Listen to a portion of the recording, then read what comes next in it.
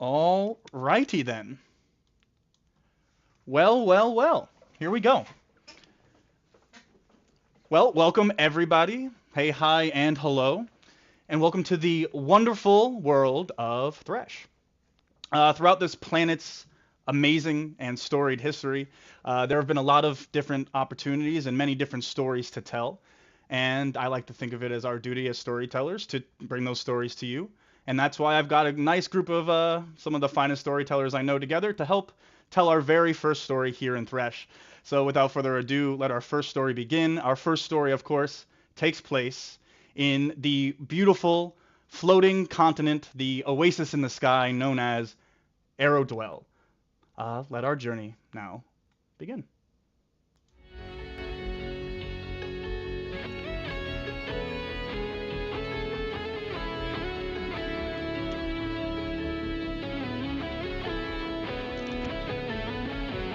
I fall, I crossed the line. Been here too long, same song and rhyme. It's time I try, I roll the dice. Risked everything, I know the prize. For in this moment, please believe what realm of life you can achieve. So take a chance, spread your wings wide. I am your Aerodwell.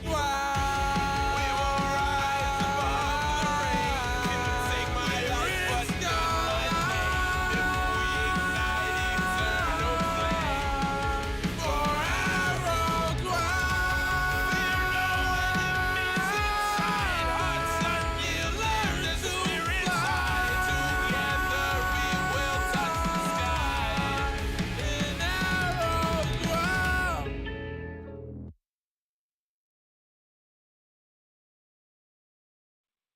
All righty, everybody. Welcome to Aerodwell. My name is Azario. I will be your game master. There are so many people that I want to thank just before we get things started. I'm going to try and keep it quick. I just got to thank all the faces you see here, everyone you see on your screen right now. I couldn't be here without you guys. These are my day ones. I've been playing Dungeons and Dragons with these guys for so long now. So happy to share this part of our story with you. Let's go down the row real quick. We'll start with you, Will, if you want to go ahead and introduce yourself. Hey, I'm Will Armstrong. I'm going to be playing Epek Gulnar. Should we say anything else, or is that about it? Tell us more about yourself. We don't need to worry about the characters for right now. Oh, cool. All right, yeah. I live in New York City. I work in the film. I love me some D&D, man. Every Wednesday night for the last umpteen years, we've just been doing this, and always good vibes. So I'm ready to kick this one off. Let's go! And we'll just go down the line with you next, Ryan. Sure. Hello. My name is Ryan. I am an actor, mostly in stage. And I'm super hyped to be here. Yeah. Hell yeah. And if it's not clear, we're going left to right across the screen here for you guys. So Dustin, if you want to go next. Oh, okay. So that's the order. Okay. Yes. Hi, I'm Dustin. I'm a playwright. I've been playing D&D on and off for about 10 years now, and I couldn't be more excited to be playing with this incredible company of performers and writers and actors and some of the most handsomest people I've ever met in my life. Hello, I'm Brian. I don't know, what do? I guess I have a degree in cinematography. I edit videos, learning how to make video games, and I play D&D with these idiots mostly. So, yeah, hello. Oh, that's me. I totally Yeah. spaced. That's me. All right, what's up? My name is Elliot. I am a content creator under the name Absolution, and I've been playing D&D for like too long. I can't count. I'm bad at numbers. But what's up? I'm happy to be here. Happy to be playing this game that we all know and love. I've been playing D&D with these guys for like 4 years. Do note that Ryan, he causes a lot of problems at the table. So if you guys see things go wrong, just, it's probably his fault. And I'm ready to go ahead and get things started. Kick it off. That's rich coming from you. I do nothing wrong. I am a golden child. of goodness. Me too. anyways, me too. I'm Matt. I don't really do much of anything right now. I'm going back to school soon, and I cook. Shout out Rebel Dog Coffee Company. I love Dungeons and Dragons. And I'm excited to play another game. No, do not shout out Rebel Dog unless they're gonna sponsor. Yeah, you only shout out sponsors. It's like streamer etiquette 101. Not sponsored. Not sponsored. Not sponsored. But I guess I'll talk Side to note. my boss. Rebel Dog's goated. I like the one in Hartford. Okay, continue. All right. Hi, I'm Mikey. I am also an actor. I also work at a restaurant currently. But yeah, I've been playing D&D about as long as these guys have, mostly with them. And yeah, they're cool or whatever. I guess I'll stick around. All right, thank you guys. And like I said, my name is Azario. I guess I bartend for money, but I like to think of myself as an artist, much like these guys. I was an actor, director. Nowadays, I kind of have shifted more into creating different fantasy worlds and trying to tell as many stories in them as possible. Quickly, we just want to give a quick shout out to my friends, my lore masters, Charles Clark and Ben Senkowski. Would not be here without the two of you. You guys will meet Ben a little later on. Two absolutely beautiful humans, and without this project, without them, this project just would not be here. You're gonna hear. Oh, you already heard our theme. I gotta give a quick shout out to my best friend, one of my best friends on this planet, and the best music artist I know, best music artist anyone knows for that matter. His name is Black Moon. Go find him anywhere you find your music. BLXCK Moon, one word. You're not gonna regret it. And of course, I wouldn't be doing any of this if it wasn't for my beautiful family. So many of you out there, hopefully watching tonight or watching this later on. I love all of you, but of course, couldn't be here without my mom. So Dina, this one's for you. I love you so much. I hope you enjoy. Shout out Dina! Dina. Yeah, Dina. So, without further ado, so this is a session 0. Anyone who's not too familiar with D&D, session 0 exists before the story really begins. It's usually the first time the players are all coming down and sitting at a table together. Luckily for us, we all know each other, so no introductions, no icebreakers, no getting to know each other. As you've heard from these guys. Favorite tree right now. Yeah, none of that. As you've already heard from a lot of them, we've been playing together for, I want to say 6 years at least. We have a long-running campaign DM'd by Ryan, our player here, Ryan. It takes place in his world called Ves, and we've told 3 separate long-running stories that have spanned real time, at least 6-7 years. So we have a lot of history here at this table. But yes, as I mentioned, we will get to meet one of our lore masters here today, Ben Senkowski, who's going to help us with our session 0. So like I was saying, session 0, we won't really get into too much playing today. There will be dice rolled, there will be role play, you will meet all the characters, you will meet NPCs, you will be introduced to the world, but there won't be as high stakes, no TPKing today, no boss fights, just some good old fun to introduce not only our players, but also you, our audience, to the world. Because even though the players have had some time to build their characters, they're going to be learning a lot of the exposition, a lot of what makes this world tick today, much like you are. So let's meet our lore master.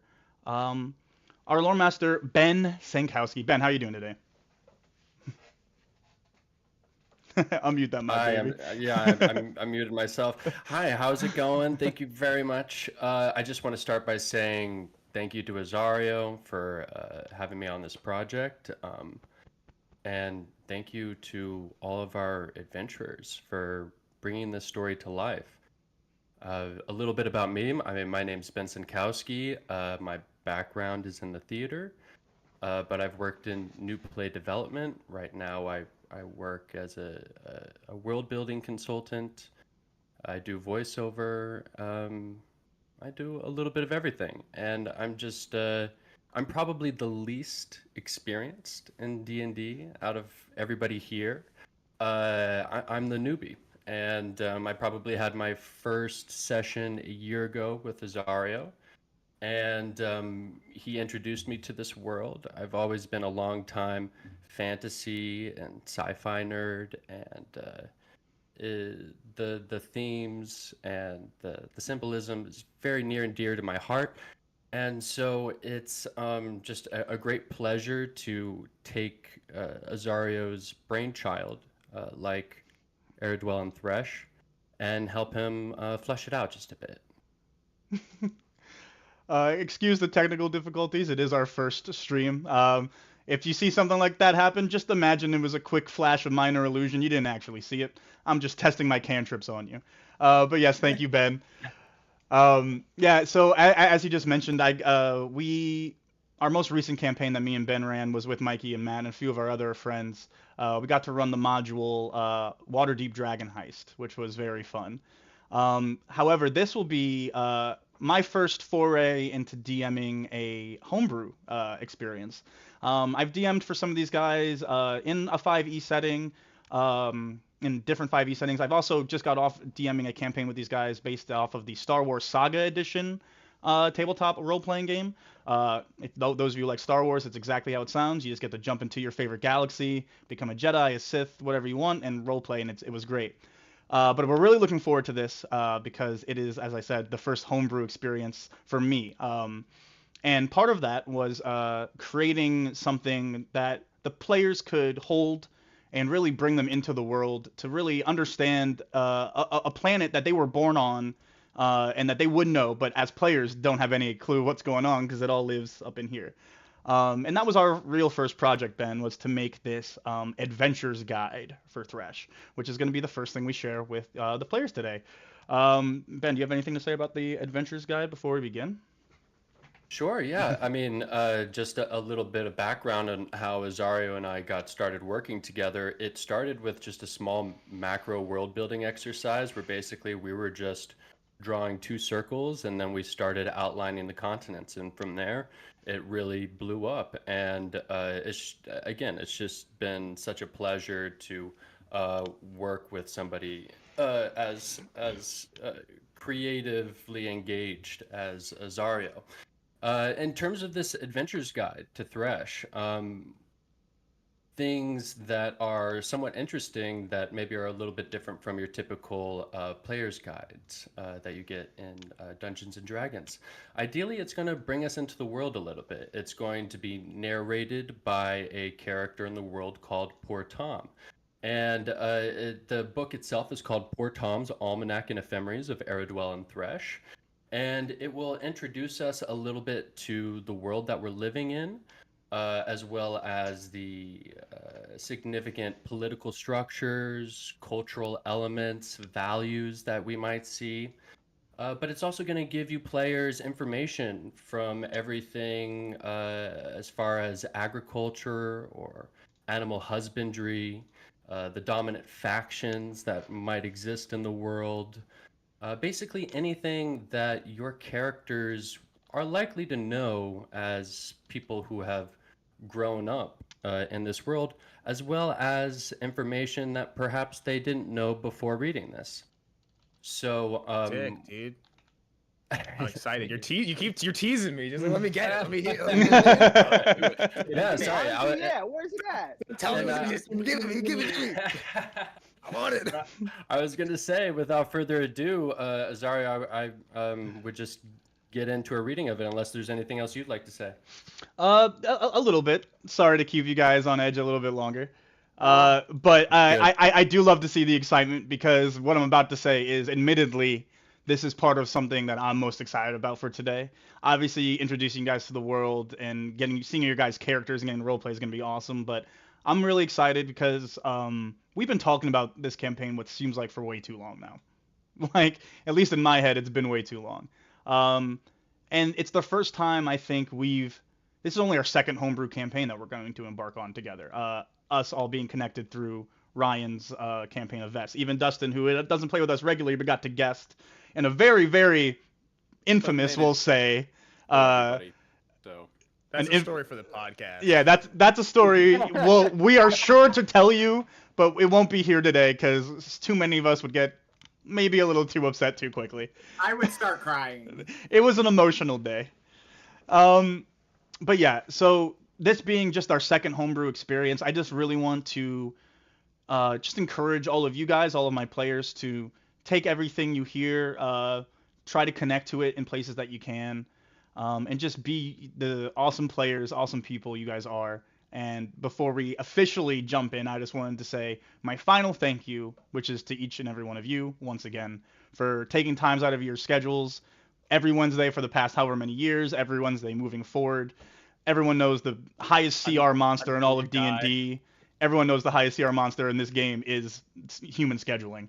So thank you all for being here. I love you guys so much.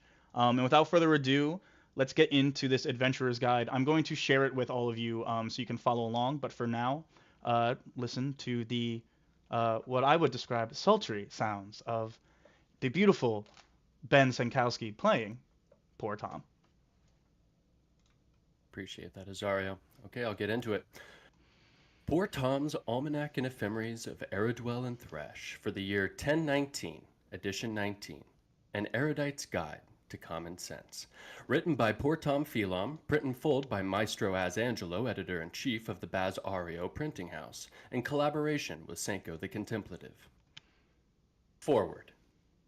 Salutations, dedications, and ruminations. Dear patrons, comrades in clouds, and esteemed readers, as the prominent and prodigiously popular Poor Tom, I am pleased to introduce to you the 19th edition of Poor Tom's Almanac and Ephemeries. A few notes before things get started. First things first. I've been asked to respond to some letters that my editor and I have received recently in anticipation for this most momentous printing. The response is as follows and comes in no particular order as I don't particularly care. 1. No. 2. Perhaps. 3. 42. 4. A bluish-green hue. And 5. Very carefully. And, finally, it has come to my attention that the popularity of the ephemery section has utterly eclipsed the almanac. Some have even taken to suggesting that I reduce or outright eliminate the contents of a more educational nature in favor of what they deem to be the public interest. This humble author believes that would be a grave mistake. I understand these sections may not be everyone's cup of tea. However, I must remind my fans and editor alike that it wouldn't make for much of an almanac otherwise. I believe a brief history of this publication to contextualize my feelings on the subject is in order. Since the beginning of this publication, my goal, first and foremost, has been to serve the public good. Whether that aligned with the public interest was, if anything, a secondary concern. Now, I'll be the first to admit that this has never been your typical almanac. Its target audience was never moisture farmers, cloud herders, or the sort that go about making their living honestly. I wouldn't be offended if such individuals found company in my words. I'm just simply saying they were never my first concern. No, indeed, my audience has always been what I like to call the undesirables. The misfits, the broken things. I'm of course referring to the hermits, beggars, intellectuals, criminals, pilgrims, adventurers, actors, vagabonds, hopeless romantics, and all manner of otherwise undesirable sorts testing their luck in this wild and wonderful land we call home. Now, this publication has been and will always be an Enchiridion by and for the wayward. Now, that being said, witty aphorisms, astrology, romantic and financial advice, humorous anecdotes, and practical wisdom, although popular, hardly matter when you need to survive a famine, create a disguise in a pinch, or fight off a rabid wolf bat. They do, however, matter greatly when you're trying to sell more than one copy of a book or run a business. Perhaps now you might understand my dilemma. Do I deny the many the pleasure of my sharpened wit, or deny the wayward few access to a rich repository of information? Well, at the risk of trying to please everyone in Aerodwell, my decision is a simple one. This edition of A&E will be the most extensive and expansive work yet. It represents the culmination of my most impactful academic and cultural contributions to date, not to mention a few new ones of note. My suggestion to you, the infallible reader, is not to view this book as a meal to be consumed in one sitting should it otherwise grow cold, but as a plant that one returns to and waters with one's care and attention to gain access to its mysterious yet powerful fruit. Now that that is over, please allow me to indulge in a few dedications.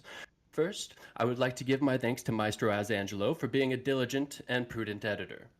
I could not have done this without you. Secondly, I would like to acknowledge my wife who gave me the idea for starting the almanac to begin with. I'll never forget her words. Get off your lazy butt and put that big brain to use. Do you plan to sell any of those books, or are we supposed to eat words?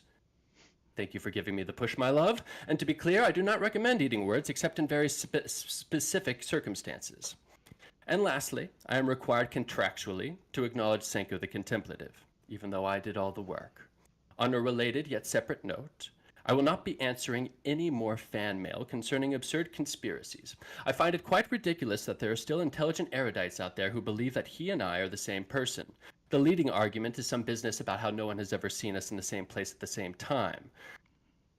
A truly unimaginative argument, and quite insulting at that. The arrogant bastard is much older than I am. Regardless, it appears I'll never be rid of your coattail riding, so I might as well embrace it. So thanks for nothing, Senko. Finally, a special note for you, the esteemed reader.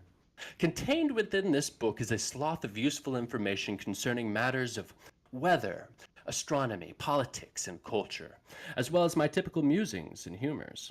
But there is no more important information than what I am about to provide right now. I've been asked not to include this information at the beginning of the book for fear that readers may not continue with the rest, to which I say, what do I care? They already bought the book. Regardless, here it is, the key to survival in the many lands of Aerodwell. In a word, friendship.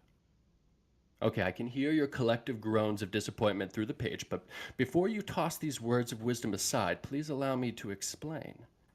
Aerodwell is the oasis and veritable powerhouse it is today for one simple reason, and one reason only. The people who founded Caridon made a conscious effort to live in harmony with their natural environment. Everywhere you look, you will observe nature, technology, and magic all operating together at its highest potential to ensure a mutually beneficial future for all. When situations arose in which this relationship could not be struck with the land, we did not in turn force ourselves upon nature. No, instead, we chose to respect the wilder parts of Aerodwell and left them as sacred protected sites. And for this reason, Aerodwell has never been conquered, nor will it ever be conquered, whisper willing. Now, if you want to survive the wilds of Aerodwell, you cannot hope to bring it to heal. Ego will only get you killed here. You must put yourself in accord with nature to thrive within it. Make friends with nature, and you will be rewarded. This is what the religious types around here like to call symbiosis. The power of a truly mutual symbiotic relationship with any aspect of nature might mean the difference between you and a version of you that is slowly digesting over decades inside a giant carnivorous plant. So yes, friendship. Or symbiosis, or harmony, accordance, pact, alliance, partnership, or cooperative union. Choose whichever words suit you best, for the semantics matter less than the substance. Choose your friends, and choose them wisely, because Aerodwell will do the same. But do not despair, for by purchasing this book you have already earned yourself the wisdom and company of one famous friend, your humble author, Poor Tom Phelom. An admirable start, and I'm sure just the beginning. Now please, pull up a chair, grab some tea, and enjoy A&E, an erudite's guide to common sense. Right. All right, all right. At this point, we're gonna skip ahead a little bit, right, Ben? Yeah, where would you like to go next? Let's get into some religious nonsense. Yeah, let's get into that religious nonsense. Let's see here. Yeah, so 9 primes in religious nonsense. So sorry, real quick. For those of you following along, the players, if you guys got that link, we're on page 7. So no note. access. What was that, Elliot? No access. Oh, heard you. It's not shared. I get in. I got it.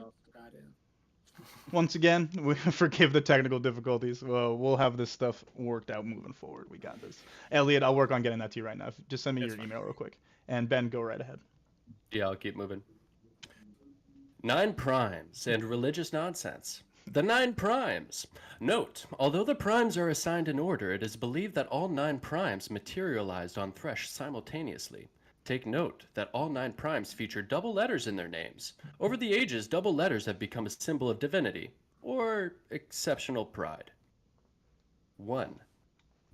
Ahriman the Hedonist, ruler of life and gluttony, associated with the magical school of chronergy. 2. Polyessa the Passionate, ruler of war and love, associated with evocation. 3. Thraxis the Cold, ruler of death and acceptance, associated with necromancy. 4. Dodd the Silver-Tongued, ruler of peace and wealth, enchantment. 5. Karabab the Whisperer, ruler of beasts and technology, transmutation. Althrasia the Warrior, ruler of courage and greed, illusion. Impelnor the Selfish, ruler of protection and chaos, abjuration. Versilla the Dissatisfied, ruler of deception and knowledge, divination. And 9, Ryakran the Sculptor, ruler of community and the wilds, conjuration. Each of these 9 primes represent a duality of nature, as well as a school of magic. Now, before the beginning, an excerpt extracted from the ancient sacred texts passed down from Senko to Senko, dictating the beginning of the cosmos according to a rather vicious vision quest. Before the beginning, there was only darkness of the ether realm, reflected across the undulating face of a cosmic ocean called the Voidscape. The darkness gathered thick in the depths of the Voidscape, expanding and contracting, before giving way to the formless and ineffable essence of the underlying principle, Ouroboros. Ouroboros, only scarcely aware of themselves, sought to find another in the great celestial ooze. As countless aeons passed in the blink of an eye like grains of sand swept away on the tides of time, Ouroboros became increasingly hungry and weary. In the distance, disturbing the surface tension of the Voidscape, Ouroboros sensed a serpent's tail. Prey. Trembling with hunger and excitement, Ouroboros lunged for the tail with its mighty jaws, sinking its fangs deep. The tail jerked in response, pulling Ouroboros out of the realm of non-being and into its congealed celestial form within the ether realm. Peering down at her reflection, Ouroboros saw herself for the first and last. A splendid rose-gold serpent emerges from the infinite darkness of a cosmic ocean. Clasped between its mighty fangs, a rose-gold serpent's tail. From the mouth of the serpent, magenta-colored blood began to drip, drip, drip, where it gathers in pools of anguish on the surface of the Voidscape. Ouroboros' eyes trace the origins of the tail back to the depths of the Voidscape, where it too disappears into the infinite darkness. Another? She wondered to herself. Ouroboros smiles and answers, "Nay, this am I." And with this, Ouroboros gently closed her eyes, shedding a single sleepy tear of ecstasy that shined like dew glistening with dawn. Drip. End quote. So you'll see as we go into this section, it highlights different aspects of the Aerodavian calendar. And so the calendar is pretty straightforward. We have a 400-day year with 40 10-day weeks, 10 months, and 4 weeks per month. And of course, all of the weeks, all of the days have special names according to our little world, but we'll allow you to kind of get affiliated with that on your own time. And just, for clarity, the days of the week don't have names like ours do. There's just first day of, second day of, all the way through the 10th day of. Each week is named a certain thing. So if it was the third day of the third month of the third year, or of the third year, you get what I'm saying. It would be, if you follow along with me, you would respond as, it's Yessa, the third day of Dwell Week. Yessa being the third month, Dwell Week being the third week, and so on and so forth. That's Adderloof? What was that? Yessa is the third day of Dwell Week is Adderloof? It is. That is Adderloof. That is the low solstice. Cool. Yeah, so what you have there is a brief description of the 9 major deities of this world, and just a little bit of an excerpt, you could say, from a Genesis style description of how the cosmos was created. Next, we'll be moving into the abridged history of A&E. And this is really going to give you a clearer idea of how all these 9 primes end up becoming players within Thresh, and how it ends up resulting in the history of Aerodwell as we know it. So I'll just get right into it. So the abridged history of A&E. Over 3,000 years ago, life burst into every corner of Thresh. Among the flora, fauna, fungi, and early folk of Thresh spawned the 9 primes, everlasting beings imbued with the ability to wield powerful magic. And so it was, the primes explored their new home, and the early folk followed and settled around them. Though not devoid of conflict, it is thought that the early age of Thresh was a time of peace. That is, before an insidious plot was exposed by Priscilla the Dissatisfied, the 8th prime, and Lord Ruler of Knowledge and Deception. This betrayal's mastermind was none other than the 1st prime, Nyraman the Hedonist, Lord Ruler of Life and Gluttony. It was revealed that Nyraman had hidden a lab near an unassuming meteor and was conducting experiments on the cosmic debris. Nyraman sensed that this was no mere space rock. It was an unusual egg. Nyraman had never seen an egg of this quality, so he began carefully studying it in secret. When the egg hatched in Nyraman's care, he began to experiment on the offspring. He learned much about the creature, but perhaps most surprising of all was that it was indeed alien in origin. Nyraman had hatched a dragon, and began using his magic to harness the dragon's power as his own. And when a map leads a group of heroes to Nyraman's lab, they free the dragon, and in exchange for their good deed, the dragon offered them an alliance wrapped in a declaration of war. The dragon declared its return with more of its kind, suggesting that the heroes Celertin and the first among them prepare their people for the coming battles and the sides that would need to be drawn. The dragon extended an open invitation of alliance to any tribe of early folk that would join them in the impending war. Many years passed, and most began to doubt if the dragon prophecy would come to pass. A wishful thought indeed, for the dragons did return, and in force. A mighty dragon armada descended upon Thresh. Nyraman had gathered all the primes to stand against them, all but one, the 5th prime, Lord Ruler of Beasts and Technology, Karabab the Whisperer. Karabab alone chose to stand with the dragons. He believed that what Nyraman had done was wrong, and that the fact that he had tried to keep it a secret was evidence of Nyraman's treachery. So, the sides were drawn. Those who would follow the 8 primes, and those who would ally with Karabab the Black Sheep and the dragons. This was the beginning of the Dragon Wars, and would last only a year. During this time, the 9th prime, ruler of community and wilds, Ryakran the Sculptor, constructed a penal colony at the bottom of the sea, a proverbial hellscape designed with the followers of Karabab in mind.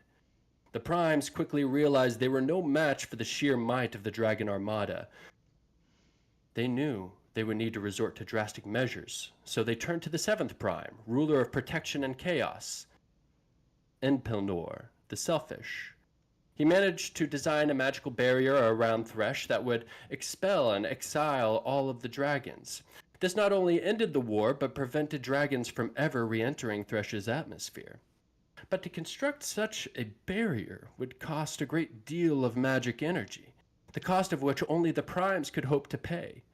First, they would need to capture Karabab, and when the deed was done, and all 9 primes were together again, they channeled all their magical prowess into the barrier, resulting in the dissolution of their physical form from this material world.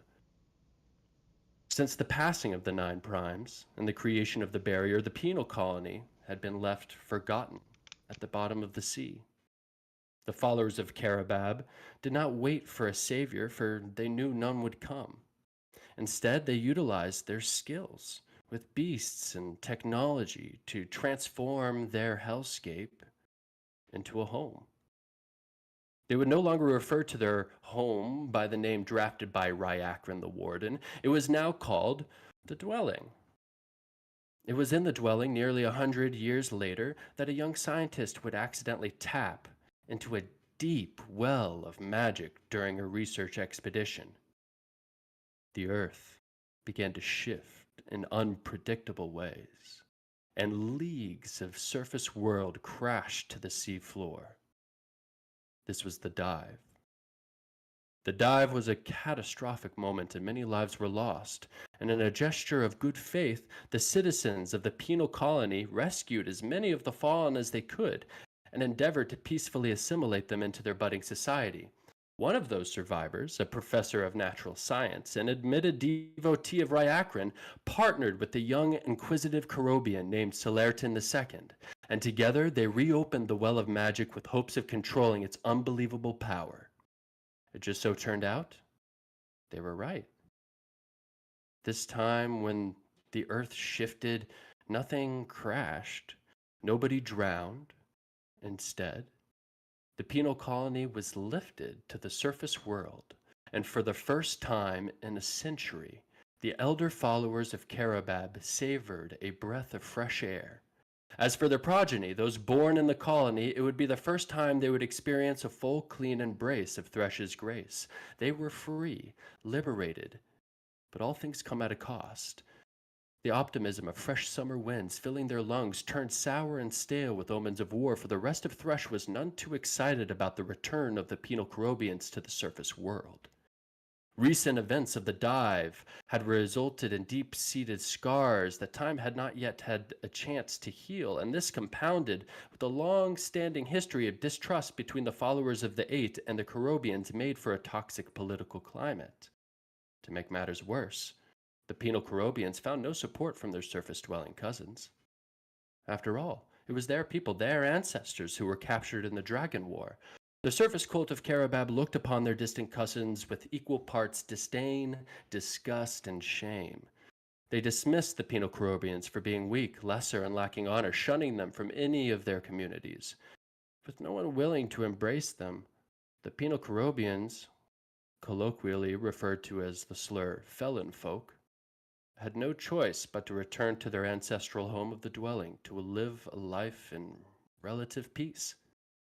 And from this hellscape, turned into an early cradle of civilization, the felon folk not only survived, but also thrived. As they grew in strength, so too did their borders expand. The unprecedented growth and success of such a small minority gave way to additional resentments that eventually bubbled to the surface in the form of violence. The felon folk, peace would only be a temporary solace. Powers had begun to conspire against their livelihoods. So began the second war in Thresh's history. This time, the participants strictly comprised the free folk of Thresh. This war would last much longer than the first and result in an even greater loss of life. Even though the penal Carobians were fighting for their very freedom and possessed great technology, the penal Carobians were fighting a conflict on all sides, and they were losing. In a moment of desperation, not knowing or even expecting it would work, the young scientist, now leading advisor in the Great War, attempted to harness the power from the deep well of magic within Thresh. Much to his surprise, he is successful in tapping in, and though perhaps not exactly as he intended, he managed to lift into the air the very ground the last of his people stood on, and anchored it below with a magical tether. This new floating subcontinent would be named Aerodwell by the surviving members of penal Carobians. The name was an homage to the eponymous planet the dragons were said to have come from, Aerofang, and the crucible that shaped their society and destinies, the Dwelling. Today, we have our fair share of conflicts and disputes here on Aerodwell, but since the day of the Great Ascension, no great wars have been fought against Thresh or any other outside force. We found our sanctuary in the sky, and for it, we have found our peace. But at what cost, and for how long? For if there is one thing all erudites know, it's that the bill always comes due eventually. Over 1,000 years later, few alive are old enough to remember the events of those terrible and bloody years. Unfortunately, the legacy of hate has not so easily been extinguished. Still, to this day, these two people, erudites and Threshens, are separated by air, land, sea, and all manner of deception from within and without. The eyes of Priscilla. They're said to be a magical pair of spectacles with 3 straightforward rules. 1, you can never take them off. 2, you never see things how they are meant to be, only how they are. And 3, you can never force anyone to wear them. You know, sometimes I fantasize about how life would be if everyone had such glasses. I'm sure given the chance that you would all see erudites and Threshens as I do. Brothers, sisters, lovers, and gods, every one. But if truth be told, such magic isn't necessary. For who can say they have truly lived and not learned to see through life's eyes? So my message to you, the esteemed reader, is a simple one. Live and fight openly for life. It's not the only option you have, but it's a damn good one. Should I be taking notes? Will this be on the test? Yes. As a Okay. matter of fact, everybody take out your blue books right now. Oh god, I have to write a Oh. paper. No, full time. Dude, I got hit with the lecture into paper combo, bro. No, Come on, man. Don't And do how me much? like that. And how much of our grade will the test be? 98%. Oh crap! The other 2% attendance. Ah, well, I'm not going to class. I'm out of here. I was definitely paying attention, but I got distracted by the meat fruit. Yeah, meat fruit. I'm excited. I'm a particular fan of the hairy berry. I think you Oh, guys we should know take my this. You put a picture of lychee up on there and didn't expect to get me excited. I think you guys should take all this lore and That's not a lychee, And, that's like- a hairy berry, mama. edit it into a proper video that exists on its own. That's like really cool to look at because it's a lot of cool stuff that you wrote. Yep. Have Will do it. I can do that. Will wants to go full Ken Burns on it. Yeah, Will. Dude, actually let him cook. 100%. That way it's there. Sorry, but 'Cause guard. I feel like though, like, come on. because Ben's got a beautiful voice and a beautiful face, but I'm picturing it in my head. I'm like, I want visuals right now. I want to see it. I'm See, right like, this there with cool you, random and shit. so like that is a goal. We will at some point have some sort of filmed animated recaps and lore histories. That's all to come. Because I'm with you there. I also want all that to be more realized. As you guys are probably as you guys know, and as our audience is probably starting to get to see, a lot of these players wear a lot of different hats. And help me in a lot of different ways other than just showing up to play the game. As you heard, Will is a very capable cinematographer. Brian's a great editor. Elliot helped me set up the stream. Dustin, if you guys look at any of this character art and are as even a half as astounded with it as we are, please give a warm thank you to Dustin who drew every one of those pictures They're And- fine. and did all of them at the 11th hour as well, I must say. No, they're awesome. So Ben, unless And I am Mikey's here. and Mikey's here. If I'm not mistaken, there isn't too much else we want to go over in the Adventurer's Guide. No. I think the rest of it is easily stuff that the players are going to review in their own time. And So we're not talking about hairy fruit, hairy bears. Let's just go find them in the world. I was about to say, so exactly. everything you see here would be stuff that your characters would be knowledge that you wait. guys are privy to. So if you have an inclination or are drawn towards the hairy berry, in just a moment we will have an opportunity for you to maybe roleplay that you have some. Let's click clack. Yeah, I would Clack say the only thing that I would flag for the players real quick is That's the hairy bear. It's a hairy berry, man. is take a look at the politics and government structure, because it may look a little bit different than you're used to. The initial concept for this world was very much a solar punk style approach towards governance. So it's going to feature some anarchy political themes, some decentralized governments, some values as far as environmentalism and equality and all these other things go. The reason why it may be important to just check those points out is because the rest of the NPCs in this world are going to have their own relationship to these values, and so how you move through the world is definitely going to affect how others interact with you.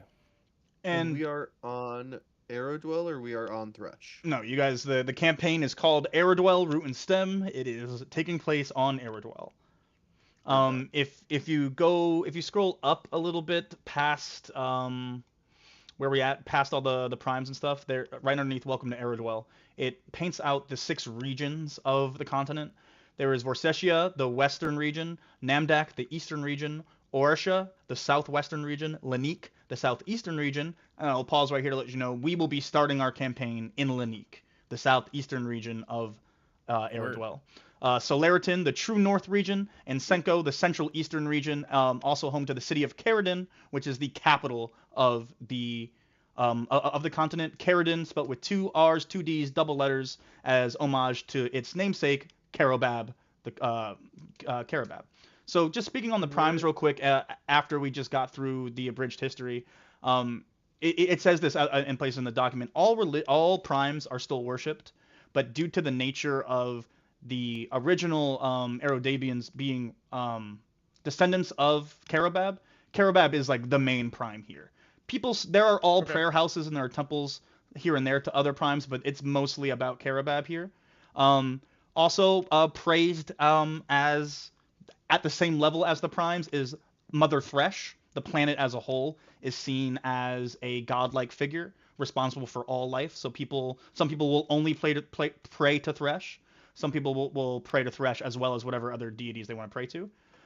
Some pray to the dragons themselves. Seeing as these are all people who are descendants of Carobab, their ancestors fought with the dragons.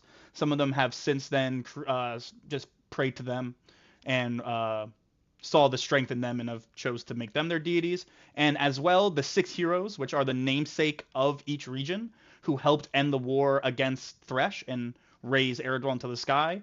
The heroes Vorsetia, Namdak, Orisha, Lanique, Solaritan, and Senko. They are also praised at the same level as the primes and as dragons. Some people, again, will only worship them. Some people worship them in concurrence with others as well.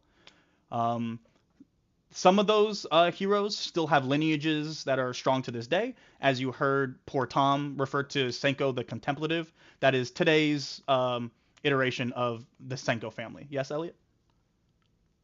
Only like 10% of that stuck. I'm processing a lot of information. Yeah, right no, now. don't worry. I understand it is a whole lot. The only thing you need to know from what I just said to you is we are starting the campaign in Lanique. That is the southeastern region of Aerodwell, right. and the regions are named after heroes.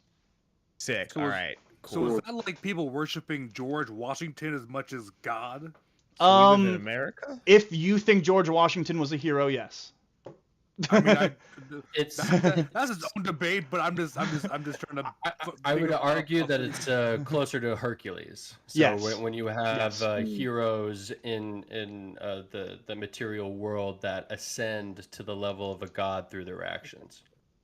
Yes, I saw the movie.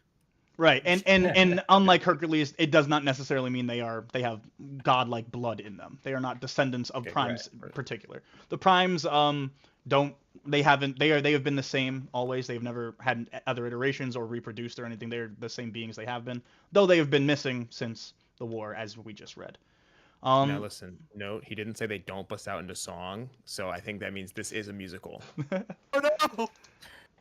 Well, Okay, that's why I No. didn't want to immediately go and call my boy George Washington a hero, because it's been a while since I've been in school, and like the most recent George Washington information I have is from Hamilton, and like I don't know, man.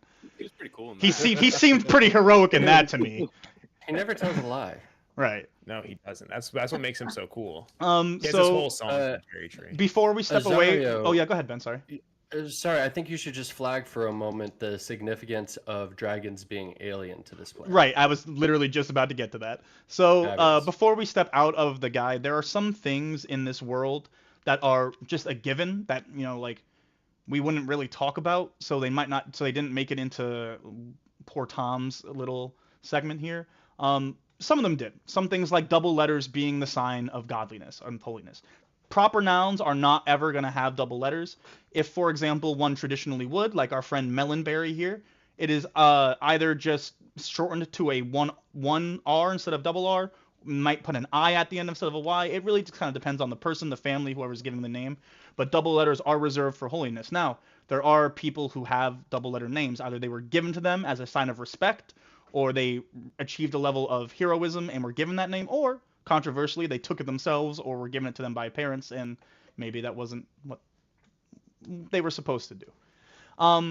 As well as that, going off of what Ben just said, part of the reason Nyroman was so interested in this egg was that, like was mentioned in the backstory, it was of a different like texture. It was unlike anything he'd seen before.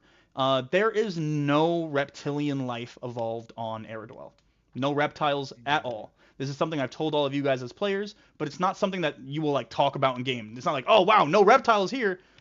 It's just like a thing that is true on all of Thresh, which of course also means no birds, as birds evolved from reptiles. In place of birds, the skies of Aerodwell and Thresh are ruled predominantly by bats and insects. That in all bird-like humanoids you might be used to seeing in D&D settings, Kenku, Aarakocra, those are now insectoids, and bat folk. There are Cool. just as many species of bats as there are birds, so there won't be a lack of aviation. Just it might look a little different, and thus the dragons are looked as being entirely alien to the planet of Thresh. And you know it's because they are. Sick. And I believe there was one more given. Oh yes. When all of you guys signed up for this campaign, I told you that it is indeed a solar punk campaign.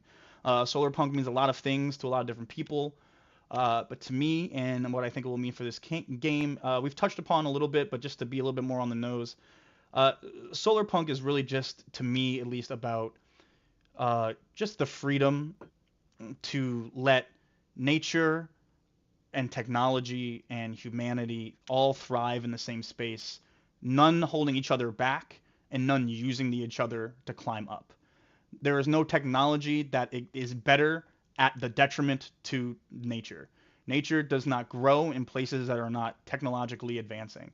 They are one and the same, and they all balance perfectly with life here on all of Thresh, and specifically here in Aerodwell.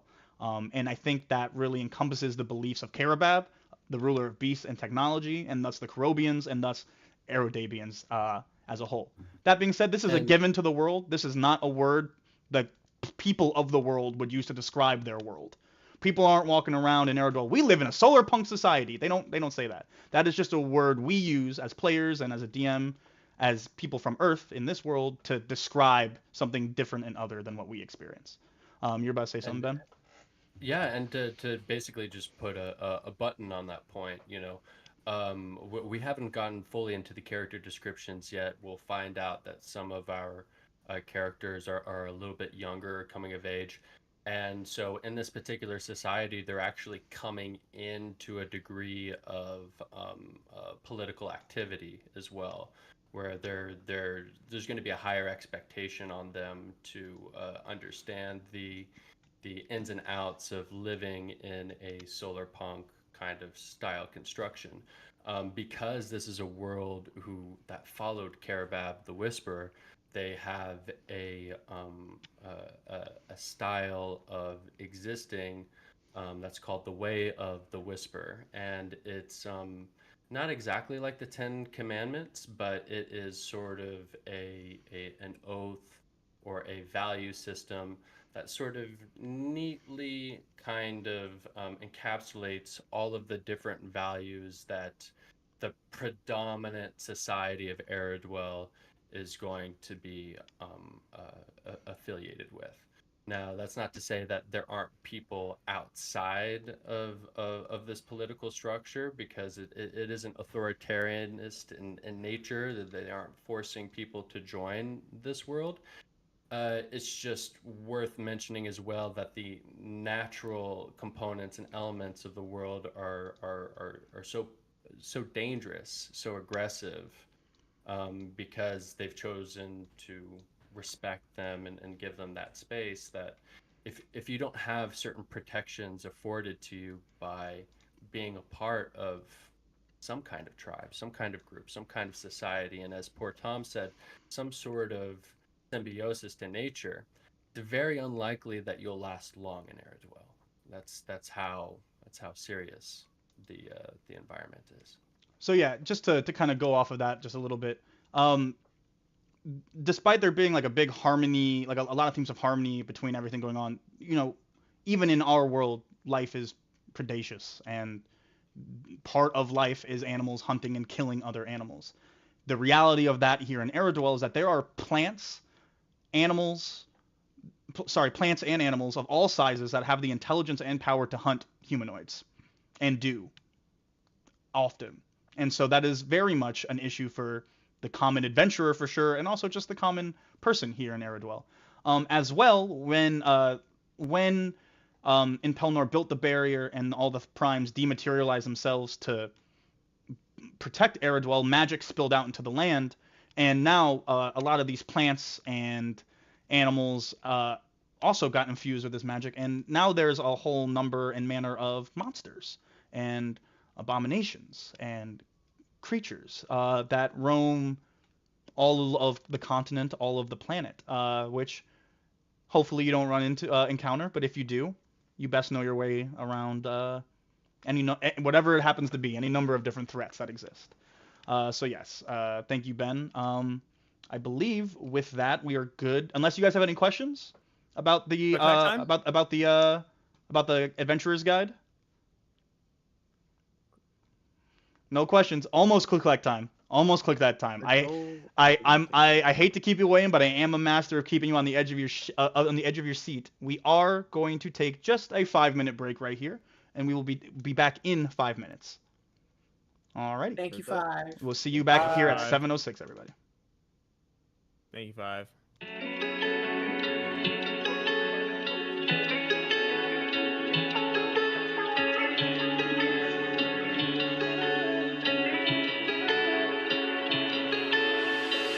I fell, I fall, I crossed the line. Been here too long, same song and rhyme. It's time I try, I roll the dice. Risked everything, I know the price. For in this moment, please believe what realm of life you can achieve. So take a chance, spread your wings wide. Leave behind shadows you can hide.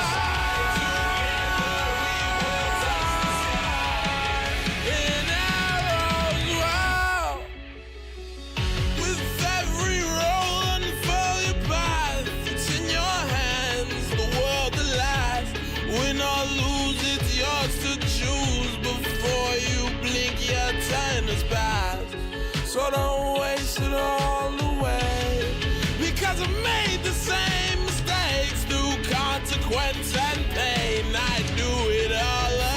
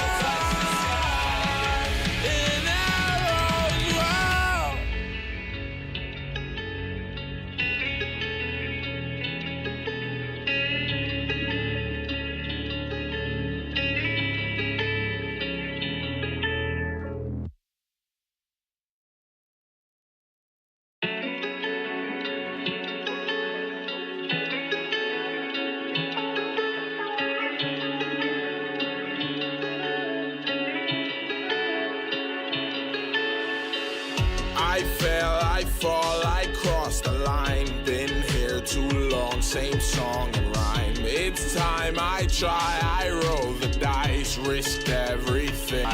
For in this moment, please believe what realm of life you can achieve. So take a chance, spread your wings wide, leave behind shadows you can hide.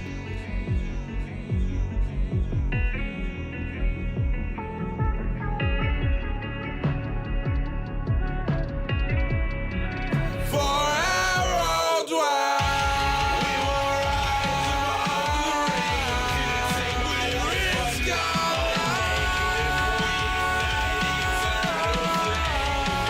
For Aerodwell, you learn to fly.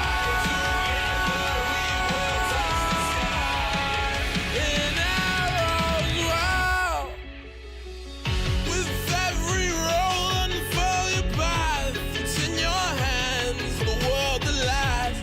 Win or lose, it's yours to choose. Before you blink, your turn has passed. So don't waste it all away.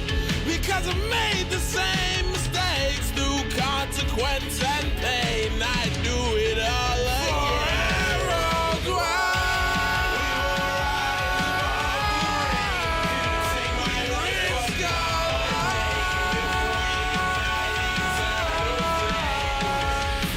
They can't hear.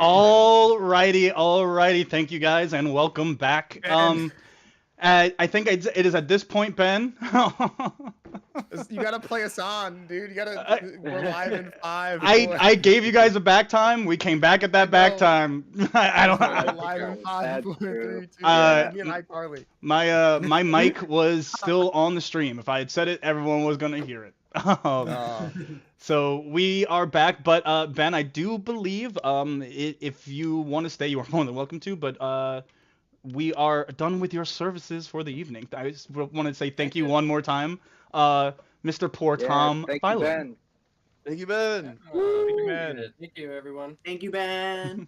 Sauce.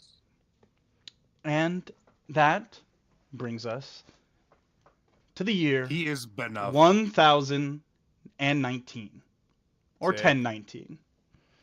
It is Raxar, the second day of Fang Week. We start our story at the village called the Last Reach.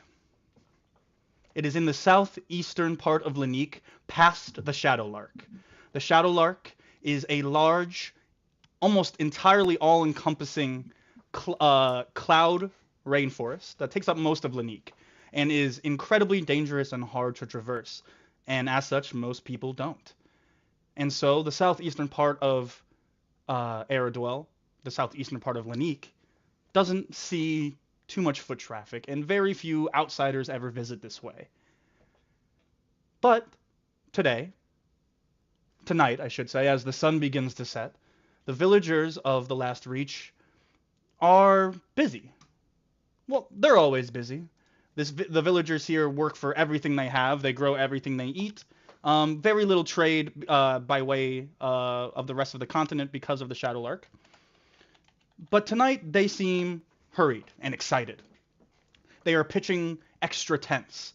It's too many tents for the amount of people that you can see here. There are barrels and barrels of ale and wine being rolled out, dishes and pots boiling, smells and aromas. There are priests and priestesses praying over carcasses being roasted over a fire. Several more food being prepared than could at all be eaten by the amount of people that are here. And there are several other people setting up in their own way, preparing their homes. Children are playing. And among them, a small Harangan boy named Melonberry. Matt, would you like to introduce your character and tell us what you are doing this evening to get ready for your incoming visitors? Yeah. So, Melonberry is just about 3 feet tall, little Harangan boy. He'd be taller if his ears didn't fold down, due to his little flower hat.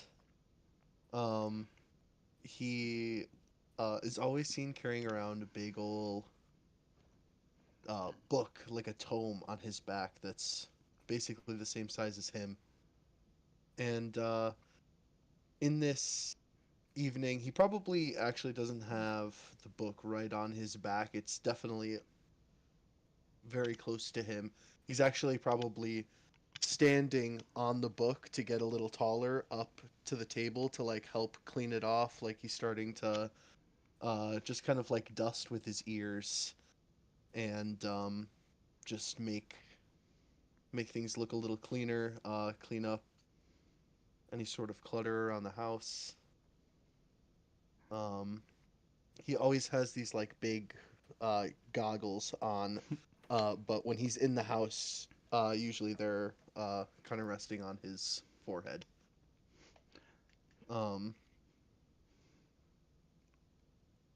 Yeah. Melonberry, go ahead and make me a performance check. Oh God.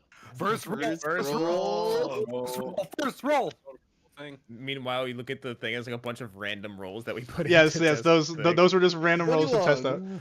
21. Yeah. So as you're It's a solid one. as you're attempting to clean up, not even attempting, succeeding, you're able to get things looking real nice in around your space, wherever it is you choose to be cleaning.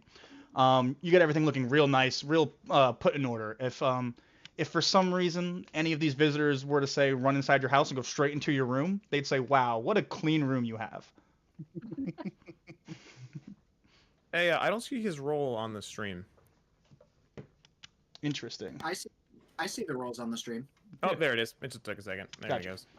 Alrighty. Oh, I guess Yeah, I didn't see Melonberry. So Melonberry, as you are cleaning, you notice a sense of calm kind of come over you.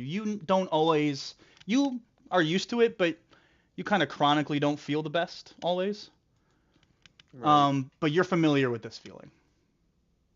This is a feeling of ease, and you're able to kind of sit back and take a breath. You're familiar with what's coming, and you notice just before the flowers do. In this moment, a whole bloom of a whole forest of cloud blooms burst open. Cloud blooms in this world work as a bit of an alarm system. Aerodwell, being 10,000 feet into the air, experiences weather a little bit differently than the surface world does.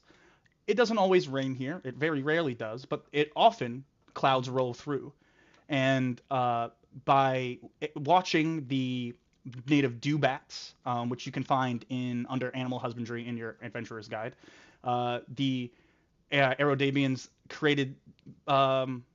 designed these inventions that extracted water from clouds as they passed over the continent, thus providing water for the people. These devices are known as Sky Yanomamin. I will write that and spell it for you guys somewhere. It is not in the player's guide. It's fine. It's fine. That It's was there. a lovely. Oh, it's not in the player's guide. I said. Oh yeah, it is. I did add it. But Yeah. yes. So the Sky Yanomamin are inventions that are based off of the wings of the dewbats to collect water. And these flowers bloom only when the clouds are about to roll by, and so people plant them pretty much everywhere as an alarm system for when the clouds are about to roll through. Melonberry, you notice just before the flowers do, and you step outside to see what is just a wall of fog coming right at you. If any of you have ever surfed, it is the biggest an unnerving wave, the size of the one in what's that movie, Interstellar. Just Okay. a fog Holy, coming your way. Okay.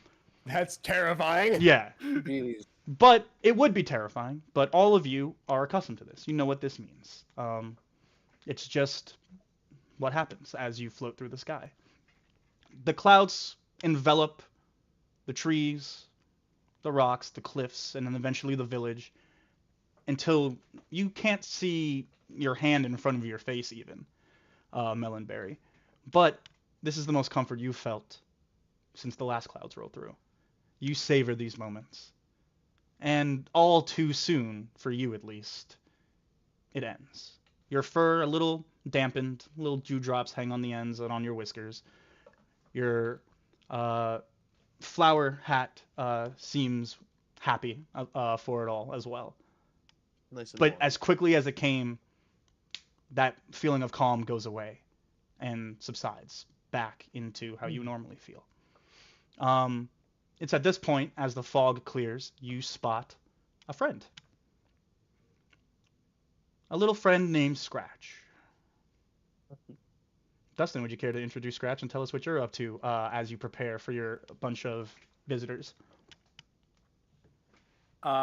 Scratch is this 3-foot tall black house cat. If you've seen a black cat, he just looks like that, standing on his hind legs. He's wearing just a basic shirt and basic pants. He's a little scruffier. His fur is not super well kept, and a bit of his ear, of his left ear is it looks like it's been bit off. But he kind of just rolls in. He goes, big yawn. Jeez, boy. What are you doing your chores already? Yeah, I cleaned my whole room. Why? Because I didn't know what else to do. That's fair. That's fair. Sorry, I just woke up from a cat nap. Get it? Because I'm a cat. So all naps I take are cat naps. Yeah, it's a joke. It's funny. It's funny. We do love to laugh. We love to laugh here. Anyway, all right. Yeah, it's cleaner here than usual. Good Yeah, job. the clouds just rolled through. Oh! So I stepped Oh, outside. Jeez. I forgot. Today's the day. Today's the day that the people are coming to do the thing that people do. Okay. I guess I'll make some tea. Okay. I'll make some tea. Where's Flora? Have you seen Flora? I don't think she's home right now. Okay. All right. I'm so sorry. There was a sunspot in the living room, and I kind of just, out. So I'll make like 5, 6 cups? Is that enough? Tea? Is that tea? How much tea do people drink? How? Yeah. I don't know. Do you think you're gonna have more than 1 cup? Maybe. I don't know. Are you supposed to? I don't drink tea. I don't drink tea either. Gee. This is why Flora needs to be here. I don't think I've ever seen Flora drink tea either. Oh, so we don't even have tea to make. Okay, fair. All right. All right. So I don't even know. All right. And Scratch just kind of like goes to the kitchen, starts scrambling to find stuff to like put out for visitors to like either snack on or drink. Because he promised Flora that he'd have like a nice spread out for guests. So it's at this point that you hear, to you guys, it feels almost like a rumbling in the ground, but is just the very heavy footsteps of Flora, who steps back in with a smoldering hot cauldron just hung over one shoulder. You can just see, you hear it boiling, and you can see all the smoke and steam bellowing out of the top of it, and she's just holding it casually up on her shoulder. She's not she doesn't have like any clothing or cloth on her shoulder. She's just holding it, and she reaches up into like a little compartment in the ceiling, a place that you guys wouldn't even think to go because you guys couldn't even begin to reach, and she grabs what is like a whole hamper worth of tea leaves, and she drops it into the cauldron on her shoulder. So that's like what, 7 cups of tea? Is that Baker's dozen. Place looks clean though. Yeah, we did a good job, the two of us. We did, and he just kind of like grabs Melonberry like by the shoulder, and that kind of like big brother. We did a good job. We worked real hard. Yes, you did. And she'll pat Melonberry very gently, like on his shoulder. Good job, kid. Thanks. And she'll turn to walk back out. He just turns to Scratch and sticks his tongue out. It's called teamwork. I delegated. It's fine. As Flora walks out, a scalding pot on her shoulder, she ducks her way out of the tent and sees eye to eye with one of the only other people here who can see eye to eye with Flora, a young man by the name of Mark. Ryan, would you like to describe Mark and tell us what you are up to this evening as this village prepares for villagers or visitors? Yeah. So Mark is a full orc. He's 16 years old, so for that makes him like a young adult, I think. He like hunches down to 6'4". He's not exactly fat and not exactly muscular. He's just kind of big. He wears secondhand merchant's clothes. He's got like kind of a nice half cloak, but it's like a little bit frayed and so thin it's almost see-through in places. And he perpetually has like clay underneath his fingernails. I like to think Mark walked out of the house and didn't know there was going to be a whole big thing. Mark, how long have you been in Far Reach? Like less than 2 weeks. It could even be, I mean, if it's all the same to you, like it is a week. Right. So you being brand new here are very, I wouldn't say put off, but are like almost concerned by what is going on here because you have seen nothing like this in the past couple days, and by all accounts, this is a gross waste of food.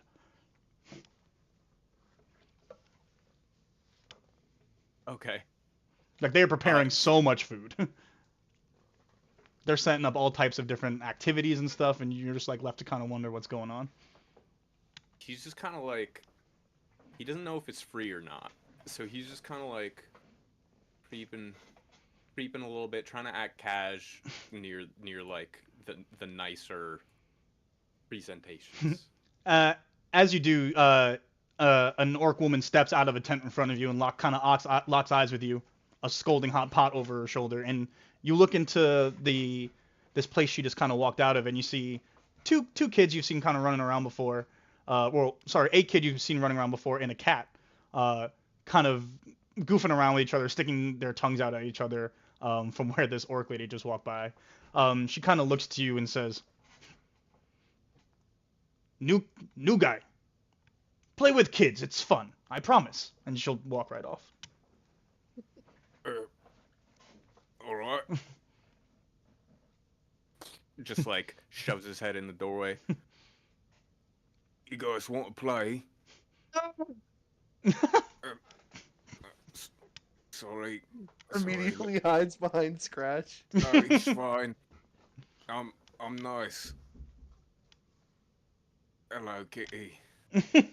No. We don't do the petting thing. We don't. It's okay. Oh.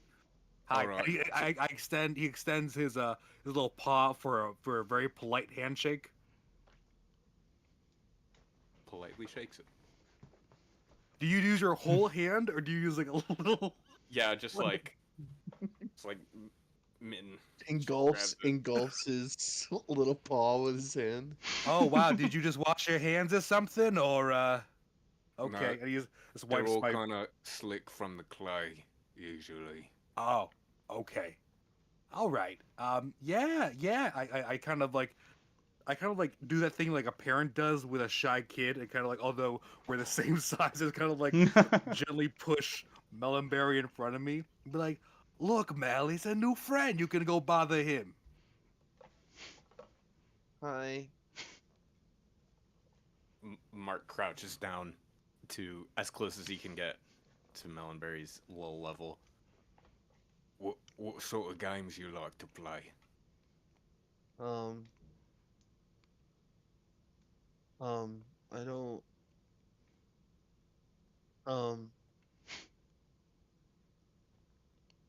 Hide and seek. How about hide and seek? Yeah, hide and seek. That's a great one. Okay. Yeah. Mark, why don't you go hide, and Mel here will go and seek you. Are you gonna really try to seek me? Because I've played this What? game a few times and I end up hiding for a very long time. Why wouldn't I try to seek you? No, I don't know. Maybe you didn't. Yeah, all right. Count to 100 or whatever. I don't. I'm gonna go. Because I find look at advice. Scratch and like, I don't think I can count that high. It's okay. Just count to 10 very slowly, bud. It's okay. Okay. 1, 2, 3. Mark tears off my hiding Lord. place. Mark, where do you look to go hide? Let's see.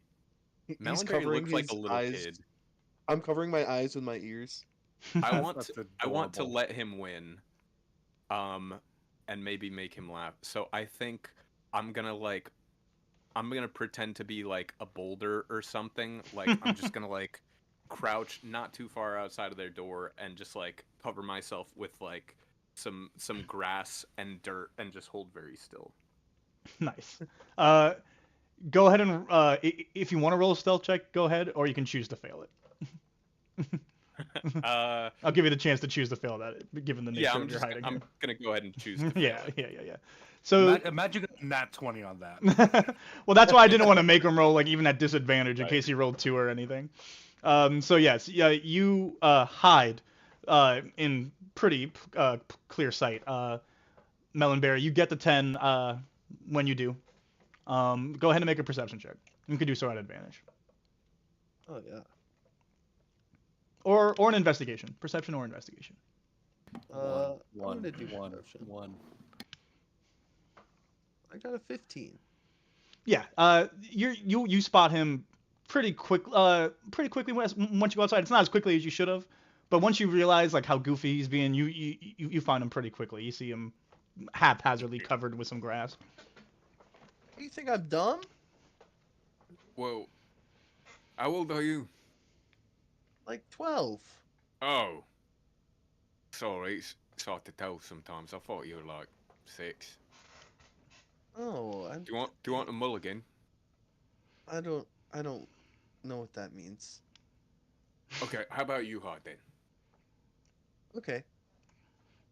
Melonberry, you turn around excited to go run and hide and run clean into a kneecap. Oh, A person's kneecap, a very sturdy kneecap of a one Sunny Shoemaker. Elliot, if you'd like to tell us, describe Sunny and tell us what you are up to this evening as you prepare for visitors.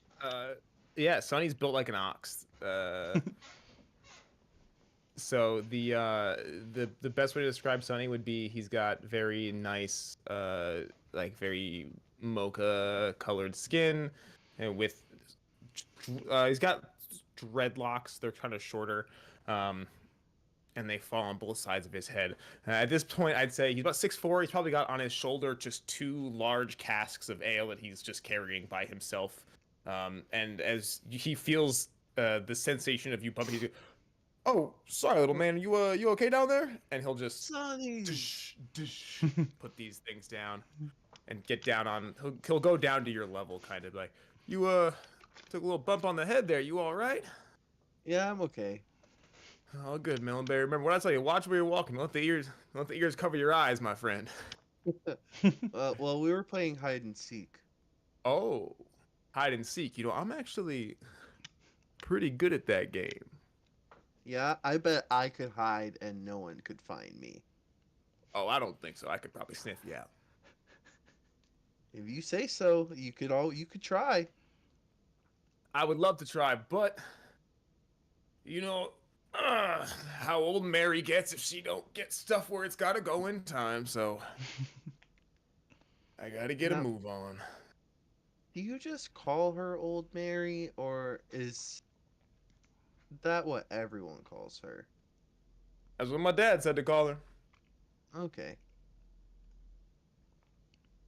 And he'll just like kind of step over you and keep going to deliver these casks of ale to get things set up for these. You said there's people coming to town? Yes, you guys are expecting 2 large groups of people Gotcha. to come into the village, and which is very rare. People hardly ever come out here, even in small numbers, nonetheless. 2 groups coming to stay. can I take a technical side note? Yeah, real quick absolutely. with you? You're currently looking away from everyone. Yeah, I got you. So make sure, yeah.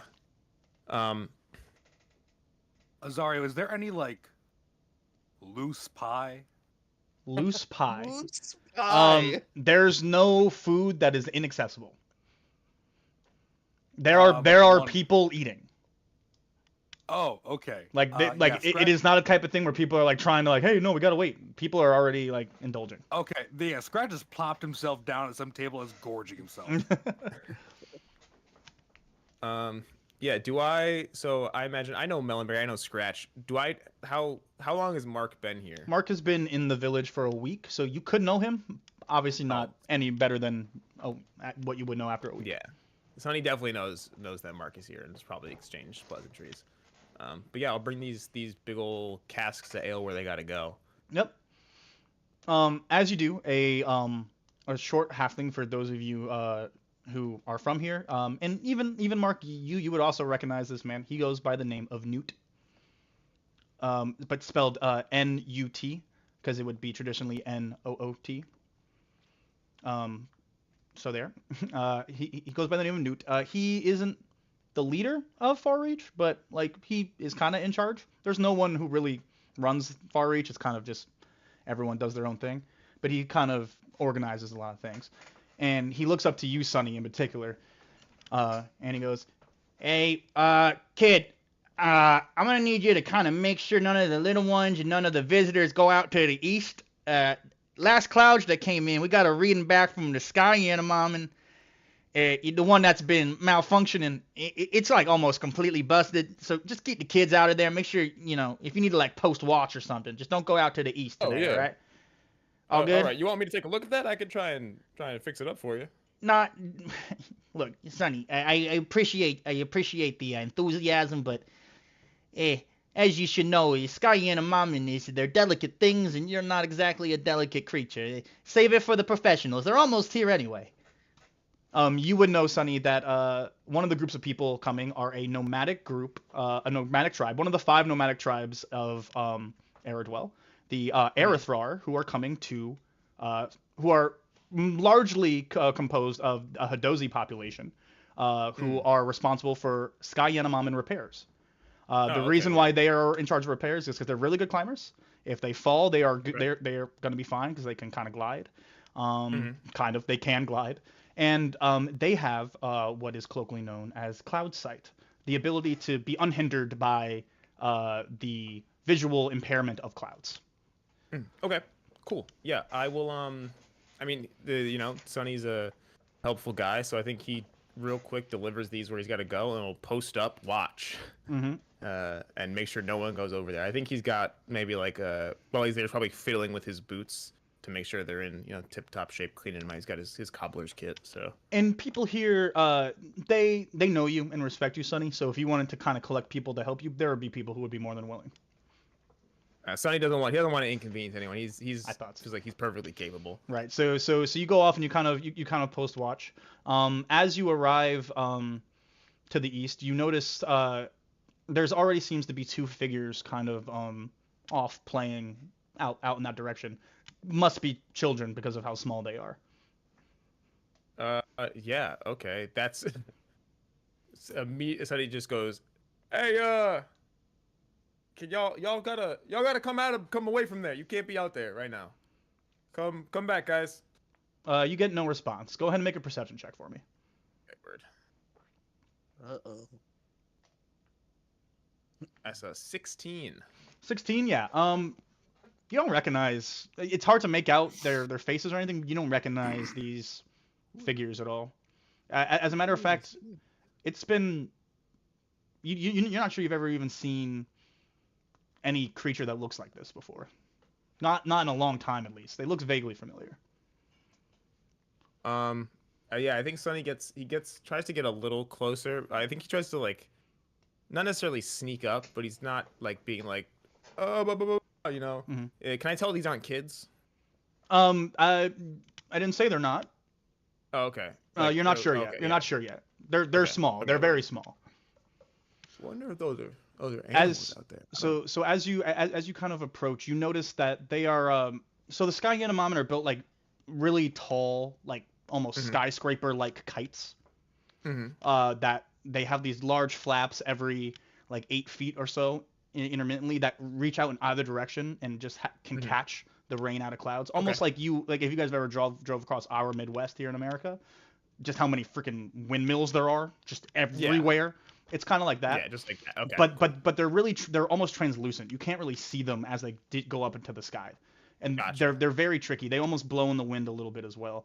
And Okay. these two what you can now identify as two Hidose are kind of skipping and playing around them way too close than anyone should be for how important this is and the fact that it's broken.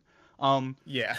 One of them seems not to be like a child, but certainly not a full adult. Will, would you like to describe EPEC? Epec is about. He likes to say like 4'5", but he's probably more like 4'2". You know, beef up his britches a little bit. But you know, I'm a teenager. I have like a dark brown. It's kind of like a mohawk looking thing, and a little bit of extra hair coming down right around here. But he's still misty-eyed and wide-eyed, and he's always got a couple of little tools on him, posted up on the hip. And he's currently I think playing with probably one of my siblings. You absolutely are. Yeah. Sick. Hey, y'all gotta get away from there. Huh? It's broken. You can't be over there. Yeah. Thank you. I know it's broken. We're here to fix it. Hi, I'm Epec. Oh. I thought y'all were on the way. I didn't know you were. And it's My in bad, it's my in bad, that bro. moment you hear the trumpeter lilies announcing, trumpeter lilies being flowers that make sounds like trumpets, announcing the arrival of, you can see coming out of a pretty heavily wooded area just near the cliffs are a bunch of predominantly Hidose, but a bunch of other myriad of species just kind of arriving all at once. You can see now that the Aerothar have arrived. Hey, Y'all got there's here early. what? Y'all got What? here early. Yeah, I mean, well, the sky anemones is broken, so I mean, we had to come fix it. Well, I'll leave you to it. My bad, man. I thought you were some local kids running around or something. You guys, if you need any help, anything, let me know. I'll be right over there. Like drinks, water, food, Oh, well, I something, mean, anything like that. all that would be great. Yeah, I mean, we travel with a lot of stuff too. Like, if you need anything from us, let us know. Oh, I don't need nothing from you guys. You guys are good. All right. See you, All buddy. right. Bye. And then Sonny just turns and heads back to make sure no kids come over here. Absolutely. So wait. No, I'm staying with you, Will. Don't worry. Hold on to what you're gonna say, but first, tell us a little bit about what has brought you your past couple days. What's going on with you, your tribe, and what brings you here today? Yeah. So the last couple of days for us, we've been journeying across Aerodwell from the last sky anemonen that we were fixing, and you know that's just our life. We're a little rough, we're a little tumbly, but we like to climb and we like to glide. Yeah. Nice. And what are you and your brother? Or sorry, go ahead with whatever you were about to say. I apologize. Well, that probably plays into what you were gonna say just there, Mhm. which is Elliot. As Sunny turns around, you feel something. It doesn't like hurt, but it definitely hits like almost like a Nerf bullet, but it's kind of large. It's gonna hit your back. And then Apex is like, "Oh, shoot! Sorry, I'm kind of bad at Sanook. Toss it back." Is it like a ball? Yeah, it's kind of word. oblong shape, and it's got little, dents taken out of it, but it's pretty lightweight. So For how Sonny, large it Sonny, really you would have heard of a ball like this, though maybe never having seen one or seen Sanook played. You've certainly heard of the Hidose traditional cultural sport of Sanook. But this is probably your first time ever seeing a Sanook ball. It is very strange and very Does it weird look to like- hold. Does it look like a kick or a throw? Yes. Uh, Oh, here I'll get it back to you. And Sonny throws it, and I think he throws it at full force, but not like because but he's not trying to. He's just unsure of. He's just like I don't play. I've never really played with a thing like this, so he doesn't know how to throw it. Can I roll an athletics check to see how far it goes? Yeah, sure. Go right ahead. Sick. And you're throwing it to Epek, or just you're throwing it? He's trying to throw it back to him, and I don't know if his aim is the best. Word. But that's a 20. A 20. Ooh. Go ahead and make a range attack roll for me. All right. It's dexterity. Or sorry, since you used athletics, go ahead and you can do it with strength. Okay, word. That's gonna be slightly better, or not. That'd be a what's it called a 7. So you throw it and you throw it hard, but much like me when I was playing Little League, you can throw hard and not accurately, so you're not a really good pitcher. So you throw it and it just whizzes clean over your head, Epek. It almost hits the Sky Animal Mountain. Oh, whoa, hey, buddy. Oh, I know it's broken already, but there's no need to damage it more. No, Jeez. I'm not good at throwing stuff. It's not like my area of expertise. Unfortunately, You've never played Sanook? Nah. I mainly do like tasks around. Sanook is certainly a task, my friend. Oh, do y'all need help? Would you like to play with us? I gotta watch and make sure no kids come over here. Otherwise, I'd love to. But maybe like if y'all are gonna be around for a couple days, I should have some free time like tomorrow. Oh yeah, okay, let's play tomorrow. All right, bet. You can glide, right? Nope. How do you play Sanook? Man, I don't even know what that is. Again, Sonny, so you would be you wouldn't know like necessarily the rules of it, but you would have heard of the Hadose cultural No, sport. I know. He Gotcha. knows that like this is a thing that they play, but he's like, I don't know the rules. I Gotcha. don't know how it's played. Like, Sonny doesn't follow sports. That is like a homeschool kid who just got a new neighbor. Right. So it's at this point while you two are bonding over the intricacies of sport, that once again, pretty soon after the first time, the trumpeter lilies once again bloom and trumpet once more, as this time a very uniformed, almost walking in two single file lines led by one individual at the front, come again a well uniformed, well equipped, carrying all manners of axes and shovels and tools along their waist are the nomadic mining group. There are roughly maybe about, it looks like maybe 24 miners, people who are working in the mines, but their entire families travel with them. So altogether, you're looking at maybe 60 to 80 individuals who are arriving all at once here. That is including the nomads as well. Or sorry, and that is not including the nomads. The nomads come with their own numbers as well. This once, for those of you from the village, from those of you from Far Reach, it's usually pretty quiet around this time of night. Things are pretty exciting, but now, this has all the makings of a party. Except some of our more uniformed folk don't seem quite in the partying mood quite yet. They have just had a pretty tough journey out here. Their last job not being anywhere nearby, they had to take a tree stride station past the Shadow Lark, so they didn't have to travel through it because they are not doing that. No one's getting paid enough to do that kind of shit. And have just made it here after traveling almost nonstop for the better part of a week. But Brian and Mikey, a party awaits you guys. Whichever one of you wishes to go first. Tell me about this past couple weeks. Maybe your life has gone up to this point. Whatever you wish to share, how you're feeling today, and yeah. You know what? Let's start with Brian. Yeah, you were ready to go. Let's go. Yeah. So Tempest looks ancient. His wrinkles have wrinkles. His eyebrows are kind of like grown over his eyes a little bit. He's got a huge long beard. He's robed up, and he generally looks like he's just always confused. I don't know. I mean, I guess the weeks leading up, it's probably just a lot of paperwork for old Tempest. He tends to take a more managerial role. He's been there a while, so the last couple weeks probably just getting ready for this, this showing up here, and yeah, I don't know what else to describe about him, but he'd probably be walking next to somebody just talking about nonsense while the person next to him just is probably not paying attention in fullness.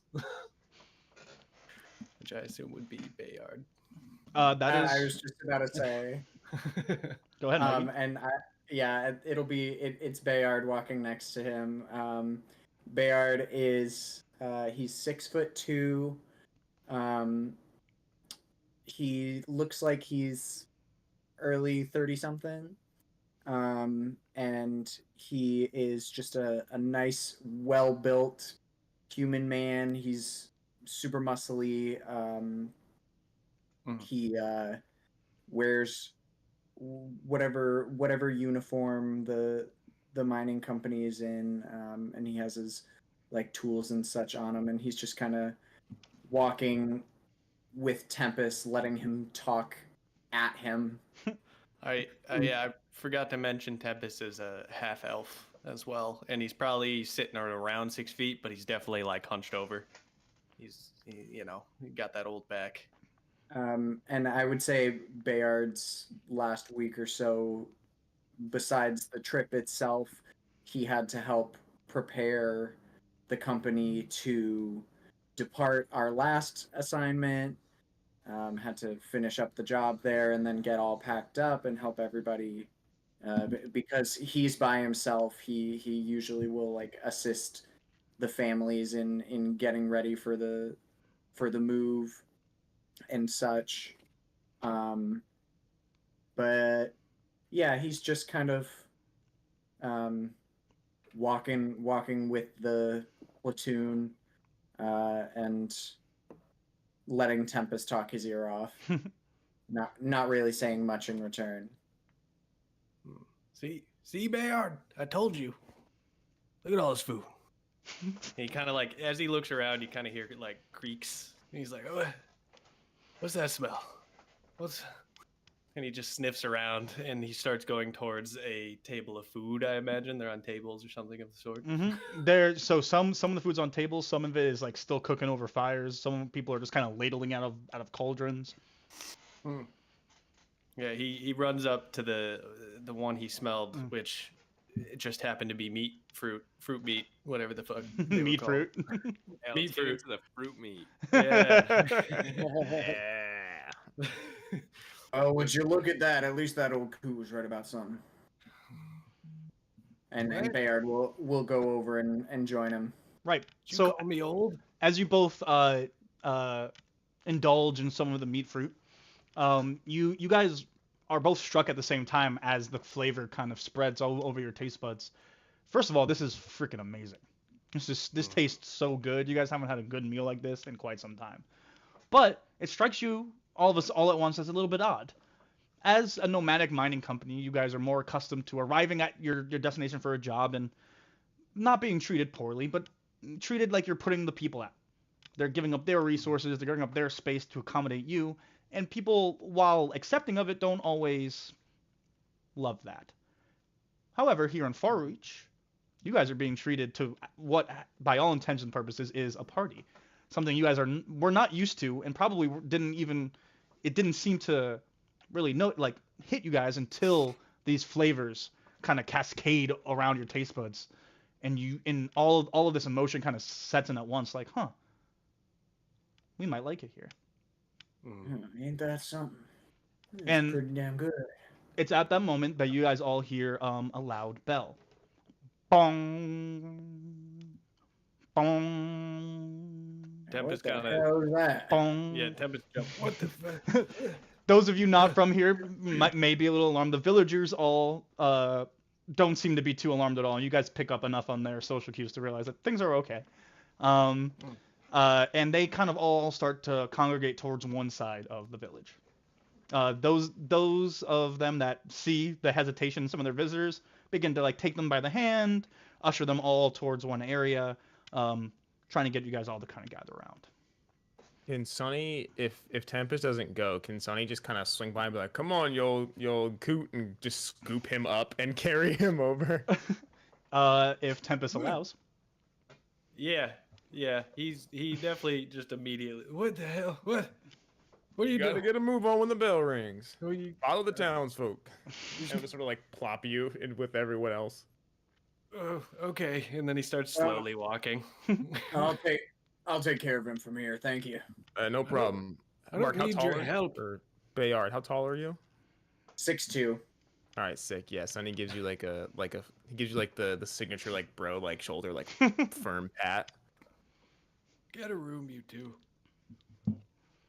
Come on, Bayard. All right, fine. Let's go. Thank you kindly. And no problem. What just happened? So in front, I don't know. They picked you up and put you down, bestie. in front of everyone that's kind of gathered now on this side of the village, there's kind of like a self-made stage that has been put up, and standing on it is a relatively short, maybe standing about like 5'2", 5'3" human woman. Those of you from the village recognize this as Nautlia. She lives here. Not spelled like nautical, but Leah like Natalia, Nautlia, if that helps. And she addresses the crowd. Welcome everybody. Thank you. Just real quick, wanted to say thank you to the Threshstone Mining Company for being here. We look forward to having you stay for the next coming months. This is where we applaud. Yeah, thank you guys. As the crowd is kind of like eagerly looking around at like the food and stuff, that they almost forget to clap. Grant is still just eating like a giant apple in like the middle of all this. He's at this there, but, point, like, he at is, this like, point, the way you do to almost the way you grab a cat on like the scruff of their neck, Flora kind of just pinches you with 2 fingers. She doesn't take the apple away from you, but she just holds you up and makes you focus. just like, but I'm just still nauseous. He's like, yeah. She allows you to keep eating the apple. It's a custard apple. And Nautlia continues.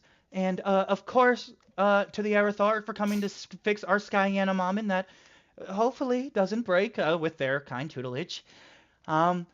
Hopefully we can make their stay here as nice and as comfortable as possible. Remember, our home is their home, and what we have is theirs as well. But of course, we all know that. Tonight, we want to just make sure we honor our guests with a very warm welcome.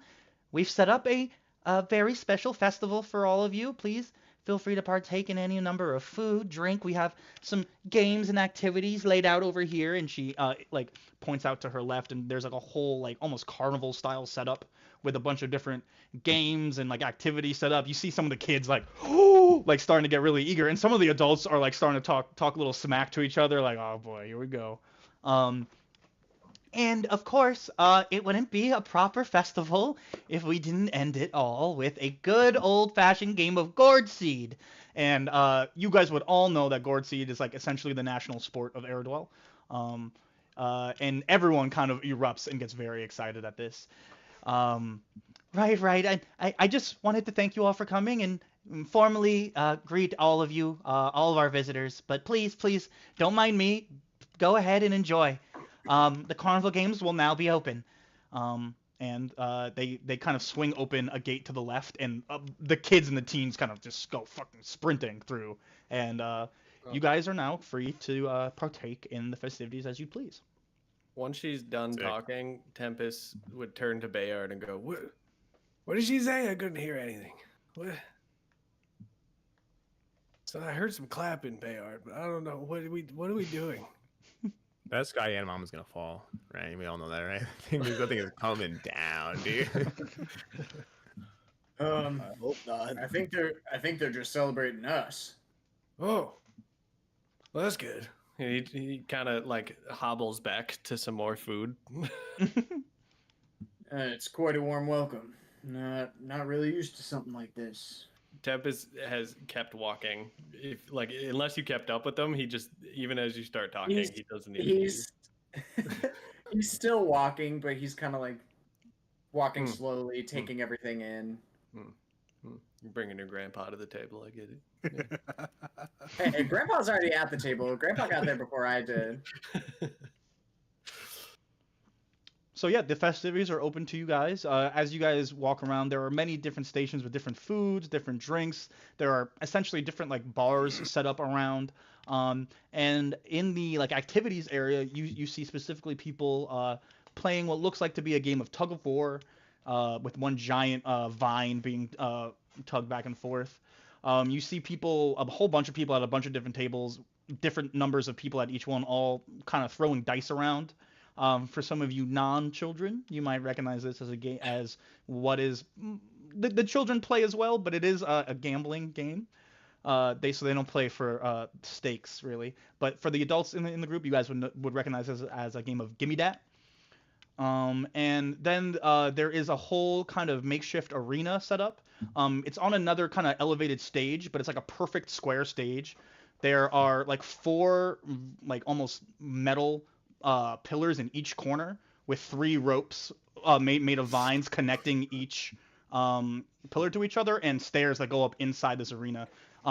A overhanging tree drops a microphone down to the center, and a very, very well dressed put together tabaxi kind of comes up and takes the mic and says, as all these kids are pouring into this little activities area, "Who's ready to rumble?"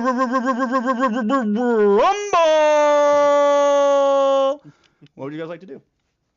I'm sorry. Can you repeat the last part you cut out? Rumble.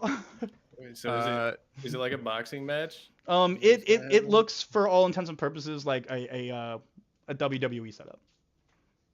Tempest is hauling ass over there. He's hauling ass over there. Yeah, I want to see what that's about. And when I mean hauling ass, he's walking at a very slow pace over there. Yeah, so for those of you who approach this little roped off ring, you see 3 two very large, one kind of smaller costumed gentlemen standing in the ring. They all look like different personalized versions of the same bluish gold uniform. They all have very sharp, large shoulder pads that cut down in a V that kind of show off like their pecs and their bulging kind of muscles are coming out. And they wear kind of short cut off shorts that kind of cut off right before the knee, and they each sparkle with golden stars that emblazon the sides. Their outfits are very loud. And they are also very loud. And the announcer takes the mic again and says, "Come all, step right up for Far Reach's own immersive wrestling experience.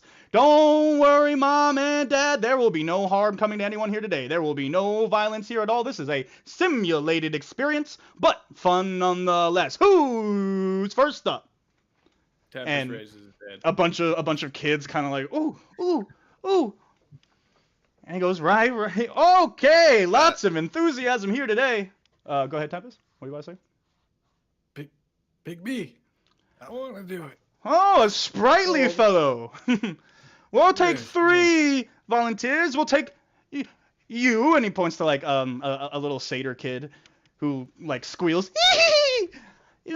We'll take you. He points to another little Harengan that traveled here with the Aerothar.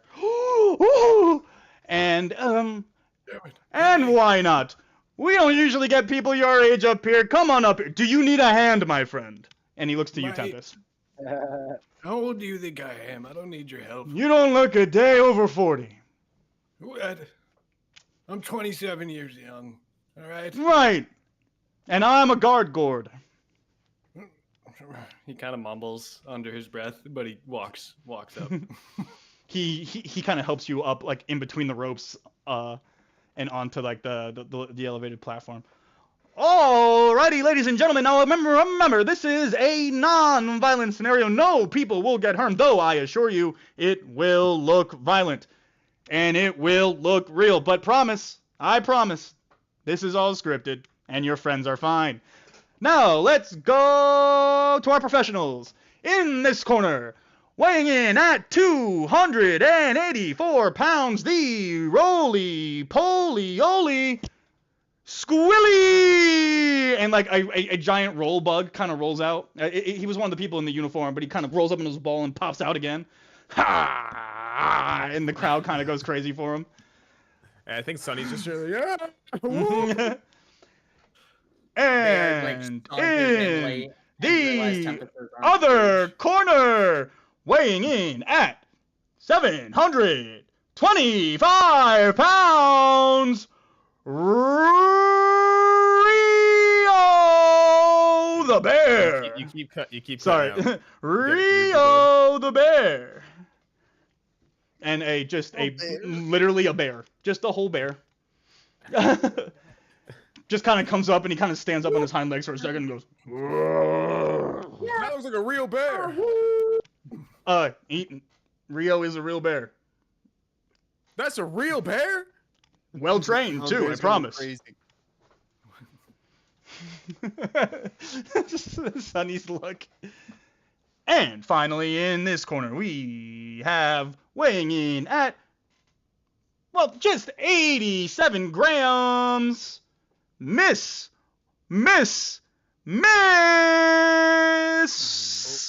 You got too much sauce for Discord. Damn, I did all this when I was testing my audio too, and I wasn't hitting red. Damn.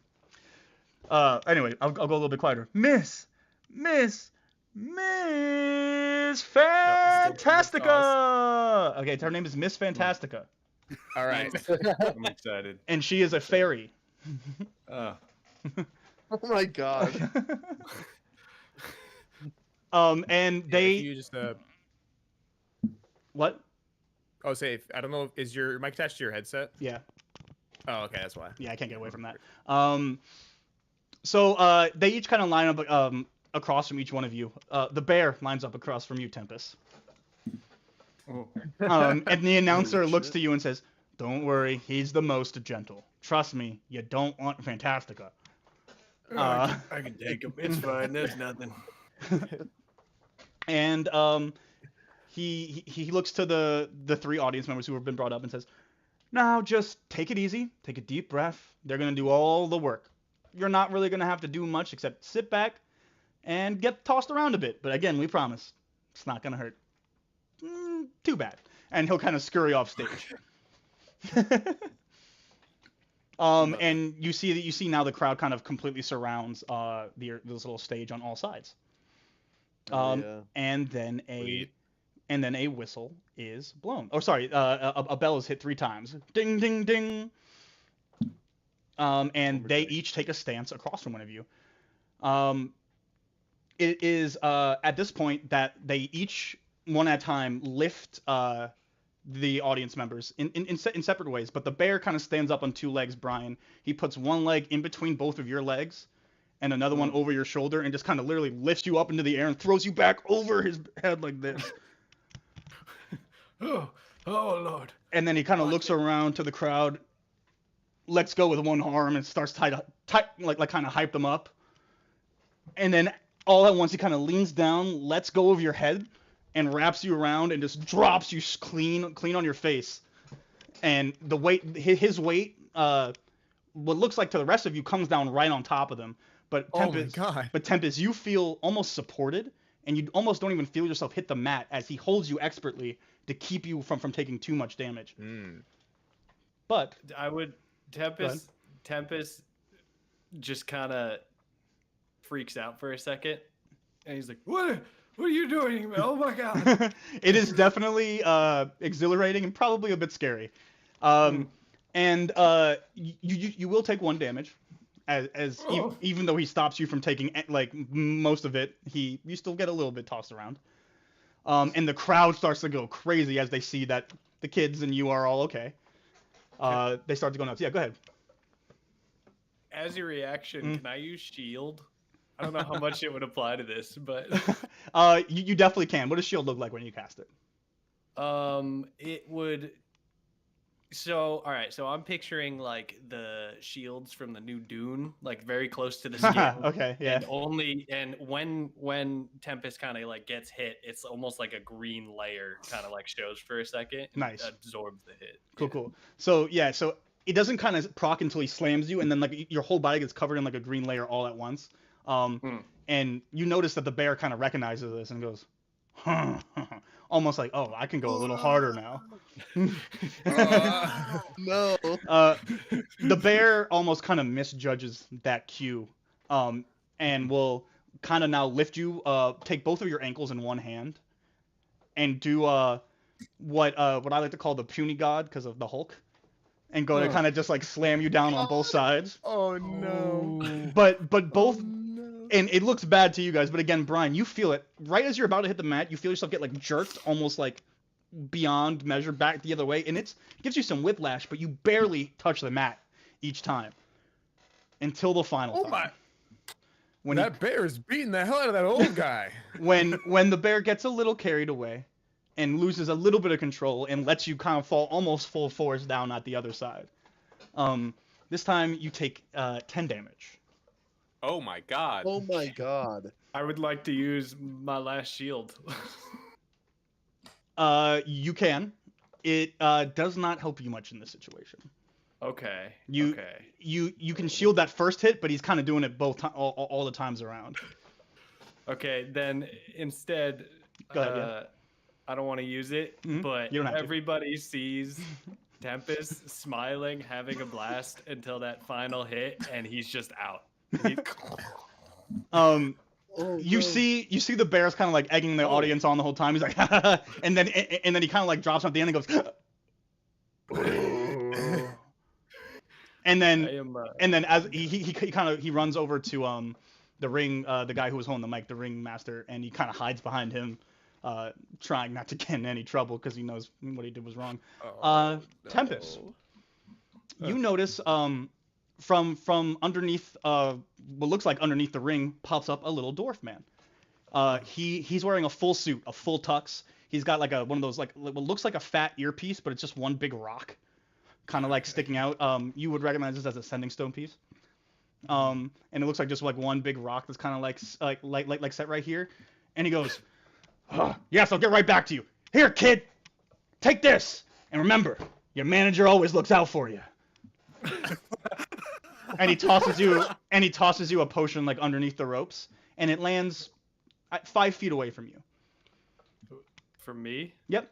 So traditionally, this would mean nothing because when you were on death saves, you were unable to move. Yeah, I'm unconscious.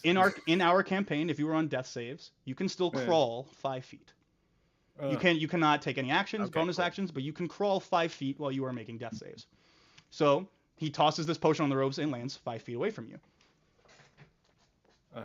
I'll crawl over to it. Yep. You're able to grab it. You're not able to drink it on your own, but you're able to grab it. As you crawl and your hand touches the potion, you realize that the vial it's in isn't really made of glass. It almost feels like it's liquid. And the potion begins to seep right into your hand. And you can feel it healing you through your arm and then up into your chest, and you just feel warmth come over in. You heal back to full HP. Oh, money. It's at this point the bear kind of looks up over the announcer's shoulder and goes, oh, oh, and you see him get real angry, and he kind of like begins to like kick dirt up like he's gonna charge at you. Oh no. Okay. I think Sonny having seen this bear like just smack the shit as old guy, now he's like looks like he's gonna charge. I think Sonny would actually try to, as fast as possible, motivated by what he thinks is an intent to save this guy, would shoot like across and stand in the way, and I think I want you to his know rage would go. Tempest is thunder waving. Heard. So we'll resolve both of those. We'll start with you, Sonny. You go to peel off. Go ahead and make an initiative roll for me. Word, Just to kind of see how quick you get out of it. Oh fuck. Your ass might get thunder waving. I got a 7. So you dart out. By the time you even reach, I'd say 5 feet of the arena, the announcer kind of appears right in front of you. You know this man. His name is Lubar. He's just a dude. He does this for fun. He's right in front of you with his hand on your shoulder, kind of stopping you all at once. Takes a lot to stop you. He doesn't even really try. I'm an He doesn't object. He doesn't even really try. He barely touches your shoulder and like you stop in place. You also still see Lubar with the bear hiding behind him on the other side of the ring as well. Oh. You know this that- is something he can do. All right. So he's like Lubar, that bear's about to charge. Like you gotta. Do you trust That me? old guy's got to get hurt. Do you trust me, Sonny? This is my show. Oh, all right, man. And I'll end my rage. Here, take this, and he hands you a red a red little like what looks like a what are those called, like a boba thing. Yeah. Here, eat this. All right. Sonny will definitely eat it. It restores any spent okay. class abilities that you have used in the past short rest. Cool. That's sick. I want more of those. Yeah, where do I get more? That sounds great. If you guys explore your planet, I'm sure you'll find all types of cool flowers and herbs and foods. He disappears as he gives this to you. He still is in place where he was on the other side. And this time the bear charges right at you, and right as he's about to like land on top of you, Brian, you use Thunderwave. Yeah, okay. So I see him charging at me. He already took me out once, so I just kind of go, alrighty, and then I'll almost, because it comes out in like a 15-foot cube originating from me, so I'll just kind of extend my arms as I try to use Thunder Wave. Yep. Go ahead. Is that a save for me or a roll for you? Yeah, it is a Constitution saving throw. Got you. Let me do this. Ba-boom. Boom. 1 second as I attempt to sort through all my tabs and find D&D Beyond. It would appear that it's open because it's still showing on the stream, but I don't see it. DMing Adventures. Either way. Yeah, remember, because it's open and Edge in one separate. Thank you for reminding me that I have it open in Edge. That would be the issue.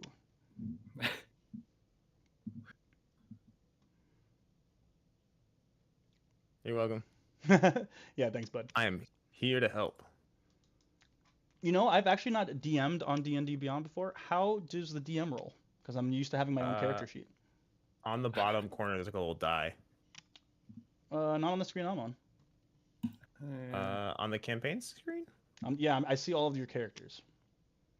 Yeah, in the bottom left corner, you don't see a dice? No, that's like a symbol that looks like that's where it normally is, so that's where I was looking, but I don't see it. So for now, we'll figure that out. For now, I will roll on a separate dice roller, which will be okay. You can always open someone's sheet, and then it should pull up the dice thing as well, but it just might say they rolled it.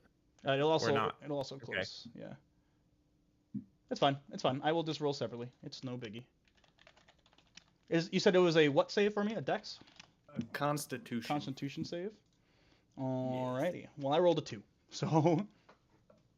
Yeah. So you guys see Tempest kind of fling his arms out, and almost square-shaped thunderous force just out from him, and it will hit this guy, send him 10 feet back, and he's gonna take 2d8, which is it's a whole 3 damage. Got you. So he takes the 3 damage and he gets launched back off of the stage and lands into the announcer as well, crashing them both down, and they both fall kind of still for a second. The bear, of course, kind of. Yeah. Oh, God. She doesn't kill the announcer. He does stay down, but you see him begin to crawl. What you would guess, about 5 feet at a time. Tempest kind of puts his hands Now, up in the air. Traditionally, in a D&D experience, when defeating an enemy, they will die, be defeated, be gone, unless you choose to do non-lethal damage with melee weapons only. In our game, all enemies, regardless of what damage you do, will be treated the same as PCs, where they will be making death saves once you down them, giving you guys, the players, the chance to non-lethally deal with any adversary you want to, or to make the choice to finish people off cleanly. Same rules apply. If you knock them down to death saves and then that damage exceeds their max HP, they'll die instantly type stuff. All of that. And it's at this Does point... that also include if they nat 20, they pop back up? Yeah, so death saves, all death save rules will apply to them as well. Okay. Yep. Clear? Sure. Cool. And as this happens, the bear kind of, and you see this bear puts both of his hands. He puts one paw on the small of this dude's back, basically the paw the size of his back. The other paw on top of that, and you see small little like blades of grass start to bloom around his hands, and they you hear kind of like a as bones and stuff kind of snap back into place, and the announcer will stand back up. Bear Paladin? Hang on. Dude, Bear Paladin. So something that you guys are aware of, when the primes dissolved themselves, their magic went out across the land. Plants and animals got magic too. There are plants and animals have their own adventurers. They have their own heroes. They have their own quests. Stuff So that you're you telling guys me might not is- ever know about, might not ever see if it's small enough, but So you're telling me that that's a bear What do you mean? paladin? There's That's what you're what saying. do you mean? Scratch is literally a cat. right, Bear- and termites are bear way smaller than paladin. a cat. Everything you're saying is just dwarfed in my brain by Bear Paladin. I Bear don't know what it does, Paladin. man. Like Bear Paladin goes hard, dude. And with that, the announcer kind of pops back up and goes into the arena and says, "And I hope you all enjoyed our show. Trust me, I am okay. I am fine. This was all part of the show. I assure you, everything is all right. Isn't that right, fellas?" And the two kids had an easy go of it. They were just being like coddled the whole time. They're both like, yeah, yeah, yeah. Tempest, how are you reacting at this moment? He's kind of. It's in his head now. He's a champ. He's yes. It kind of hurts, but told you. it kind of hurts, but you get your arms up there. Yeah. Ah. He points. He points over at Bayard. See, this is a great time. And he'll just kind of start slowly walking off stage. Right. So for Sunny and Tempest, you guys were enjoying the arena. Anyone else could have said they were there watching, but what is anyone else doing? Are people looking at any of the other festivities going on, trying to partake in food, drink? Is it possible I can kind of sneak away or maybe blend in with the crowd and go somewhere where there are less people and a very attractive wall? A very attractive What? wall. Describe a very attractive Yeah. wall to me. Yeah, right. Can you clarify that for me? Days, Jesus. Just I'd like to know what that somewhere means. slightly devoid of people that has a nice clean surface, which I can maybe change a bit. There aren't like too many like perfectly pristine surfaces around, but it's easy enough to get away from people. Most everyone's kind of congregated in the village, and there's a lot of wild space. But there are certainly cliffs, bluffs, like a little bit of mountainside, some like larger stones set in the ground, larger tree trunks, stuff that you could potentially work on. Ooh. Is there something that is slightly higher up that maybe people might see from down below? So yeah, again, any of these cliffs can reach anywhere from 10 to, I'd say maybe like 60, 70 feet in this immediate area. There are some very big trees that get up pretty high as well, above the others as well. I'll take one of those nice cliff faces and probably go like, 40 feet up. Mm-hmm. You do. And then, You go ahead and make an athletics check to climb that. Do so at advantage for Okay. me. Okay. So, dice game? He set up a whole dice cam. He's I got- like he it. said, "God, Yes. Dice game? nice cam."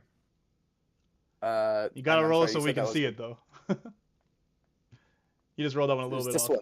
Yeah, no, I saw it. Okay, yeah, I just want to be able to see it so Uh, I can react with you. No, definitely. I'm trying to get Oh, the it right did setup. work. I love it. Nice cam. Yeah. What did you say that was? I'm sorry. An athletics to climb.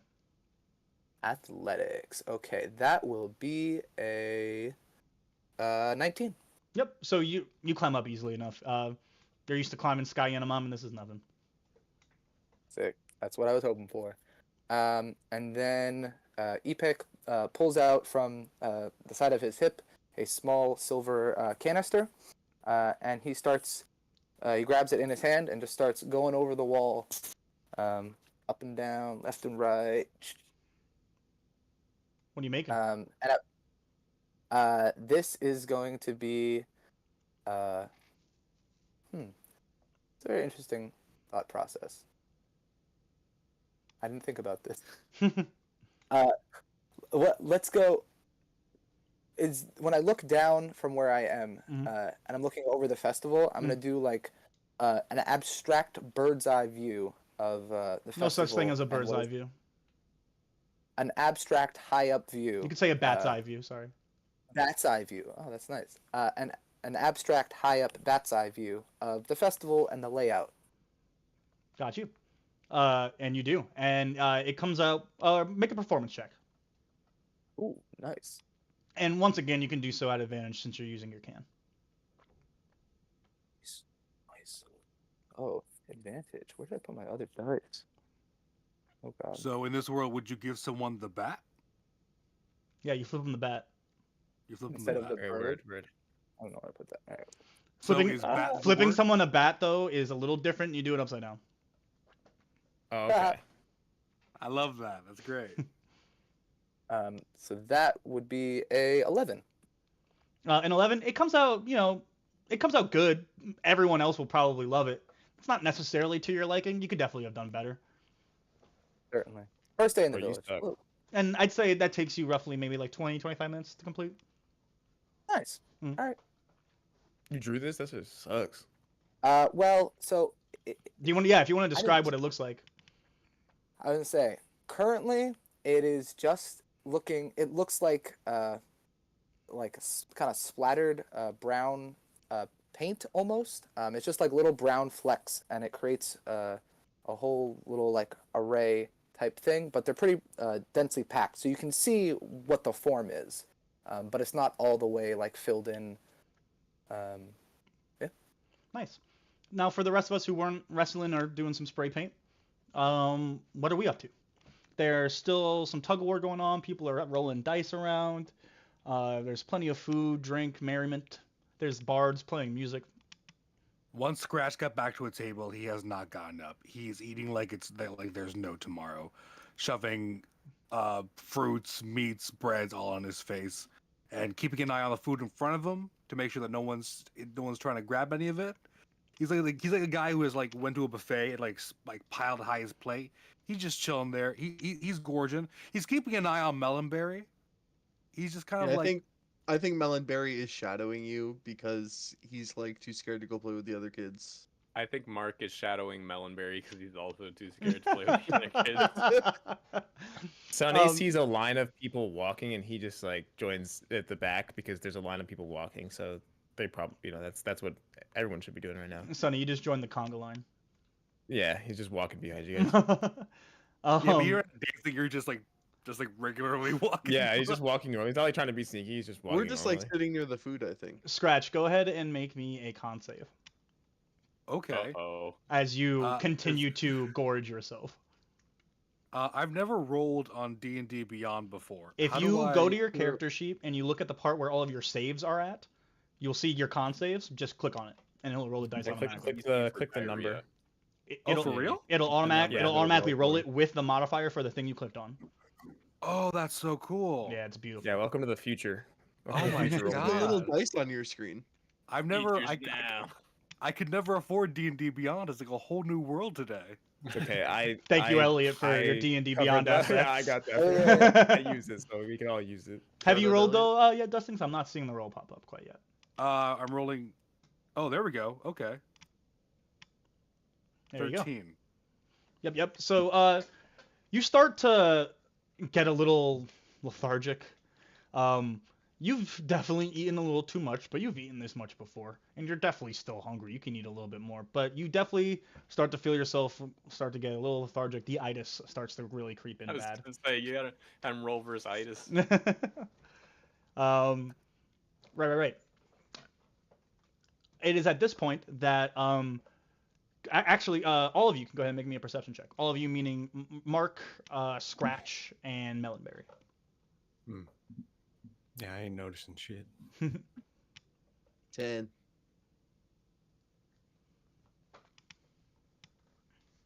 Wait, so how do I roll that then? You go to Click checks the where you see number for perception your check and perception. just click it, and it'll roll it automatic. Yeah, where they'll have like a skills box next to the saving throws box. So you Yeah, just any click the number, you just click for the that. number. Yeah. Oh, I click the number. Okay. Yeah. Yeah. Nice. No. 6. Yeah, you're too busy Bro, eating. Scratch, come on. I'm on, like bro. I'm like face deep in a turkey leg. So You're bringing everybody down right now. You're so dragging the whole party Scratch, down. you are literally like food blind. You can't see anything past this right here. I don't know if you watch Black Clover, but you're like that one chick. Can't even remember her name right now. I can't either. I know who you're talking One of my about. favorite characters I'm too, and just I can't remember her name. watching. I'm just watching the train wreck that is Scratch stuff. Yeah, you're like almost kind of shocked that this guy can eat this much. It just doesn't look right. Charmy. It's almost fascinated. Charmy, thank you. But Mark, you realize someone, not like suspiciously, but definitely kind of sneaking up on them. They seem to be not like young, but still a kid, probably a teenager. And you see them kind of sneaking up, and they make eye contact with you, and you see them go.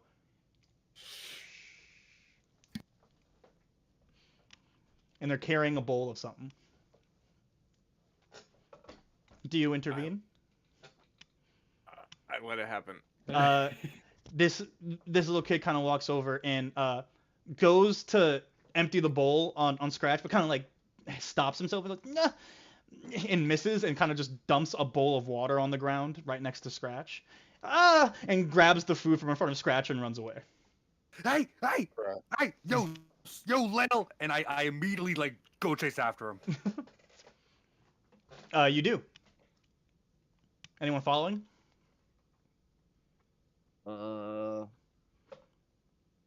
Melonberry, Mark. Yeah, this is probably the most exciting thing Melonberry's seen today. So he starts. Well, hopping after I only him. asked because you said you were shadowing Scratch, who was now running away. No, yeah, no, Gotcha. because I think like this is the whole reason he was over here. So Right. he's like, ooh, this is fun. We're running now. Let's run. And Mark. Mark like stands up with them and gets like self-conscious and slowly sits back down. No, wait. Can I say instead that Scratch goes to climb up on Mark's shoulders and then like grabs like little tufts of his hair in the back, like, all right, let's go, come on, let's go get him. Okay. After him, go. And you guys run off with Melonberry kind of trailing behind. And this kid runs kind of around the village through some tents until they kind of pass by the activity set area again and trip over. And they completely spill or whatever it was you were eating just all over the ground. Oh. I'm so sorry, Scratch. I didn't mean to. I was just trying to have fun. You see, I didn't throw the water on you. I didn't. I didn't do it. No, yeah, because you missed. That was your first mistake. I'm sorry. I guess I just kind of got chickened out. Scratch. There's no chickens. Scratch. I know, you're so right. You're so fucking right. There's gonna be a lot of that kind of stuff where we have idioms that relate to reptiles and birds. Please call me on so it. What's chickening out then? If there's no chickens. Babied out. I hate to canonize it right now off the top of my head. We're gonna call it kanking out. K-A-N-K out. Also you call the jungle shadow lark. Yes. That's a bird, sir. A bird is a lark. I understand, but it is not in this sense. Okay. Just yeah. Nice. I'll get you next time. You will. Brandon Lee Mulligan with his bird facts over here. Right. Boobies are a bird too. So. Nice. Oh, That's why there's none in this world, gentlemen. Right on. No boobs. No boobies. Or tits.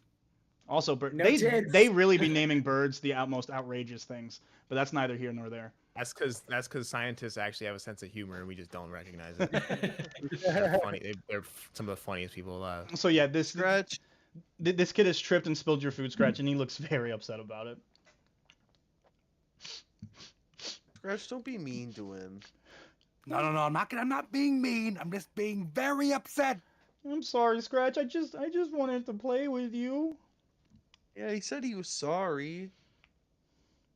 You're just always too busy to hang out with me, and I don't know. I thought maybe today, since it's the festival. Why do you want to hang out with me? You're just like, I don't know. I don't really see any other like and I don't mean this in any kind of way, but like, you're like the only one. I hate that you're a kid. Only. Yo, you hate that I'm a kid, but not Melonberry? Get out of here. Wait, what does this kid look like? Okay, sorry, I forgot to explain. He is a little like a little mouseling, a little mouse folk. Okay. Oh, that makes this way cuter. It's like this big. His tail hasn't quite even like completely like twisted yet, so it's kind of like rolled Put him in up a at pocket. the back. He's like Put him in a pocket. little grayish white. Scratch is trying to collect like all the cookies and stuff that are on the ground, like blowing them off and like dusting them off and like kind of like trying to like put them in his shirt. It's like the only what? Cat. That is like, well, like you at least. The other ones aren't like as. I'm not a cat. I'm not a cat. Right, and I know you told me not to say that, but like I don't really know what else to say when I'm just saying what I mean, and it's because I appreciate you. You're not like the other ones because you're nice to me. The other ones, they're not mean, but like they're not nice like you. Eat him. Eat him. You hear that, Scratch? You're one of the good ones. Yeah. First of all, don't call us the ones. It's weird. That's weird and slightly rude. Don't care for that.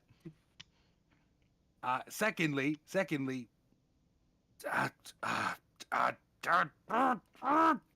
you just see him like kind of like grab the air and like frustrate himself.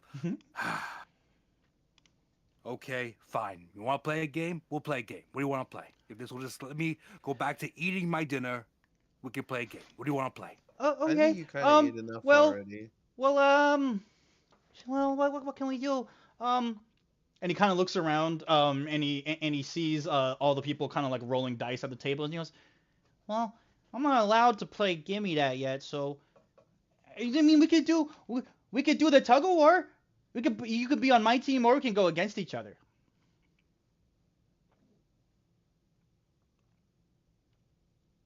He looks at Melonberry and Mark and like kind of asking for like their opinion. Melonberry shrugs. They can play with us too if they wanna. I can? Yeah, of course, Melonberry. I know you don't usually want to play, but if you want to, you can. It's the festival.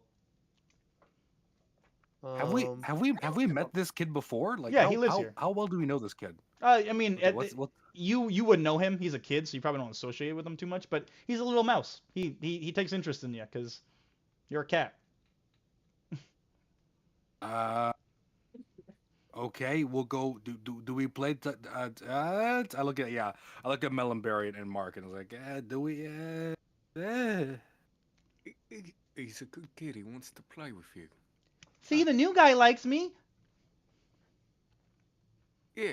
I don't think I've met you yet, sir. What is your name? And he hands out like his little mouse hand to you. Name's Mark, and I very like with two fingers like. Nice to meet you, Mark. I'm Tamousy. Boo. Wow. Hey, that's not nice. That was canon. Mark said that. That's not nice. That's why I was not saying his name for as long as I could. I was just about to ask him what his name was. Yeah. Bro, Tamousy. What? Well, Is now I there feel something like- wrong with my name? I'm sorry. No, there's nothing wrong with your name, okay? There is nothing wrong with your name. Believe me, I used to get picked on for my name all the time. Well, that's because your name is silly. Oh, what your name is it, Melonberry? Hey. My That's name not very Hey, nice. well, to be fair, melons and berries are both very delicious, and I don't like getting scratched. Yeah.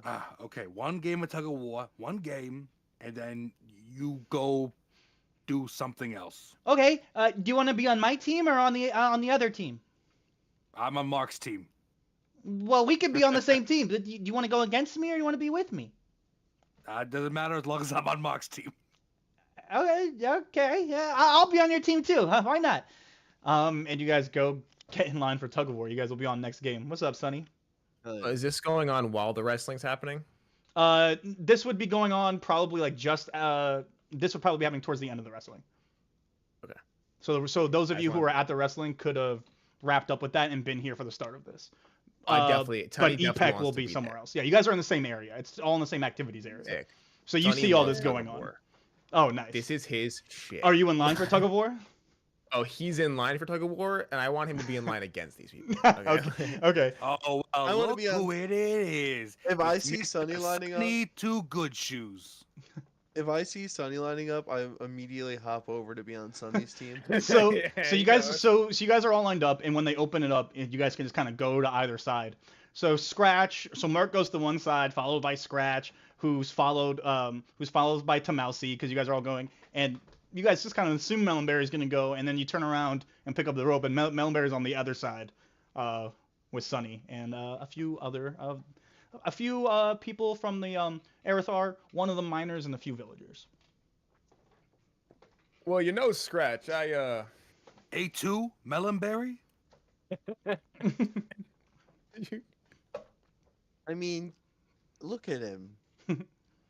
Sonny's just like got his like shirt sleeves rolled up, and you can see these like massive log like forearms grabbing onto the rope. Okay, so what if he's tall? So what if he's classically strong? So what if he has a chin chiseled by the gods? Oh, son of a gun.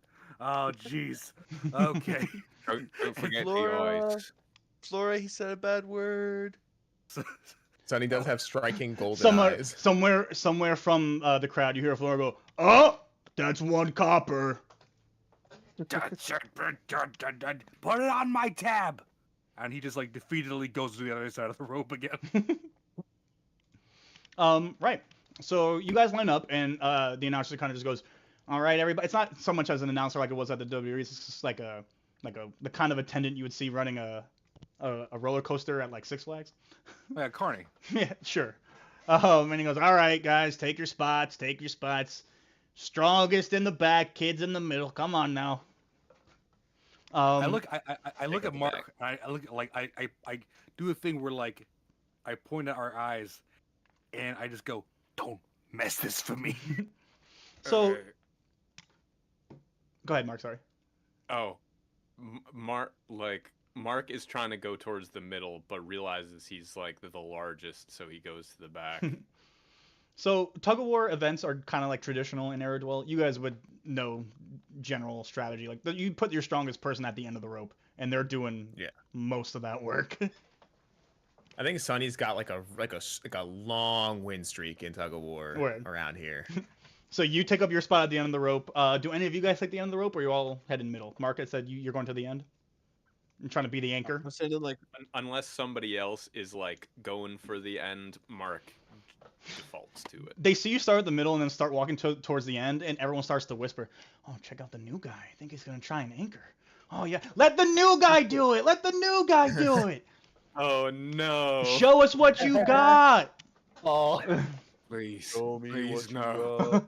And they're all kind of cheering for you now to take the anchor position on your team. So she goes, "Hey man, give it your all right?"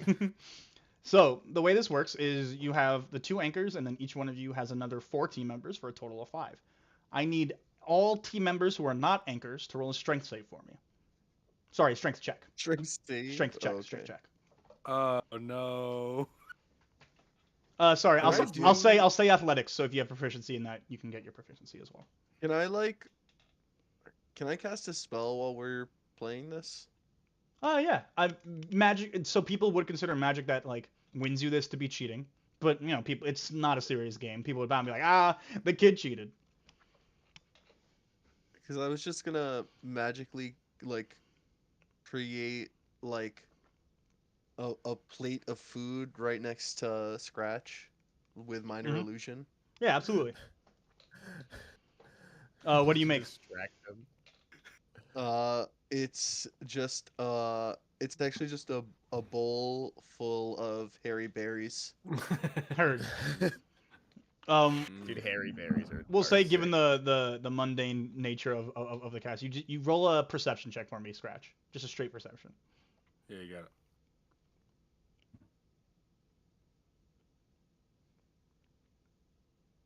12. You at first see a bowl of hairy berries just appear out of nowhere. You're like, who dropped the? And then you realize very quickly, and you kind of go to kick them, and your foot passes right through it, and you recognize Melonberry's magic. I'm gonna make you pay for making me think I almost kicked food.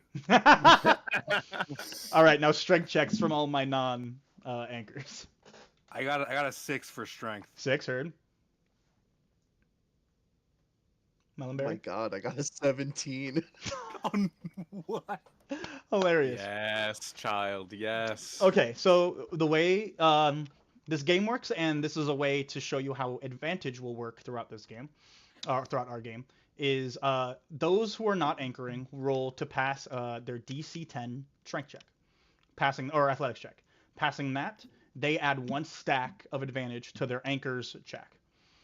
So yes, advantage and disadvantage will stack in this game, but it won't stack. It won't stack the way you might be thinking. You don't get an extra dice for each stack of advantage. You get your advantage dice, so you roll 2 instead of 1. After that, for each stack of advantage you get a +2 to your roll. Ooh, +2. Okay. Ooh. I thought this was like, I thought it reminds me of Grit and Glory system, which is every different instance past the first gives you +1. Right, but you get a +2 for each one. That's insane. So for you, Mark, we will be getting a strength check with sorry, what did you 2 roll? I have your rolls right here. With a +6, as 3 of your allies succeeded and 1 failed. Well, This will probably hurt more than help Which me. will be but is this versus strength or athletics. Athletics. And Sonny, to you, the same with the same +6 as one of yours also failed. So Sonny is really motivated to win. He's got a streak on this, and I think that causes his rage to activate. His eyes will glisten like the gold. His eyes get like a very faint glow. He doesn't really know what he's doing. It just kind of happens in moments where he feels like he needs it. And so that would actually just by default give me advantage on strength checks and saves. So that would make it a +8. Plus, it would go from a +4. Yes, it would make it a +8. Cool, sick. So you said it's athletics. Athletics. Cool.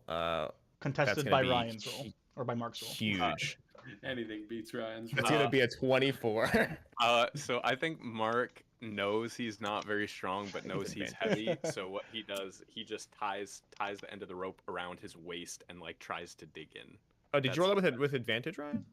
Wait, why would I? Okay, so you have advantage plus the stacks. Yeah. You can just stack it. So you're getting advantage +4 for 3 successes. Advantage +4. Let's hope this is a little better. +6. All right. He would be hold on real quick. Just because someone said +6, he rolls a straight roll, then he has 3 passes. 1 pass gives him advantage. 1 cast +2. Oh, okay. Third pass +4. So advantage +4. So total 8. Oh, was that the first natural one? I think it was. I think that was the first one. No, someone rolled a natural one. No, Dustin definitely rolled a natural one on something earlier. On the when he was gorging his mouth, I think. During that little. That was an 11, but there was it was the perception. It was the perception to see the guy sneaking up on you. Right. The kid. Right. Oh yeah. Yeah. Sonny, no one's touching your streak anytime soon. Nope. Absolutely dominating these kids. These wins don't feel as good because this is just like a festival game. You're playing against kids. Yeah. Normally you're beating like people who are trying a little harder. This is light work for you. And Sonny's like, he's not really like he's letting the kids have some fun, but also he has a little bit of pride in his streak, and so as they start to pull, he then gives like a quick like boom pull to like pull him across the line. And with that, the whistle is blown, and the tug of war game is over. Afterwards, even though you're playing with Barry, that's all you there, my friend. Even though you're playing with a specialized vine that is made for this game, or that grows and they choose specifically for this game, you still kind of get the like rope vine burn on your hands. So as you guys all walk away, and there is an attendant there, passing out soul gel leaves to everybody.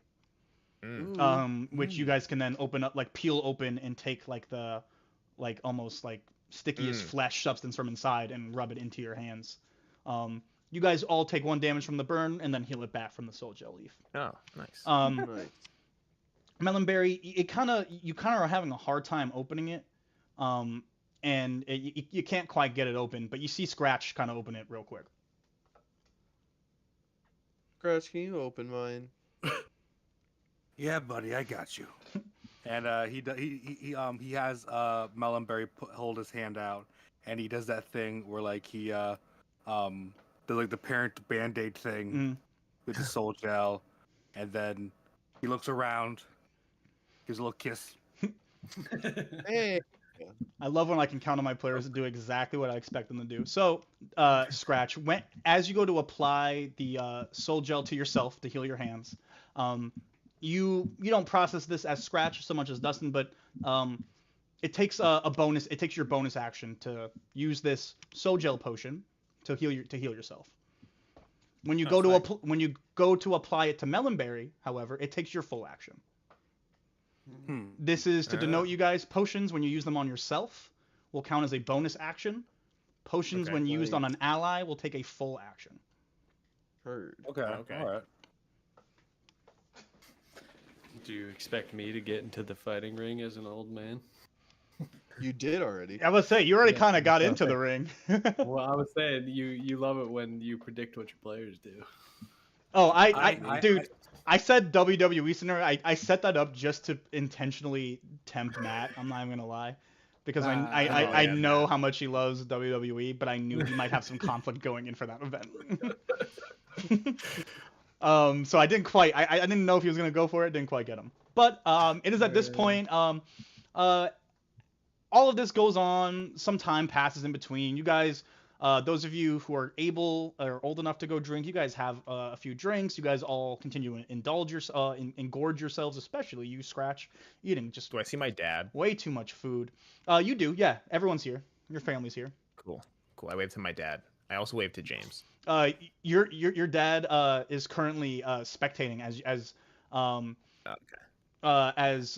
and remind me, your adopted parents are both here? No, my mom is dead. Got you. Just want to make sure. that would make sense. As he's watching on, right? No, sorry, I fucking had it written. He watches on. He watches on as this elf woman who he's particularly fond of, is like just absolutely dominating a drinking competition. I give him. He waves over to you like. Yeah, my gnome dad eyeing some elf baddies. Your dad's a gnome? Aww. Yeah, my adopted parents are 2 gnomish shoemakers. That is amazing. They found me on their doorstep. And it's at this moment that you wave over, Sonny. Your dad recognizes that you guys once again hear the bong, gong, bong as the bell rings out. This time, no one kind of gathers, but everyone kind of looks around, and you just hear a voice, the same voice from earlier. It's the announcer again, once again on his mic, going, "Now, ladies and gentlemen, please split into your teams and sign up for our Gourd Seed Tournament. Gourd Seed Tournament, teams of 8. Please sign up now. Everybody, teams of 8. Please sign up now." Oh, hell yeah. And everybody rushes to go sign up for Gourd Seed, which is kind of expected. They expect everybody to play, regardless of how serious or not you take it. It's like just tradition. What is up, EPAC?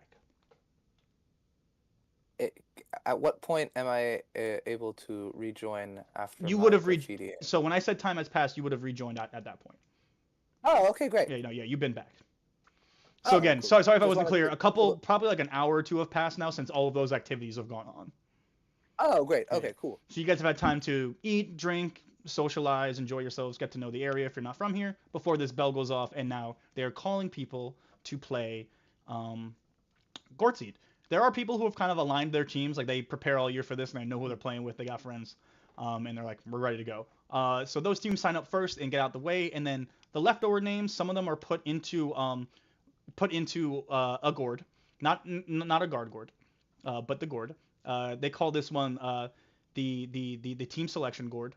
They put names in. Anyone who doesn't get picked, it'll spit out 8 names. Those people are on a team, and so on and so forth. Recording board. Do any of you sign up for Gourd Seed with anyone in particular? Melonberry, Scratch. You guys want Gourd Seed? I Yeah. need 2 more. I'll Yeah. see if I'll look for James as well. But yo James. Yeah, you don't search for too long, and you find him. Sonny, yeah, what's up? We need me, Melonberry, and Scratch are playing Gourd Seed. We need another. Wait. I'm sorry. I keep hearing my name in a sentence that doesn't make sense. I don't. You're gonna play the game with us. Oh no, my paw, it broke. The tug of war. You got me, Sonny. Ah, darn it. I broke your paw. Oh my god, I am so sorry. I will learn to forgive you, my friend. It's okay. But Melonberry folds his ears underneath his chin and looks up at Scratch with the saddest little eyes he's ever looked at someone. He's like, "You don't want to play Gourd Seed with me?" I'm just so I'm just imagining the Puss in Boots from You're Shrek not 2 gonna music play Gourd Seed playing with me? underneath all this. He just starts the crocodile tears. Oh, no crocodiles. Fuck. Yeah, no crocodiles. No crocodiles. Come on, Scratch. Even James is gonna play with us. Oh, James. Oh well, Sonny, I'm sorry, but this isn't like an official meet or anything. I already signed up to play with some of the guys.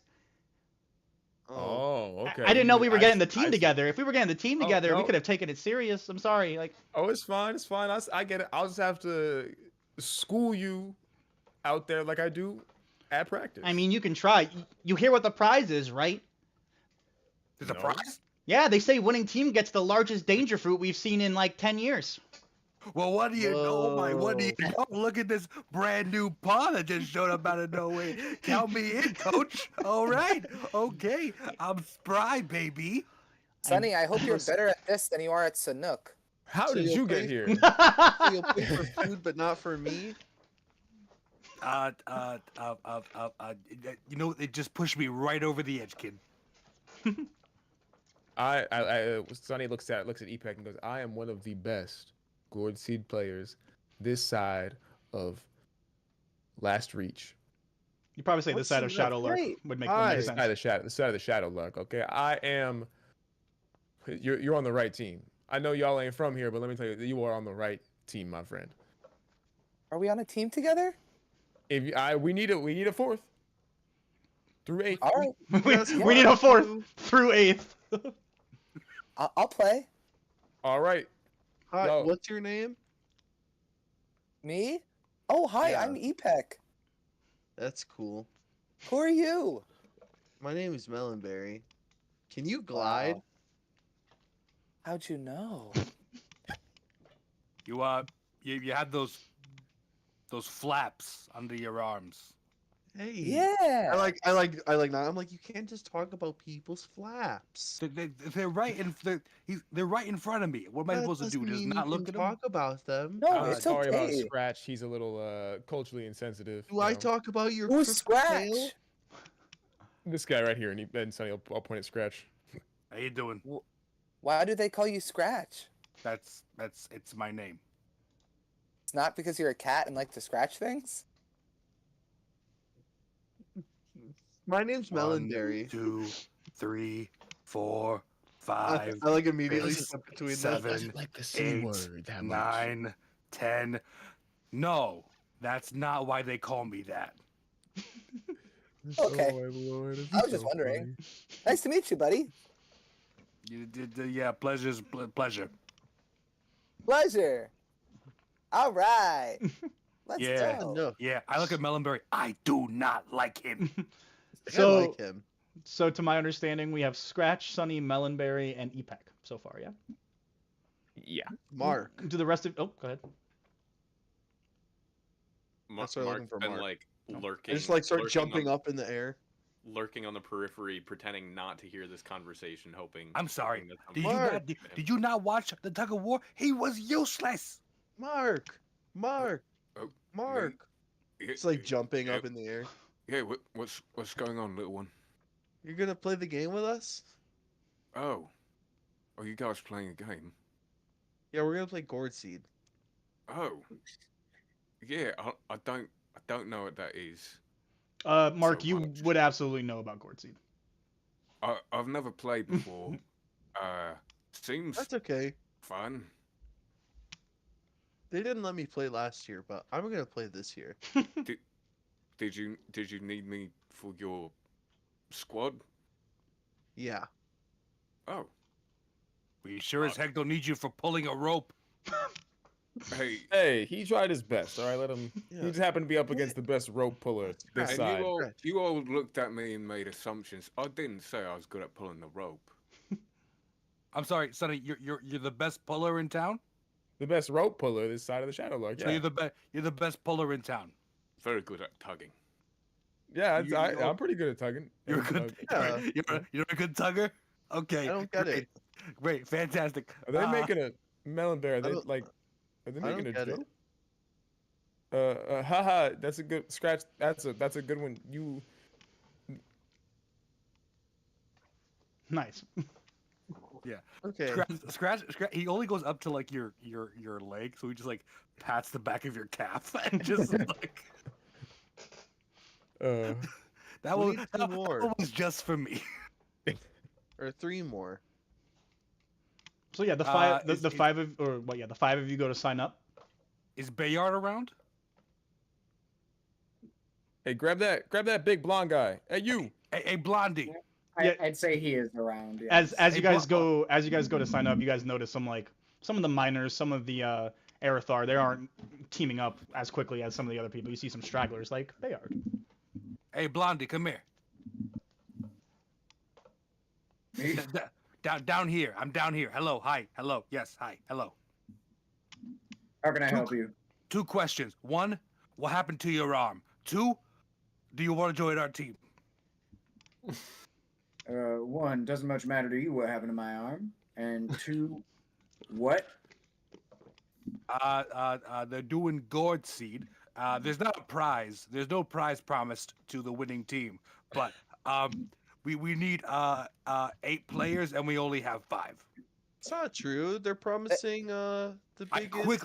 I quickly go cover Melonberry's mouth. make No, it's true. contested They- initiative rolls for me. Continue, Epec. You continue while they're rolling those. Oh I'm no, sorry, I was gonna chime in, oh. but if it's about that, let him go. 15. Contested what? Bro, Initiative you're roll. What roll? cooked. You are absolutely cooked right now. There's no way. Nope. The Yeah. 9. You are cooked, my friend. Yeah, they're giving away the biggest. What's it called? What fruit? Danger fruit. Danger fruit. Biggest danger fruit they've ever seen. And I would know what a danger fruit is, and that's something that would be valuable to me. Yes, danger fruit are delicious. They are in your adventurer's guide. I guess there is a prize. What do you know? But you might be allergic to it. Who knows? Anyway, we need we need a 6th player. And you Not you look allergic like to you it. know. Thank you. You look like you know how to gourd a gourd. I just. What do you need me for? Isn't this a kid's game? Again, It's you a guys everybody you game. guys would know this is like the national sport of Aerodwell. I just mean, I mean, like, it is Sorry, kids yeah, that yeah. are coming to ask Yeah. me.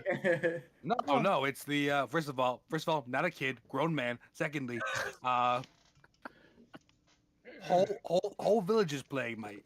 How old is Scratch? Scratch is 45. Yay. He's a 45-year-old cat, man. He's shorter than Melon Bear.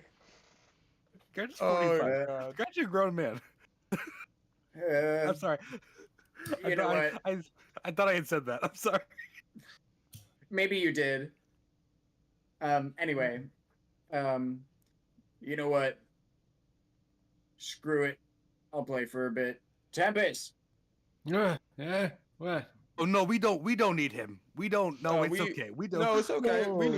We can take the help. No. Sonny, look at him. He looks like he. The oldest guy I've ever seen. Scratch. He says Listen, way too loud. Hold your horses. Hold your horses. All it takes is Wasn't gonna- one I wasn't gonna ask him to play. Down. I wasn't gonna ask him to play. No, you should. He threw a bear. I watched him throw a bear. Why is this cat so angry? I don't understand. You know, I He's don't not a quite know. cat.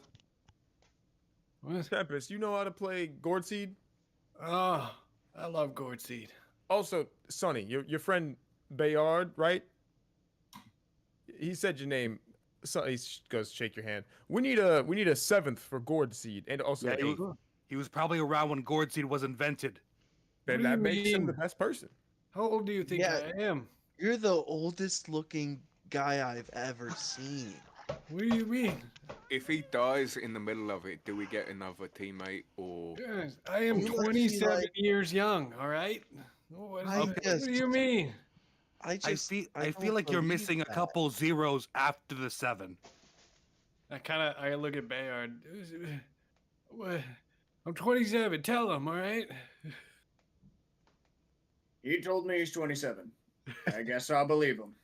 I mean, I believe that you believe that, but I don't.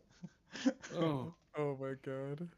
Tempest just sound your- kind of looks. Tempest kind of looks at everybody. Just goes, "Oh well." I do like this game. I'm in.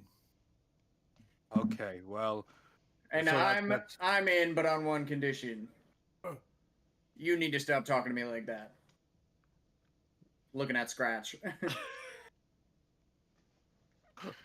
like what? Like what? I'm talking to you like a person. You could take him, Bayard. All Sure, right, I nobody's taking anybody. Scratch, be nice to the guests, okay? They're visiting. I'm being perfectly fine, and Scratch goes to like pat Bayard's wooden arm, but his claws get stuck in it.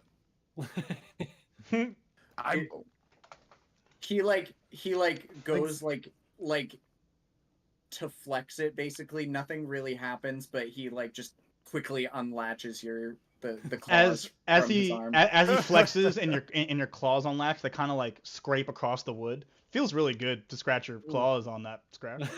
Feels really good. that's a good wood. That's a good material. What is that, mahogany?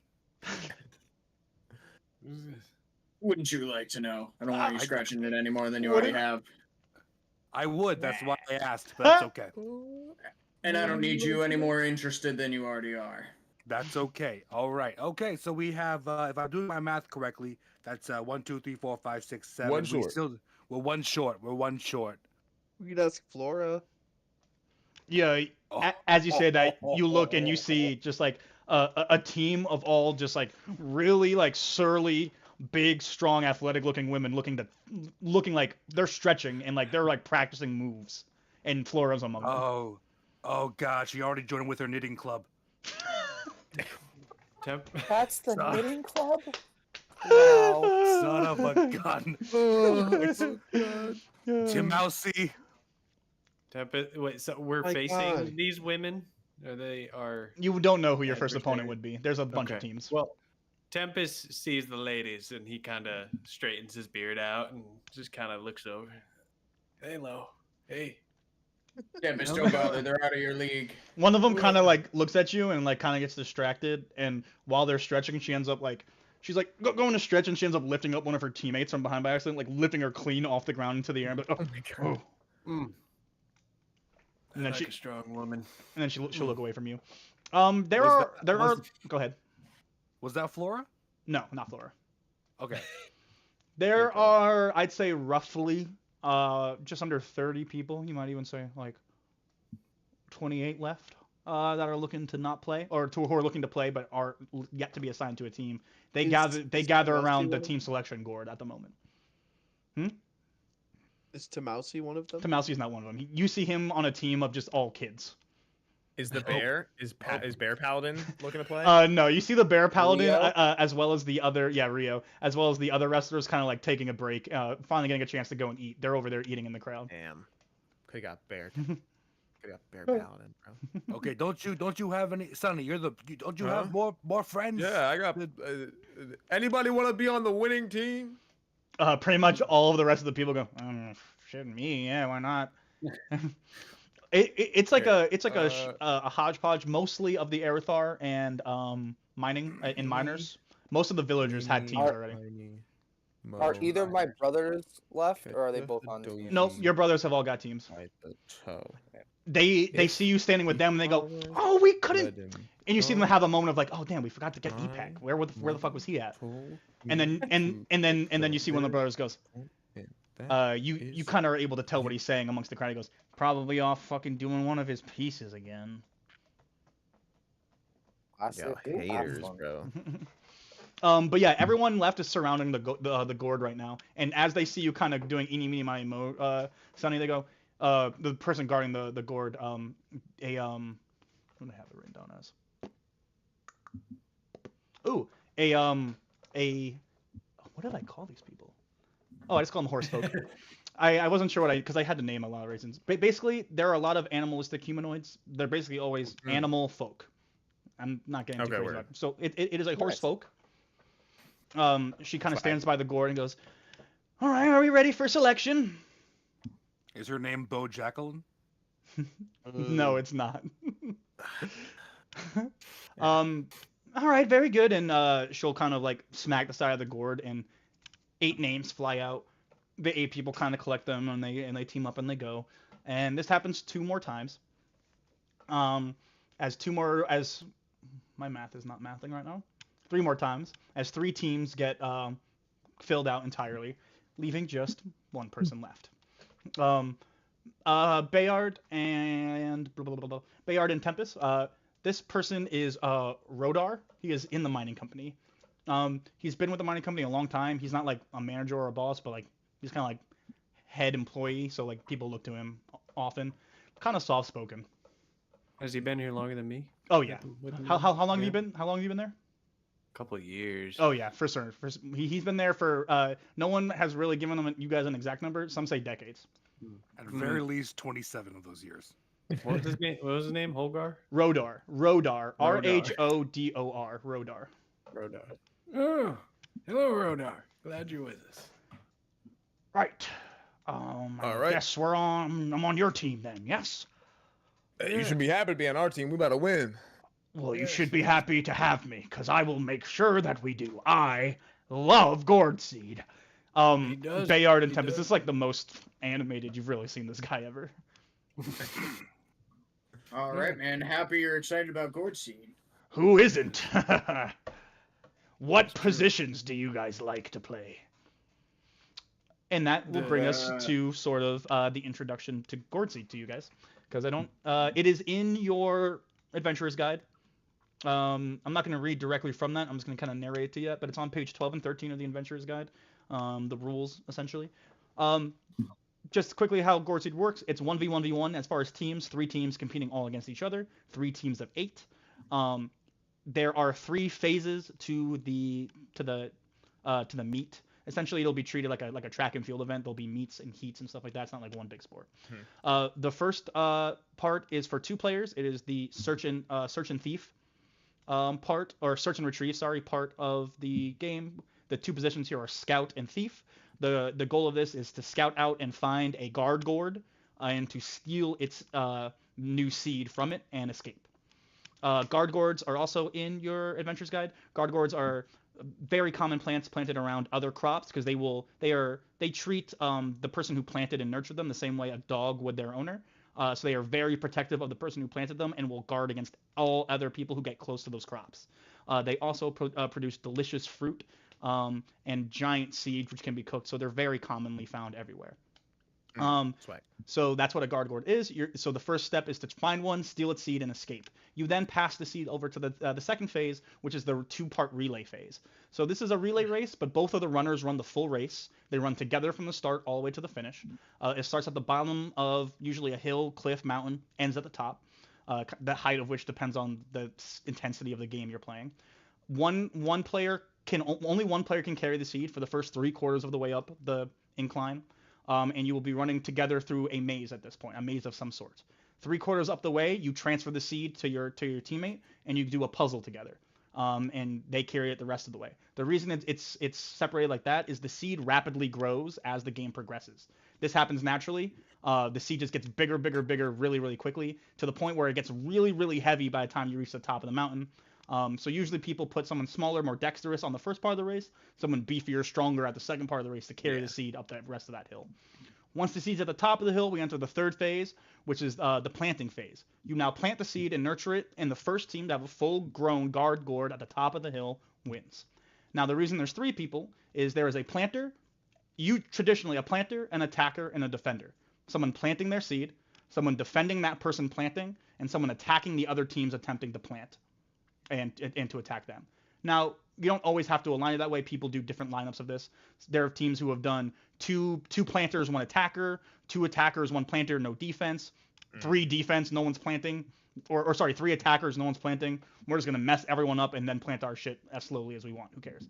So it kind of just depends on the strategy and the teammates you have. People have tried a lot of different stuff. Now, this is a huge sport across all of Aerodwell.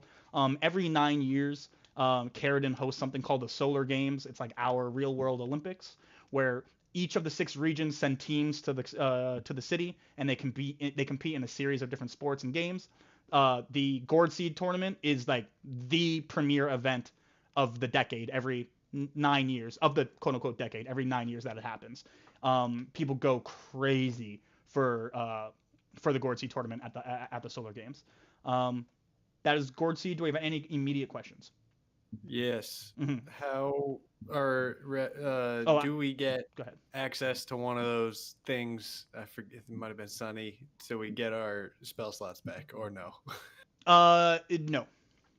Okay. Also, that didn't give him spell slots back. It gave him class-specific abilities. Okay, it wouldn't. yeah, For example, it wouldn't give you your spell slots back, but it would give you like, let's say you had your subclass already. It'd give you reuses of stuff from your subclass. Gotcha. Well, you get that back on a short rest anyway, though, right? You're a wizard.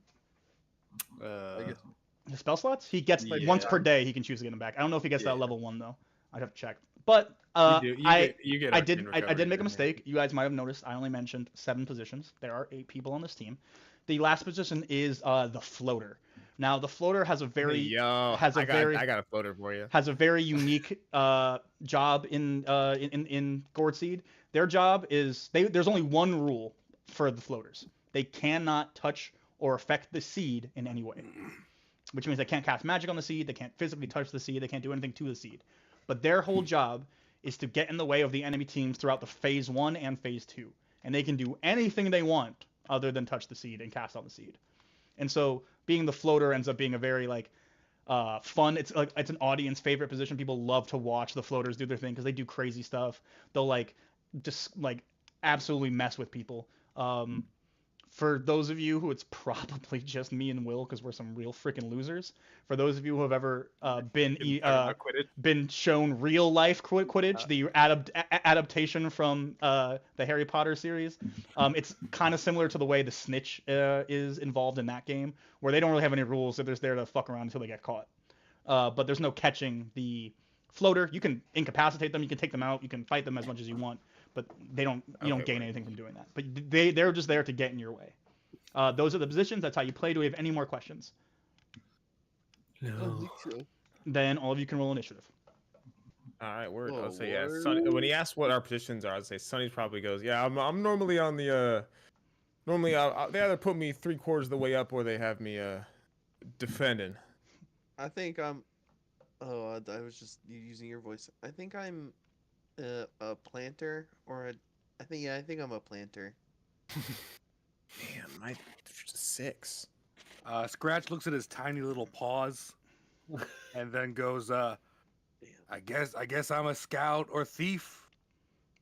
Oh, you're definitely a thief, Scratch. If you want to do the first part of the run, I can do the second.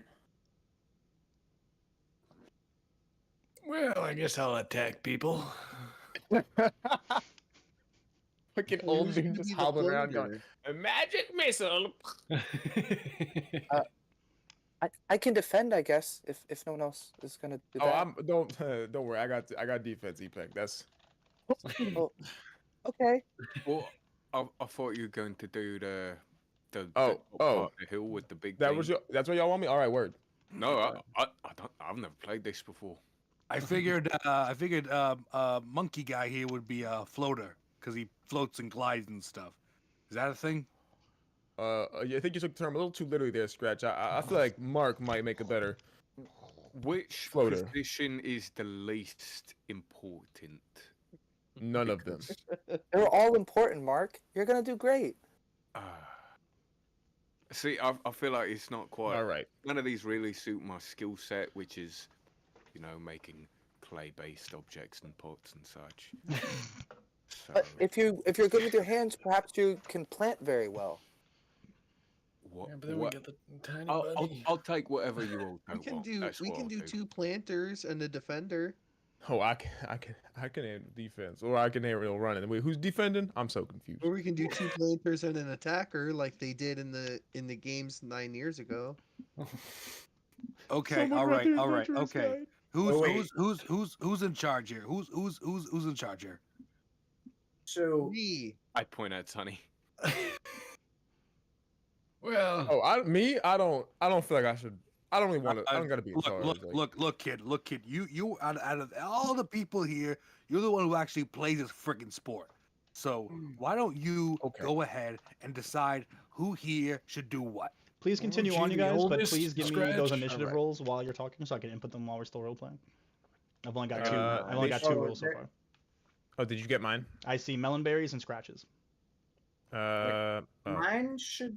It should be in D&D Beyond. yeah, Yeah, I got mine's a, on D&D Beyond. I rolled before Scratch. I'm just looking at what I can see on stream. I'm not looking at the D&D Beyond itself. Oh yeah, got the a- stream one is like not updating for some reason. It's fast. There it it's is. delayed. Yeah, I got It's a a little bit 9 delayed, for, but- for Tempest. So my first one was a 6. Don't you can ignore the second one.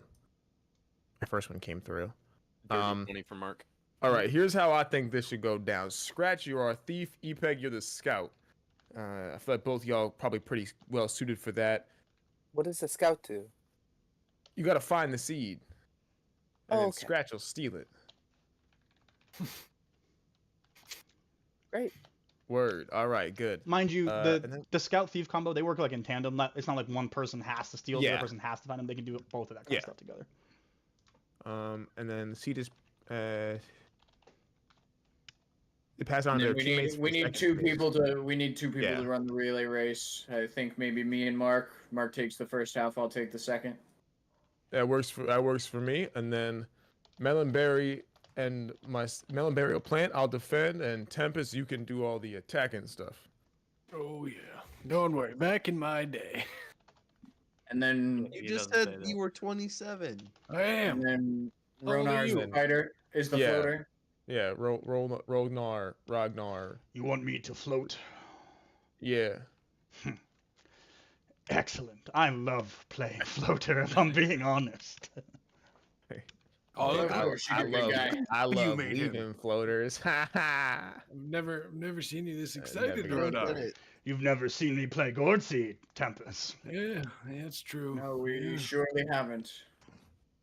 I'm excited. Tempest kind of cracks his knuckles, and they all crack there's Tempest. very loudly. Oh god. Bayard like tucks the locket that he's been wearing just like into his shirt. Who am I missing? Somebody about to get motherfucking thunderclapped. Ellie, what Alright, was your y'all initiative? ready? I'm just missing yours. Who? Oh, it's right there. Oh, no, I'm not missing it. Who's am I missing here? Oh, it's probably mine because I didn't roll in D&D Beyond. Oh, that it would be look at yours. You. Okay. Well, Stinky. dice cam fail. I got a 19. Oh, yeah, I'm definitely not looking at your cam. If you're rolling on there, that's for the audience. You gotta tell me what you roll. Copy that. Are we on roll 20? No. Beyond. So that's another thing. I can't confirm this yet. There probably will be no roll 20 throughout this campaign. Okay. All theater of our minds. Yes. Hey, less tabs for me to have to go through. Me too. Facts. Me too. All right. So, we can begin. So, the way combat will work is you all always roll initiative. Essentially, this is going to work as a combat encounter for you guys.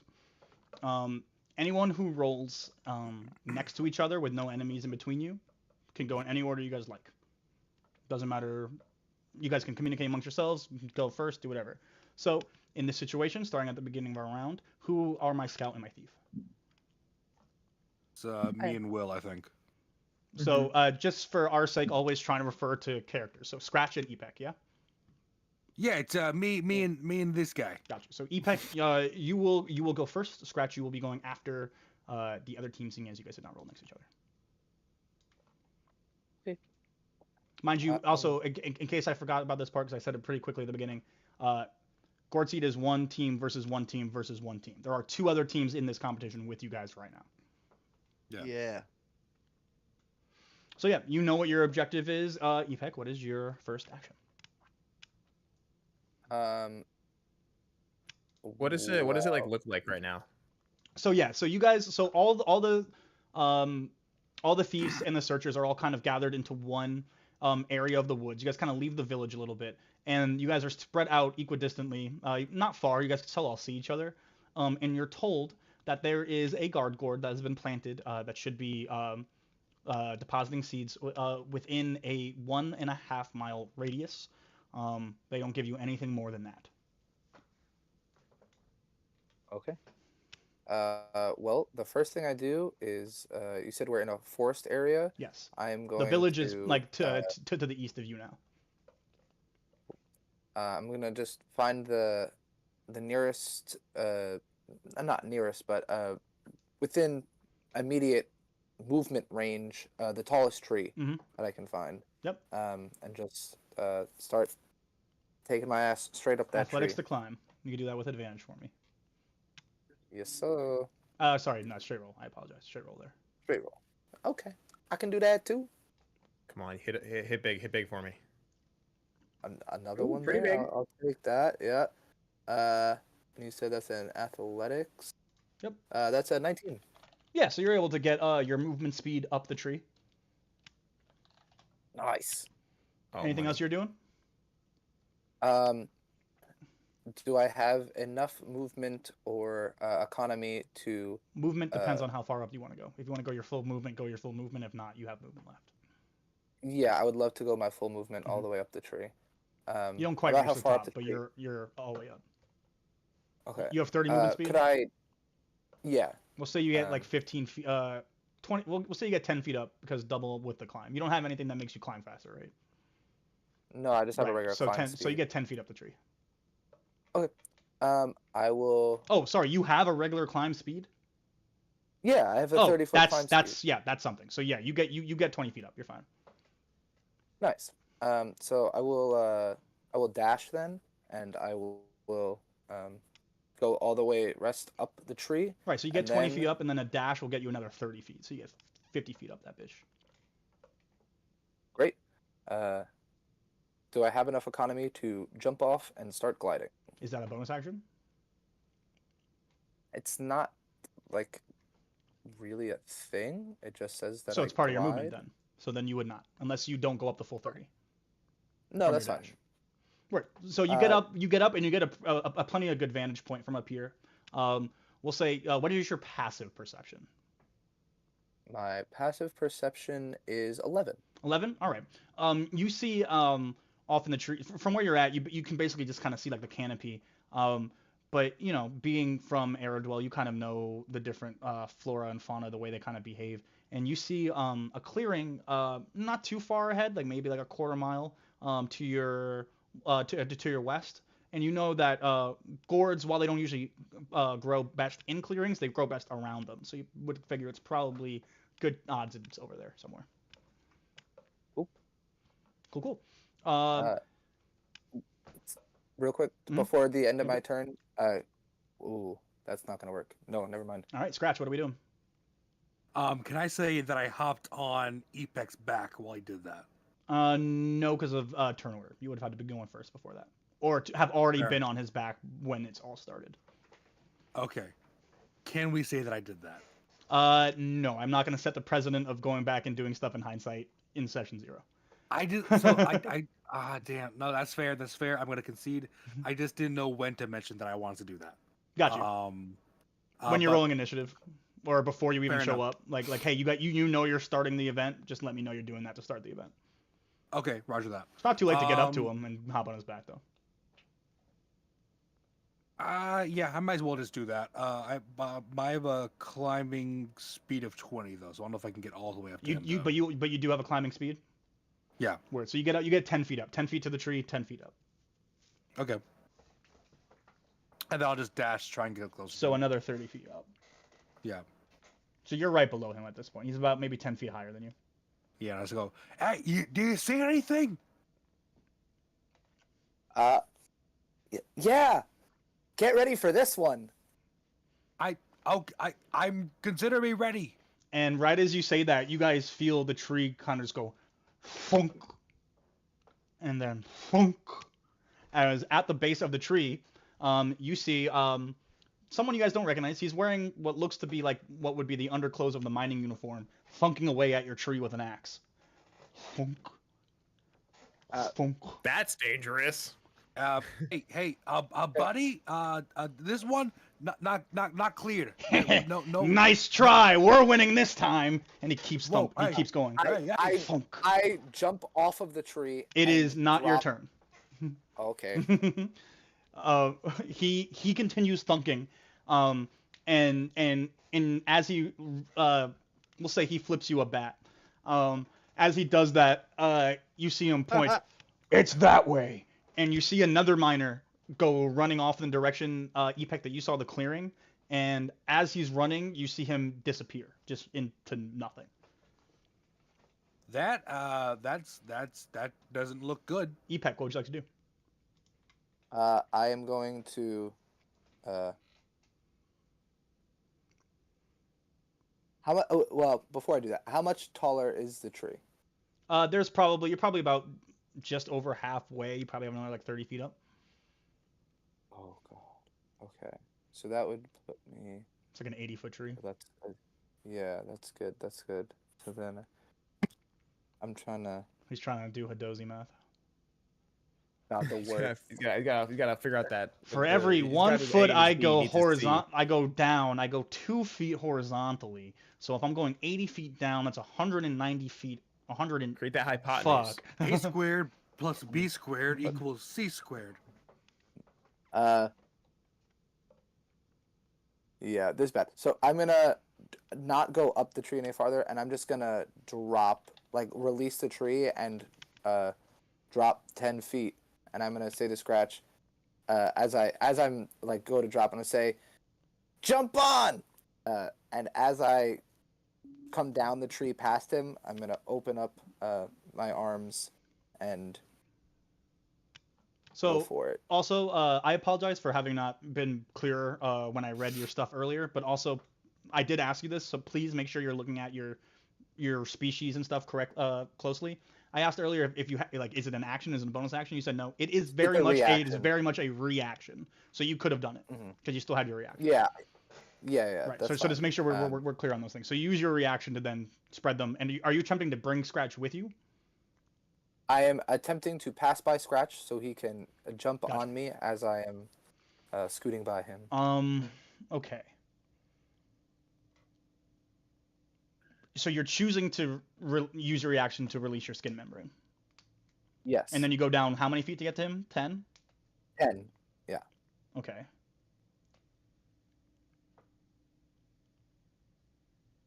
So you start to glide forward as it's happening. So by the time you get to him, it's going to be... He could do it. It'll be risky. I don't know this man. Right. Hey, it's a you risky... don't know how he built? It's also a risky sport. Yeah.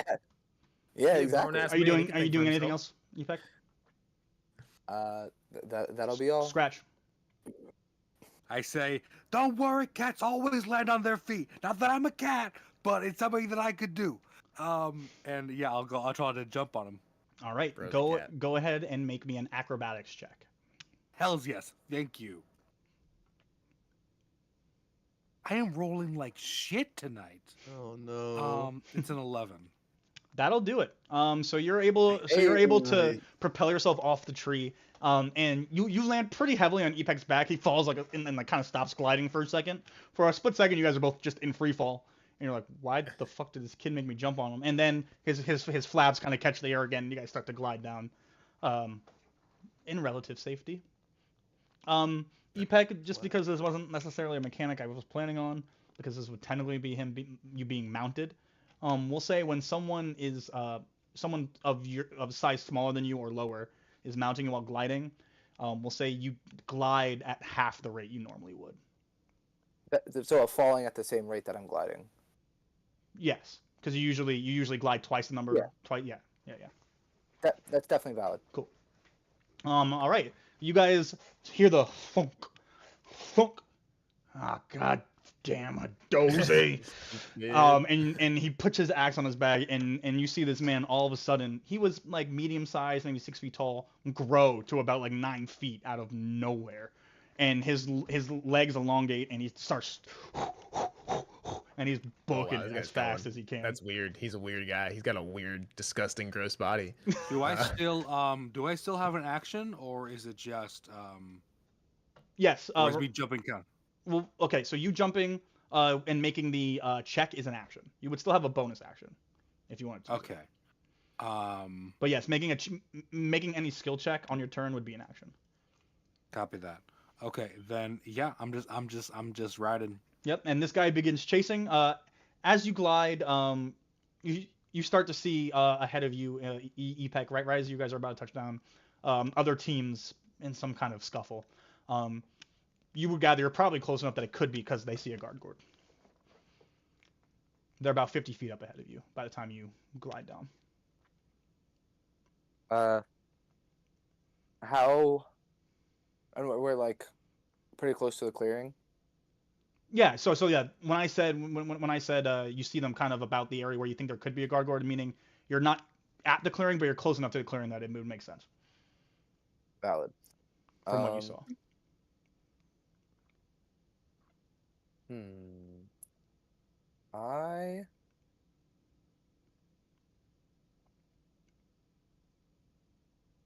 I'm going to cast Long Strider. Nice. On myself. So your movement speed increases by 10 feet. Mm-hmm. And then I'm going to sprint. Like kind of like curling around the group so I don't get too close to them, but I can still kind of look towards what they're doing. Okay. You can't really be stealthy because you just used your action. So that's fine. You're just approaching them. Got you. Yeah. Heard. I'm just not walking like directly into the mass of them. I'm going like. Yeah. They take notice. You see, as two of the ones that are kind of engaged with one another, they are clearly fighting to you now. One wields like a giant spear. The other one literally just holds a shield and seems to be punching and hitting with his shield. They both kind of turn to you and then go back to their own fight. Does Epec? Does a 14 hit you? Meets. All right, so perfect. Oh, you guys have all played with me, so you know how I do meets or things that equal your AC. In my games, if you get attacked and the attack equals your AC, you will take half the damage you normally would have, as opposed to taking none or full damage. So Epec, with that hitting you, you will take 2 damage. As a rock kind of just falls on your head, and you look up, and you don't see anywhere where that could have come from. Yeah, scratch. You are now. How far did you? You're a significant ways off, 50 feet away from like the fighting that's going on ahead of you. Okay. I would imagine if can I dismount Epec? When he long strided and ran, you were still attached to him, so you are now in his spot and you can dismount. Yes. Okay. So how far are we? Oh, sorry. Now? So you're not 50 feet from the fight. You're probably like 25 feet from the fighting now. You're not quite. Okay. Okay. Can I use stealth and dash? Can you use stealth and dash? As a rogue, at second level you can. When you get cunning action to dash as a bonus action. Since hiding would be an action right now, and so would dashing, you can have to choose one. Okay. I'm going to try and then just stealth my way past the fight. Go ahead and make a stealth check. Just get right past it. Before making my way to the thing. Where the frick is my stealth? Come on, baby! Come on, baby! Come on, baby! 14. 14. Yeah. So you're able to. You have 30 movement speed. Yes. You're able to creep literally right by them, and you see directly, literally right next to them is a full adult guard gourd, with a plethora of seeds at its base. Beautiful. Okay. Oh, It also boy. does not Like, seem to that's why I notice you. picked you. Okay, great. Great. And you are close enough forget. that you could, if you wanted to, before ending your turn, grab one.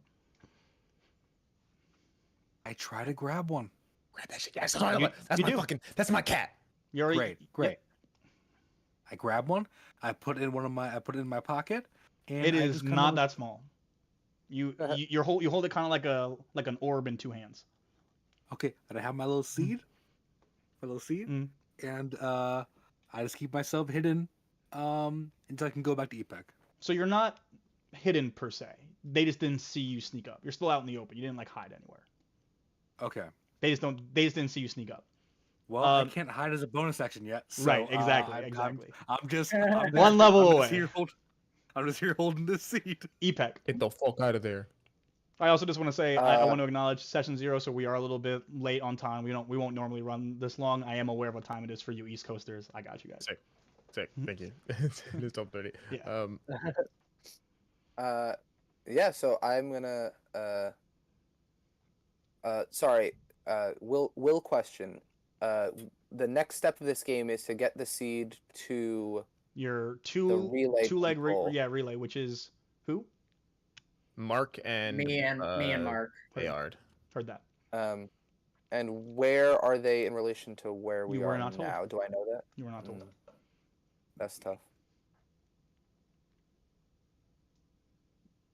A rock fell on my head last turn, correct? Mm-hmm. Up the tree I go. Dustin to Will, I think it's a safe bet that they're on the outside of the forest, like from where we came in. So I think if we're gonna head anywhere, that's probably our best bet. DM that knows where we are. Where are we? What do you mean? Like where are you? Do you like where would they have to go for the next part? Do they know or no? No, they do not know. Oh, okay. Word. You guys would not have been told where to go. That's why I wanted to go up the tree. Yeah, you said up the tree. Like there's one tree. There are so many. I'm gonna go up the tree, maybe where I think the rock fell from. Okay, that would be so unclear. The canopy is filled with so many different trees. Oh, okay. So you would just be picking one nearby. Great, love it. And you're just climbing straight up? What else are we doing? You've used all your movement. You can get 20 feet up. We'll say it's 10 feet off. 20. In that including my long strider movement? So 30 feet up. Nice. Do I see possibly where the relay is from that vantage point? Nope, not from 30 feet up. You didn't see it from higher up earlier, so. I'll yell down, "Hey, Scratch!" Well, you currently moving forward, I'm gonna be a little bit more. Well, no, I'll always be pretty lenient. But is that what you want to do? You see him sneaking up behind people and grabbing the seed from the gourd. Well, that's why I stopped myself. Right. Yeah. I would like to. All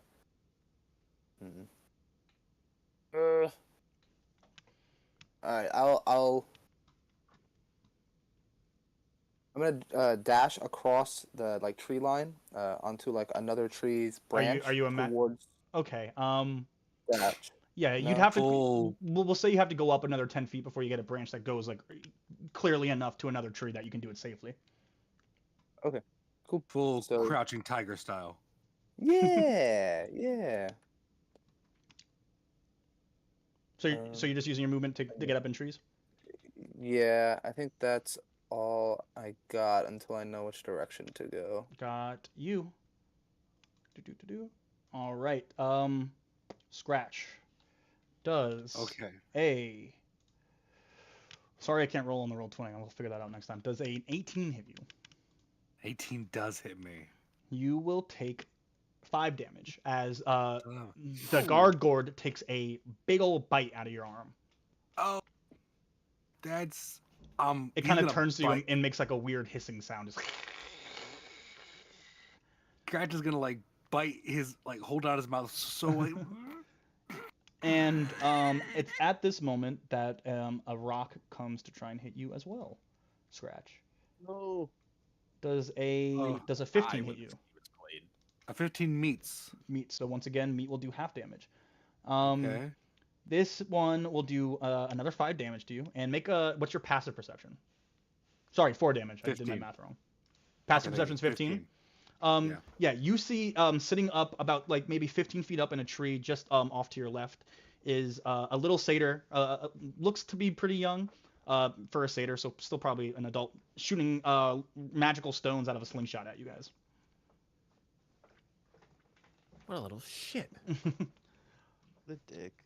Beat his ass. It is now your turn, Scratch. Frickin'. Okay. Well, clearly he sees me, and the gourd sees me. The gourd. How far is its reach? You would know an adult guard gourd usually just has like 5-foot reach. Okay, so like if I like just walk, like just keep all, like I'll be out of range. It'll get Like, an if I just opportunity walk- attack. Son of a bitch. Oh boy, guys. Unless you use your action to disengage. Yeah, so you could disengage with your action. Oh yeah, I'm gonna disengage from the gourd. Mm-hmm. And I'm just gonna keep an eye up in the trees, looking at this satyr kid. And I just kind of like. So you're moving slowly? I'm moving slowly so I have enough, so I can keep an eye on him and have enough time to react if he does something at me. So you're thinking a little too like real timey. Remember, we are in turn order. You just disengaged. Fair enough. I'm gone. I'm going back to where Epec, where I left Epec. Right. So basically, the action to disengage is but it doesn't use any of your movement, so you can turn and actually like book it if you'd like. Yeah, so I'm gonna book it. I see him. I stick out my tongue at him. Go. And then just I book it back to where I thought I left Epec. Yep. So as soon as you leave the range of the guard gourd, you immediately feel the seed begin to like engorge, and it begins to kind of like grow a little bit. And part of the seed kind of splits on one end, and a little like kind of little tiny greenish white stem pops out. And you notice, however you maneuver, the stem always points in the same direction. Interesting. So it's like okay. So then okay. Keeping that in mind, I still go back to where I left Epec and then wait for him, and then I guess notice he's not there because he went to climb up the tree. Yeah. And then crap. You wouldn't have to get back to where he was to see he wasn't there. From where you are with the guard gourd seed, you can turn around and be like, Epec's gone. Okay. Okay, then I'm just gonna keep moving in the direction. Okay, I'm like this freaking kid. And just keep going in the direction that the stem is pointing. Absolutely. You do, and you get 30 feet in that direction. Epec, what are we doing? You see Scratch begin to run away with the seed. Wait, out of curiosity, because that was my action, can I dash as well? No, because dashing is an action for you until you get cunning action at level 2. No, I'm sorry. I haven't used my action yet. You disengaged. Disengaging is an action. Right, Yes. It's not a bonus action for me yet. No. Damn it. That's all at level 2. You gotta get You can tell this guy plays a lot of rogues. Yeah, you gotta get He's just like, why can't I do all this stuff as a bonus action right now? What's going on? Son of a gun. Okay, then yeah, I'm 30 feet gone. Yeah, Okay, level 1 to level 2 rogue is one of the biggest upgrades in this game, I feel like, because cunning action is so huge. All right, Epec, it's back to you. You see him running away with the seed. Well, now I have to change my direction. He's like, crap. Later. And so just spin around in the direction that I see Scratch running off to, and I will basically, I'm just gonna jump off wherever I am and just start gliding towards him again. And with your extra movement speed from Longstrider, you're able to kind of catch up, and you're like kind of gliding just over the top of him right now. You're a few feet in the air above him, but you're floating in. Hey, Scratch, throw it up to me. What? It's Scratch in this moment where you're like, what? And you look up. A vine almost, unbeknownst to you, it could very much be a vine that just has a mind of its own. Plants tend to do that. Or a magic one, kind of writhes up and it attempts to trip you. Make a dexterity saving throw for me. Okay. Yes, you Scratch. You're the one on the ground. 21. 21, yeah. So that's my so dude. the vine wraps boy. clean around your ankle, and you feel it resist, and you feel your body begin to lean forward, and your body weight kind of falling towards the gourd seed, and then even though you're a cat, you're still pretty dang strong for a cat, and you're able to kind of like use your claws and like your little dew claw to tear through it as you're pulling through, and you tear through the vine and continue moving. Ted always lands on their feet. And it's back to you. It's at this point that it's pretty off in the distance, but you can see you can't see anybody, but you can see a large, two large posts and a rope indicating the starting line of the relay race. Okay. I just yell out to Epeg, "Wait, you ditched me? Are you freaking kidding me?" And he just keeps running for that line.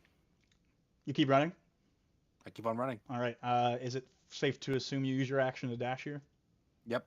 All right, you do. Epeg, are you doing anything? I mean, if he's not gonna throw it up to me, then I will land. Can I land in stride at post glide? Yeah.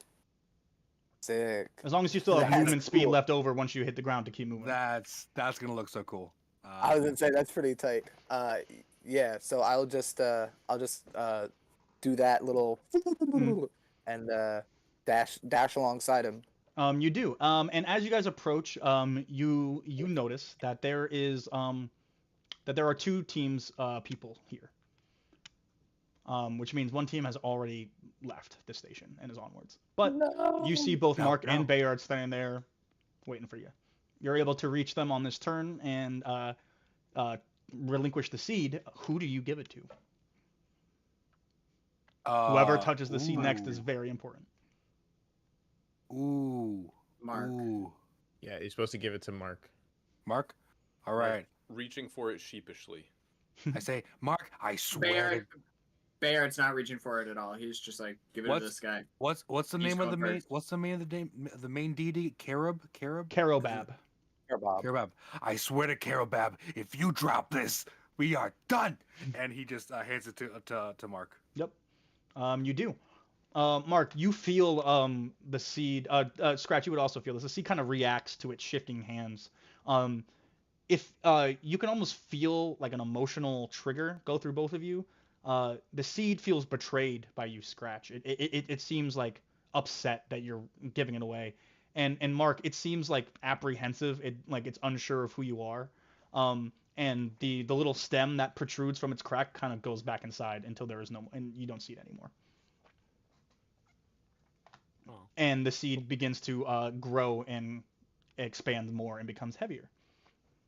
It's getting thick. The relay race is laid out ahead of you. You guys see that the track leads straight ahead through a thick little briar patch. It is Mark and Bayard. You guys rolled next to each other initiative. You guys can go in whatever order you guys wish. Nice. Hell yeah. Solid. So he's got the seed. We're just running right now, I think. Is it up to you? Currently heavy, or is it still very easy to carry? It's pretty easy to carry, but it's heavier than normal plant seeds would be. It's pretty big. Okay. It's more cumbersome than heavy at the moment. I mean, shit. This seems like as good a time to use it as any. The pressure of expectation on him, Mark's pulse spikes. He feels like a doo-doo in his chest, and I'm gonna activate Adrenaline Rush. Nice. Oh, that's so sick. So I'm gonna use all my resources to run. Mm-hmm. That lets you dash twice, right? Action and bonus action. I think that's how that works. That's the hope. Mm-hmm. It doesn't cost either one of them to use it, right? Sorry? It doesn't cost either one of those actions to use it, and then next turns you get to do it twice, right? You can do it twice right away, I believe, Show. So as it is in this version of Orc, of which there are many, it's just you can dash as a bonus action. Oh, that. Twice. Yeah, it's like limited uses, right? Yep. So you double dash right here? Double dash. With a movement speed of 30, yeah? Oh, Mario Kart. 30. So you're going 90 feet straight up. So you start running, and almost like literally the Heisman Trophy, you plow through this briar patch, not even caring if anything kind of slightly scratches you. Screw it. And you so you kind of like tear a hole clean through it. Bayard, what are you doing? You see homie just take off. I was about to say, in this moment, I see him like kind of take a breath in and then take off, and that this gets Bayard pretty pumped up.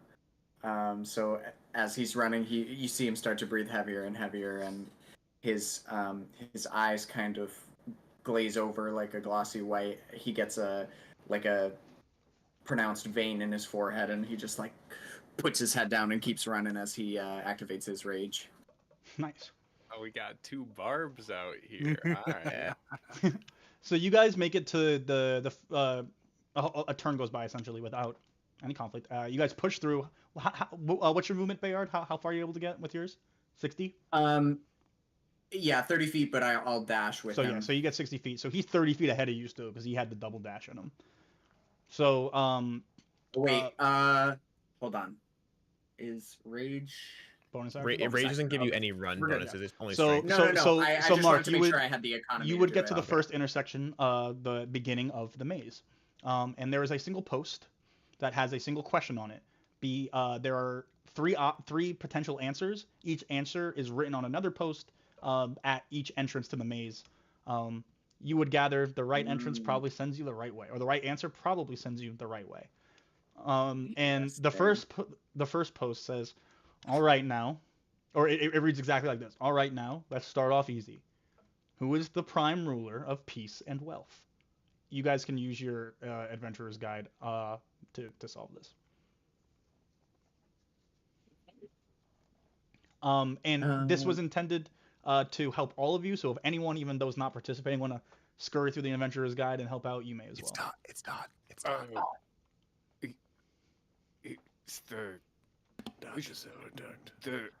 the silvery Dad. Which one? Dad, the silver dad. I hear you, bitch. I'm trying to engage Mikey. It's Dad. I'm not there yet. You're 30 feet behind him. Oh, can I converse with him? Yeah, absolutely. Okay. Then I'll just like yell as I'm running. It's Dad. So just aggressive. I whip through and go the Dodd word. You do.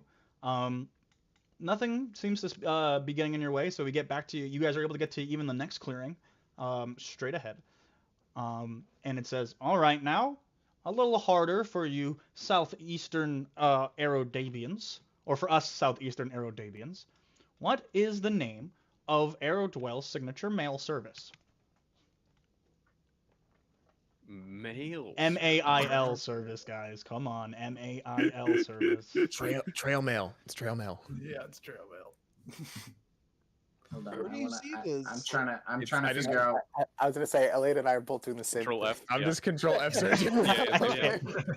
But that's no fun. I wanted to find it myself. So it may be. I knew Control Fing was probably going to end up happening, and I'm 100% okay with it. I don't mind. It's just to engage you guys in the document. Work smarter, not harder, guys. But I like knowing where to find specific things, so I'm gonna keep searching for it manually. Did you find? How did you? I'm typing in mail.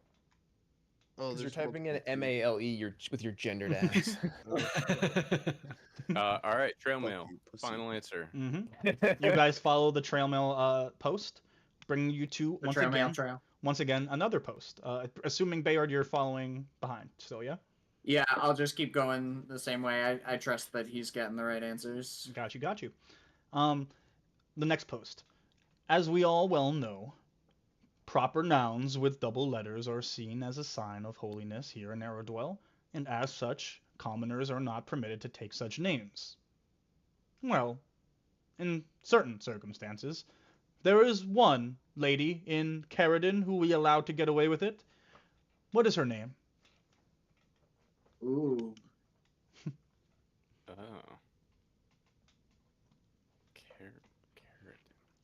And you see three options pop up in front of you. If you found it, we'll share. It's Lady Is It. Is that it? Okay, whoa. Yep. I think so, at least. But is she a commoner? Oh, it's a lady, is it? Yeah, the popular brothel / inn in the city named after its owner, Lady Is It. Oh yeah. That makes sense. Is it in? That's the way I go. You go. Oh my god, I hate you. You go to the brothel. What are you in the mood for? No. Lady, is it? The lady, is it? Hey, Lady Is It runs the brothel. She is not on the menu. No, I'm saying that's how you order. That's how you orders. I hate you. Oh, you just got it? Is it in? The Is It in? You little horn dog. Wasn't my idea. I mean, the name of the shop was, but Ben was like, I feel like we need a red light district. I was like, fuck, okay. Every city's got to have a red light. Come on, right? You guys, follow the path for Lady Is It, I imagine? So, yep. Cool. Lady Is It. Alrighty. You guys continue down the road, and to both of you then, does a 22 hit? Uh-oh. Whoa. Sure does. I think 22. No, at level 1, a 22 doesn't hit. Blasphemy! You'll each take 5 damage as a single. Mind you, this is all kind of happening uphill as well. As you guys run by 2 trees and a log kind of like swings by and just guts you guys, like cleaning the gut, just knocking the wind out of you, and knocking you back a little bit. It's at this point you see somebody just materialize out of thin air right in front of you. They are a tiefling, and they're just kind of looking at you, laughing, like twirling some fire magic in their hand. Such fools, getting ahead of yourselves, huh? What would you like to do, Bayard? Eat her. Oh, sorry, Mark, you're first. I apologize. Oh wait, I'm so wrong. You guys go in whatever order you like. Yeah, I'll let Bayard eat her. Figure this one out. Put her in your mouth. I mean, what am I gonna call for? So I don't really have anything in the way of like equipment right now. Not like weapons or anything. No. Mm-hmm. Not unless me and you talked about it. You got Okay, face, cool. baby. You would have your mining stuff if you brought it with you into this event. Hey, you know what you do No, have? I probably would not have. Couple of these.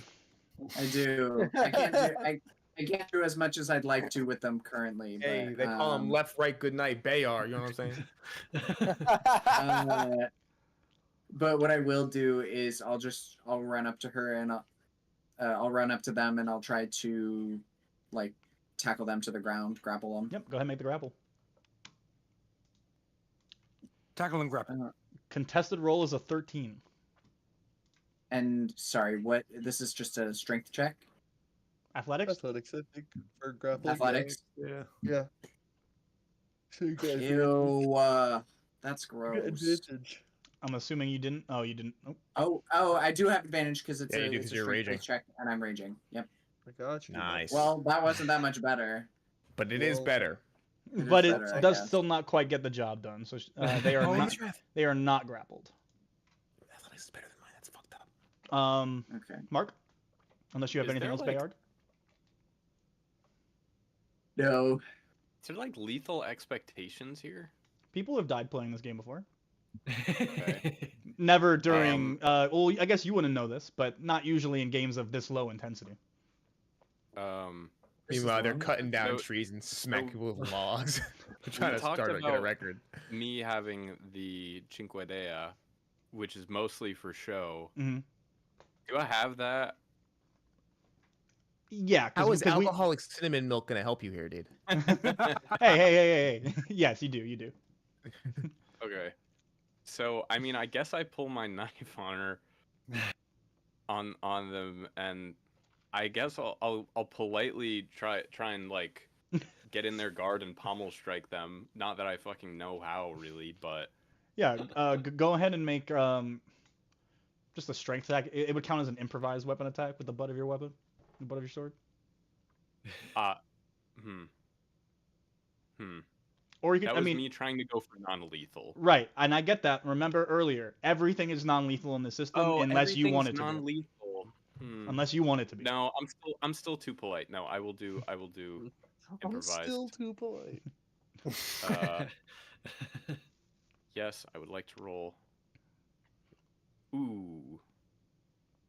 Good old Nat 2. I don't know what you're having me add to that, but probably won't be enough. Yeah, it will not. You go to pummel strike them, and they kind of just grab your hand. Nice try. Sorry. Yeah, I'm just gonna go. I'm gonna adrenaline rush again and try and run off. They will take an opportunity attack at you. Okay. Oh wait, sorry. Can I first move out of their? I'm gonna run away, and depending what happens, I may or may not adrenaline rush. Heard that. It is a 9 to hit you. Okay, 9 misses. Heard that. I will in fact adrenaline rush, and I'm just gonna try and get away from this crazy bitch. You do. You start to run, and you don't get too very far before there's nothing in front of you, but you hit a very clear barrier. You can't see anything through, but you feel like a solid wall in front of you. Did we go the wrong way? Might have to pass it over. Oh, maybe this might be the part where you have to pass it over. Oh yeah. Bayard. French now? Monsieur Bayard. I'm not, but his name sure looks like it. This Bayard, how you doing today? tiefling is not going to let Bayard get to you if they can help it. Ooh. Oh man. Bayard, does a 18 hit you? Yeah. Whatever. It hits you for 4 damage. You know it does. As the little fire she's twirling in her hands, she just kind of, without even really showing much effort, just goes, and it hits you clean in the cheek. Which one? Your right facial cheek. Man, But you're you horn and dogs do you tonight. try to run past her still?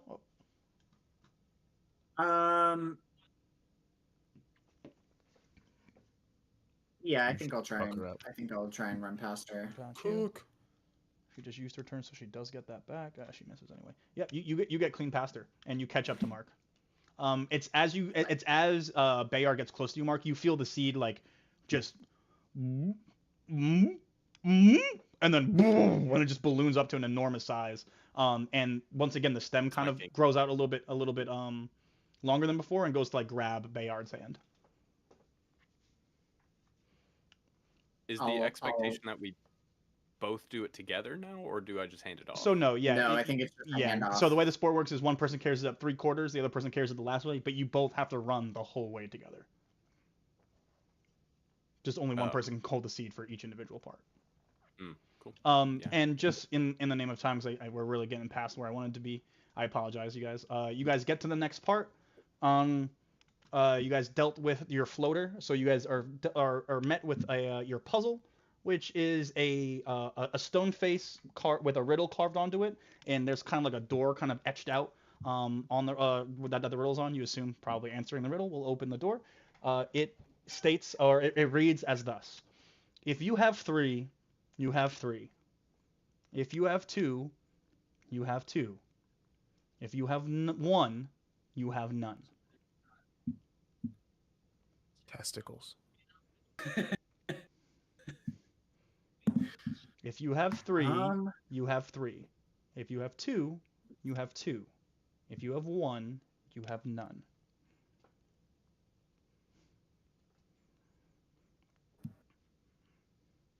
I feel like I'm thinking way too deeply about it. I feel like I'm not thinking deeply enough about it. Friends. Somewhere in the middle. Yeah, I was thinking friends as well, but that. You still have a friend if you have one friend. You have one friend, yeah. Yeah. Holes. You put holes in the barrel. Ah, fuck, wrong one. I'm not gonna lie. When I found out Mikey was on this part of this sport, I was like, oh, easy. Mikey gets riddles in like a half a second. 3. This one I've never heard before. I don't know this one. I search really hard for riddles that people haven't heard before, usually. So. If you have 3, you have 3. If you have 2, you have 2. If you have 1, you have none. Competitors. No, that wouldn't work. Oh, that's Players? That's something. Games. Teammates. Choices? Ooh, that's good. That's a good answer. Ooh. Try that. Choices is really good. There does not seem to be a penalty for answering incorrectly, just that you probably don't open the door. I'll knock on the door a couple of times and go, choices. Elliot, cue stone on stone noise. Oh fuck! It wasn't so long. Damn, Discord can't even hear it. Discord, damn. So basically, you hear stone grinding on stone as the stone kind of just slowly descends inward and then opens out the back, and you see, pull, Dustin. and you see ahead of you the top of the mountain. You're so good. Or the top of this hill, and you see one team already planting what looks like a pretty much nearly full-grown guard gourd already in the works. Hey, why isn't our guy fucking floating I was on about them, to bro? say, where's our floater, man? Floater only works in the first 2 rounds, not the third phase. Oh. If you're and he's not trying to hinder you guys. So if you don't see him, it's just because he's doing other stuff. Yeah, fuck. He's doing his job. Outside the game, I turn to Epek and go, "Where are we supposed to have a floater to stop the guys from beating us?" Who's beating other people? Anyway. Hopefully. So yeah, you two arrive at the top, and the 3 of you, what roles are you guys playing? Come on, let's go. I am planter, so I'll take the seed. Planter, Tempest. I am an attacker. Attacker, and Sunny, you're defending. defending. Alrighty. Let me peep yours initiatives. Boop. Oh, it's over here. Oh my god! Finally. Come on, let's go. Hustle, baby, hustle. All Guys right, are so Tempest, you're the first slow. act. What would you like to do? Tempest and Melonberry, you guys can go in any order you want. So, Kill them. yeah, is there somebody else planting a seed? Yes, they're already like halfway, Yeah, bro, you better go start running interference. halfway into it. Okay, I'm gonna try to get within 15 feet of the planter. I don't Within know how 15 long that'll be. feet, got you. Yeah, I mean, the top of the hill isn't very large. You start within like I'd say 30 feet within range, so you can get within 15 easy. Okay, and then once I get within 15 feet, Mhm. I'm going to use lightning lure on the planter. Okay. And That's just so so everybody knows, my lightning, just style wise, instead of being like bluish white, it's green. Ooh, Interestingly enough. So yeah, I'm gonna use lightning lure. He must succeed on a strength saving throw or be pulled up to 10 feet. And if he gets within 5 feet, when I pull him, it'll do 1d8. The strength saving throw was a 12. That meets. Meets will. So in an instance of no attack damage, a meets will beat the DC. Money. That's my boy. No, that's not. No, good. no, it's not good. Oh. So it kind of is like a whip, and I try and grab him by the ankle, but it kind of just slides off. So I'll just look and I go, oh, hey, fight me. And I'll just point. I'll point at them with my walking stick, and that'll be the end of my turn. And Melonberry. Melonberry is going to go grab the seed from Bayard. He would have handed it off to you. He can't get up here without handing it to you. I'm gonna go start to plant it. How do you go about nurturing your seed? Well, so the first thing I actually think I'm going to do is pass Sanctuary on myself as a bonus action. Ooh, smart. And then I'm going to. That's good. My bro's got it. That's some fucking strategy right there. Fuck. I kind of like dig dig a little like hole with my foot, like kind of create the grooves in the ground. And like go to like put the seed in. The hole is not big enough, so I just start digging around it and start, like jump on top of the seed and kind of like lightly hop until it like kind of like is kind of fully under the dirt, and then I just like kind of crouch down here and I'm like, okay, gourd seed, here's what we need from you. we need you to become a guard gourd, not a gourd seed anymore. By the So, way, this seed is like it's bigger than you. yeah. He's like looking up. He's like, "This is what we need from you." Him holding it's like So you do that, and I'm just gonna be here and cheering you along. And he just like wraps his arms around and just like rests on it like he's trying to like give it a big hug. Make a nature check for me. Aw. This Hell freaking character, man. He's just so wholesome and good. Just so wholesome and sweet. So good. At Oh, nature. too wholesome and Plus sweet. 0 to nature. 4. I got A 4? plus 4. Yeah, I mean, that seed loves to get hugged, bro. Did you? You do you have prestidigitation? as you're like full body hugging it, Melonberry, you feel that like the seed loves you too. It's hugging you back. Aw. That's kind of sick. I do have prestidigitation. Dude, shit that guy's pants. Well, that is your turn. That's And on their turn, I guess Sunny, does a 17 hit you? It does definitely hit me. You take 5 damage as someone with it just kind of comes up next to you. It's one of the other team's attacker and just swings a quarterstaff clean at your jaw. Just kind of cracks your jaw. It is your turn. Okay. Does he look like he wants to go for Melonberry? Yes, because that is the objective of the game. All right. Sunny is motivated. He takes this thing across the jaw. His eyes will kind of glow. Will get that same faint glow, and a smile will creep across his face. He goes, "Don't worry, Melonberry. I'm not gonna let him do nothing." And he'll swing. I'll rage as a bonus action. And I think Sunny just does like a 1-2 two-handed and just like swings back to crack. Swings back to crack. Actually, no. I think he's gonna grab him. He's gonna try to grapple this guy. Okay. I think that's probably smarter of a deal. He's gonna grapple him, but I'm raging. Oh, do we have 3 barbarians? 2. We have 2. Oh, okay. We have 3. We have 2 barbarians and an orc. An orc. That's right. Yeah. All right. So my athletics. First one's gonna be an 18. Second one's gonna be big money, big money, big money. 24. There we go. Nice.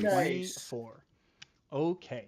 So you go to just clean sock him, right? And where do you hit him? Oh no, I'm gonna grab him. Oh, you're just trying to grab him? Where, like, Yeah, I'm what kind trying of hold are you trying to get grapple him?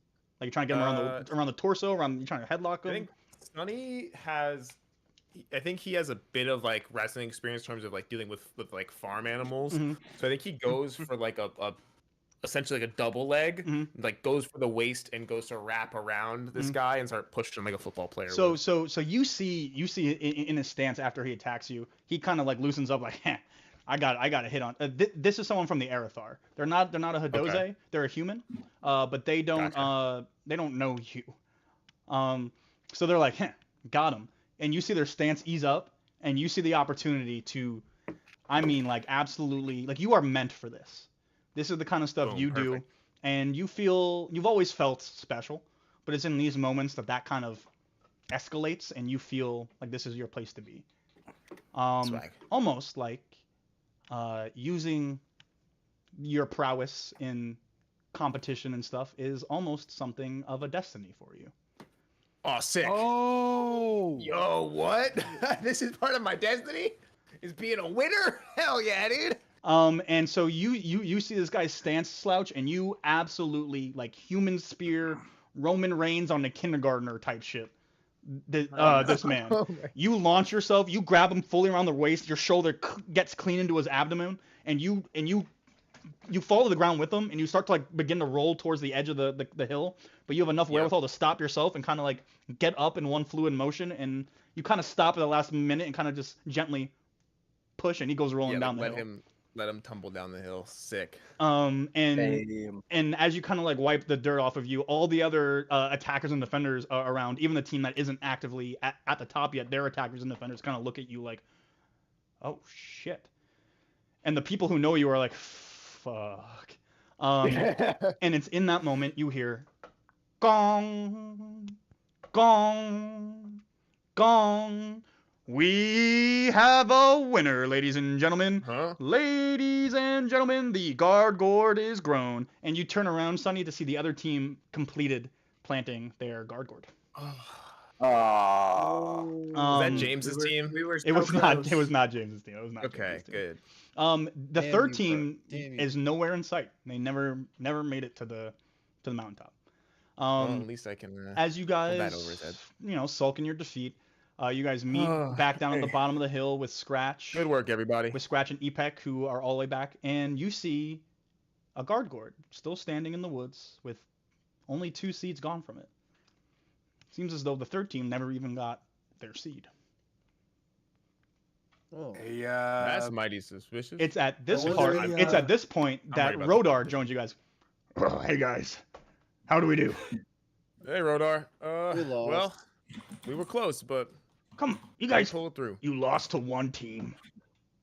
Yeah. Yeah, that means we were second. wait, Right, out of where's 2, the that's third team? losing. I took care of the third team, obviously. What'd you do with them? Stopped them from getting the seed. What did you? Oh, how'd you do That's that? good work. Magic.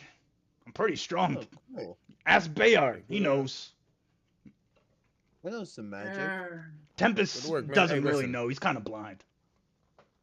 Everybody, we all tried our best, and that's all that you can do. You know? I mean, you Good could have work. won. Could have done way better.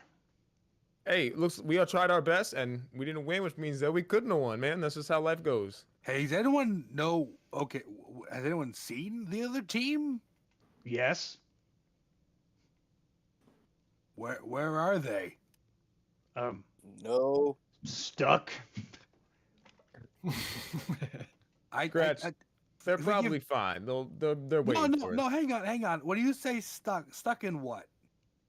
Some sort of trap, I Like imagine. the Shadow Realm or something. Over there in the rocks. Mm.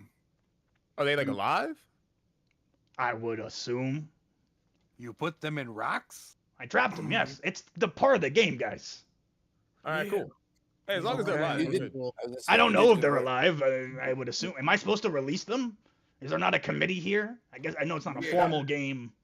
Yeah, you should probably game's I'll, over. I'll give you a hint. Right, and when the I'll go game's help them over, move the the Gourd rock. Seed Committee comes and they clean up any bodies and free anybody who's trapped and help anyone who's been oh, hurt. Bodies. Oh, It's my. true. How that works. Yeah, I'll go help like dig these people out of these rocks.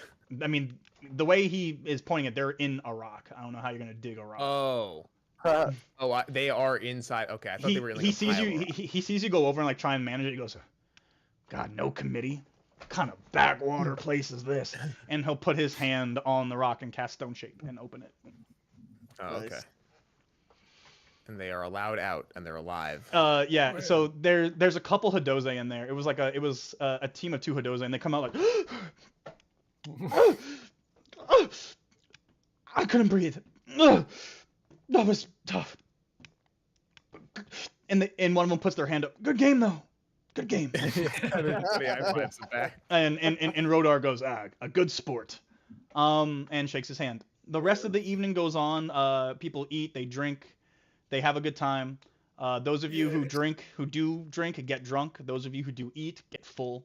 And to the point where you guys all pass out. Not because you're tired or choose to go to bed, Turkey leg, but you just kind of fall not asleep turkey. wherever it is you happen to leg. be standing. Tempest was dropping it on the dance floor. The morning comes. Wait, hold on. The morning comes. Those of you who are drunk, or those of you who drank, wake up extremely hungover. Those of you who eat wake up just way too full and bloated, just ugh. But you feel great. Last night was fun. Great night. Last night was a blast. That was a good one. That was all 8 months ago. Huh? You wake up Wow. 8 months later, hungover, full, bloated, just as it was the night after the 2 nomadic Ugh. groups arrived. Every night since, every weekend since has been a party, has been fun, has been filled with life.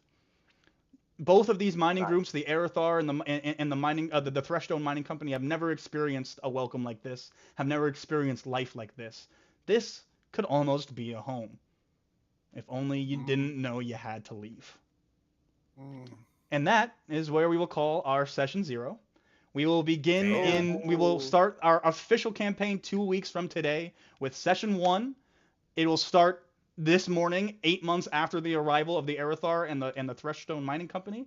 I will be sending out the rumors you guys sent me and some other stuff to get you guys started for our session 1. But I just wanted to say thank you to everybody who tuned in. Thank you for everybody who got us to this point.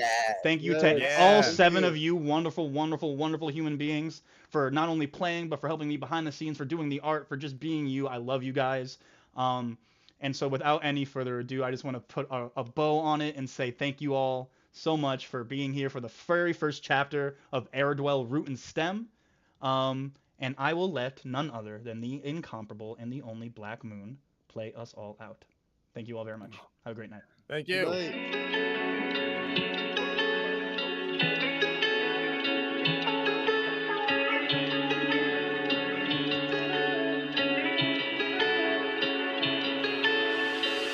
I fell, I fall, I crossed the line. Been here too long, same song and rhyme. It's time I try, I roll the dice. Risked everything, I know the price. For in this moment, please believe what realm of life you can achieve. So take a chance, spread your wings wide. Leave behind shadows you can hide.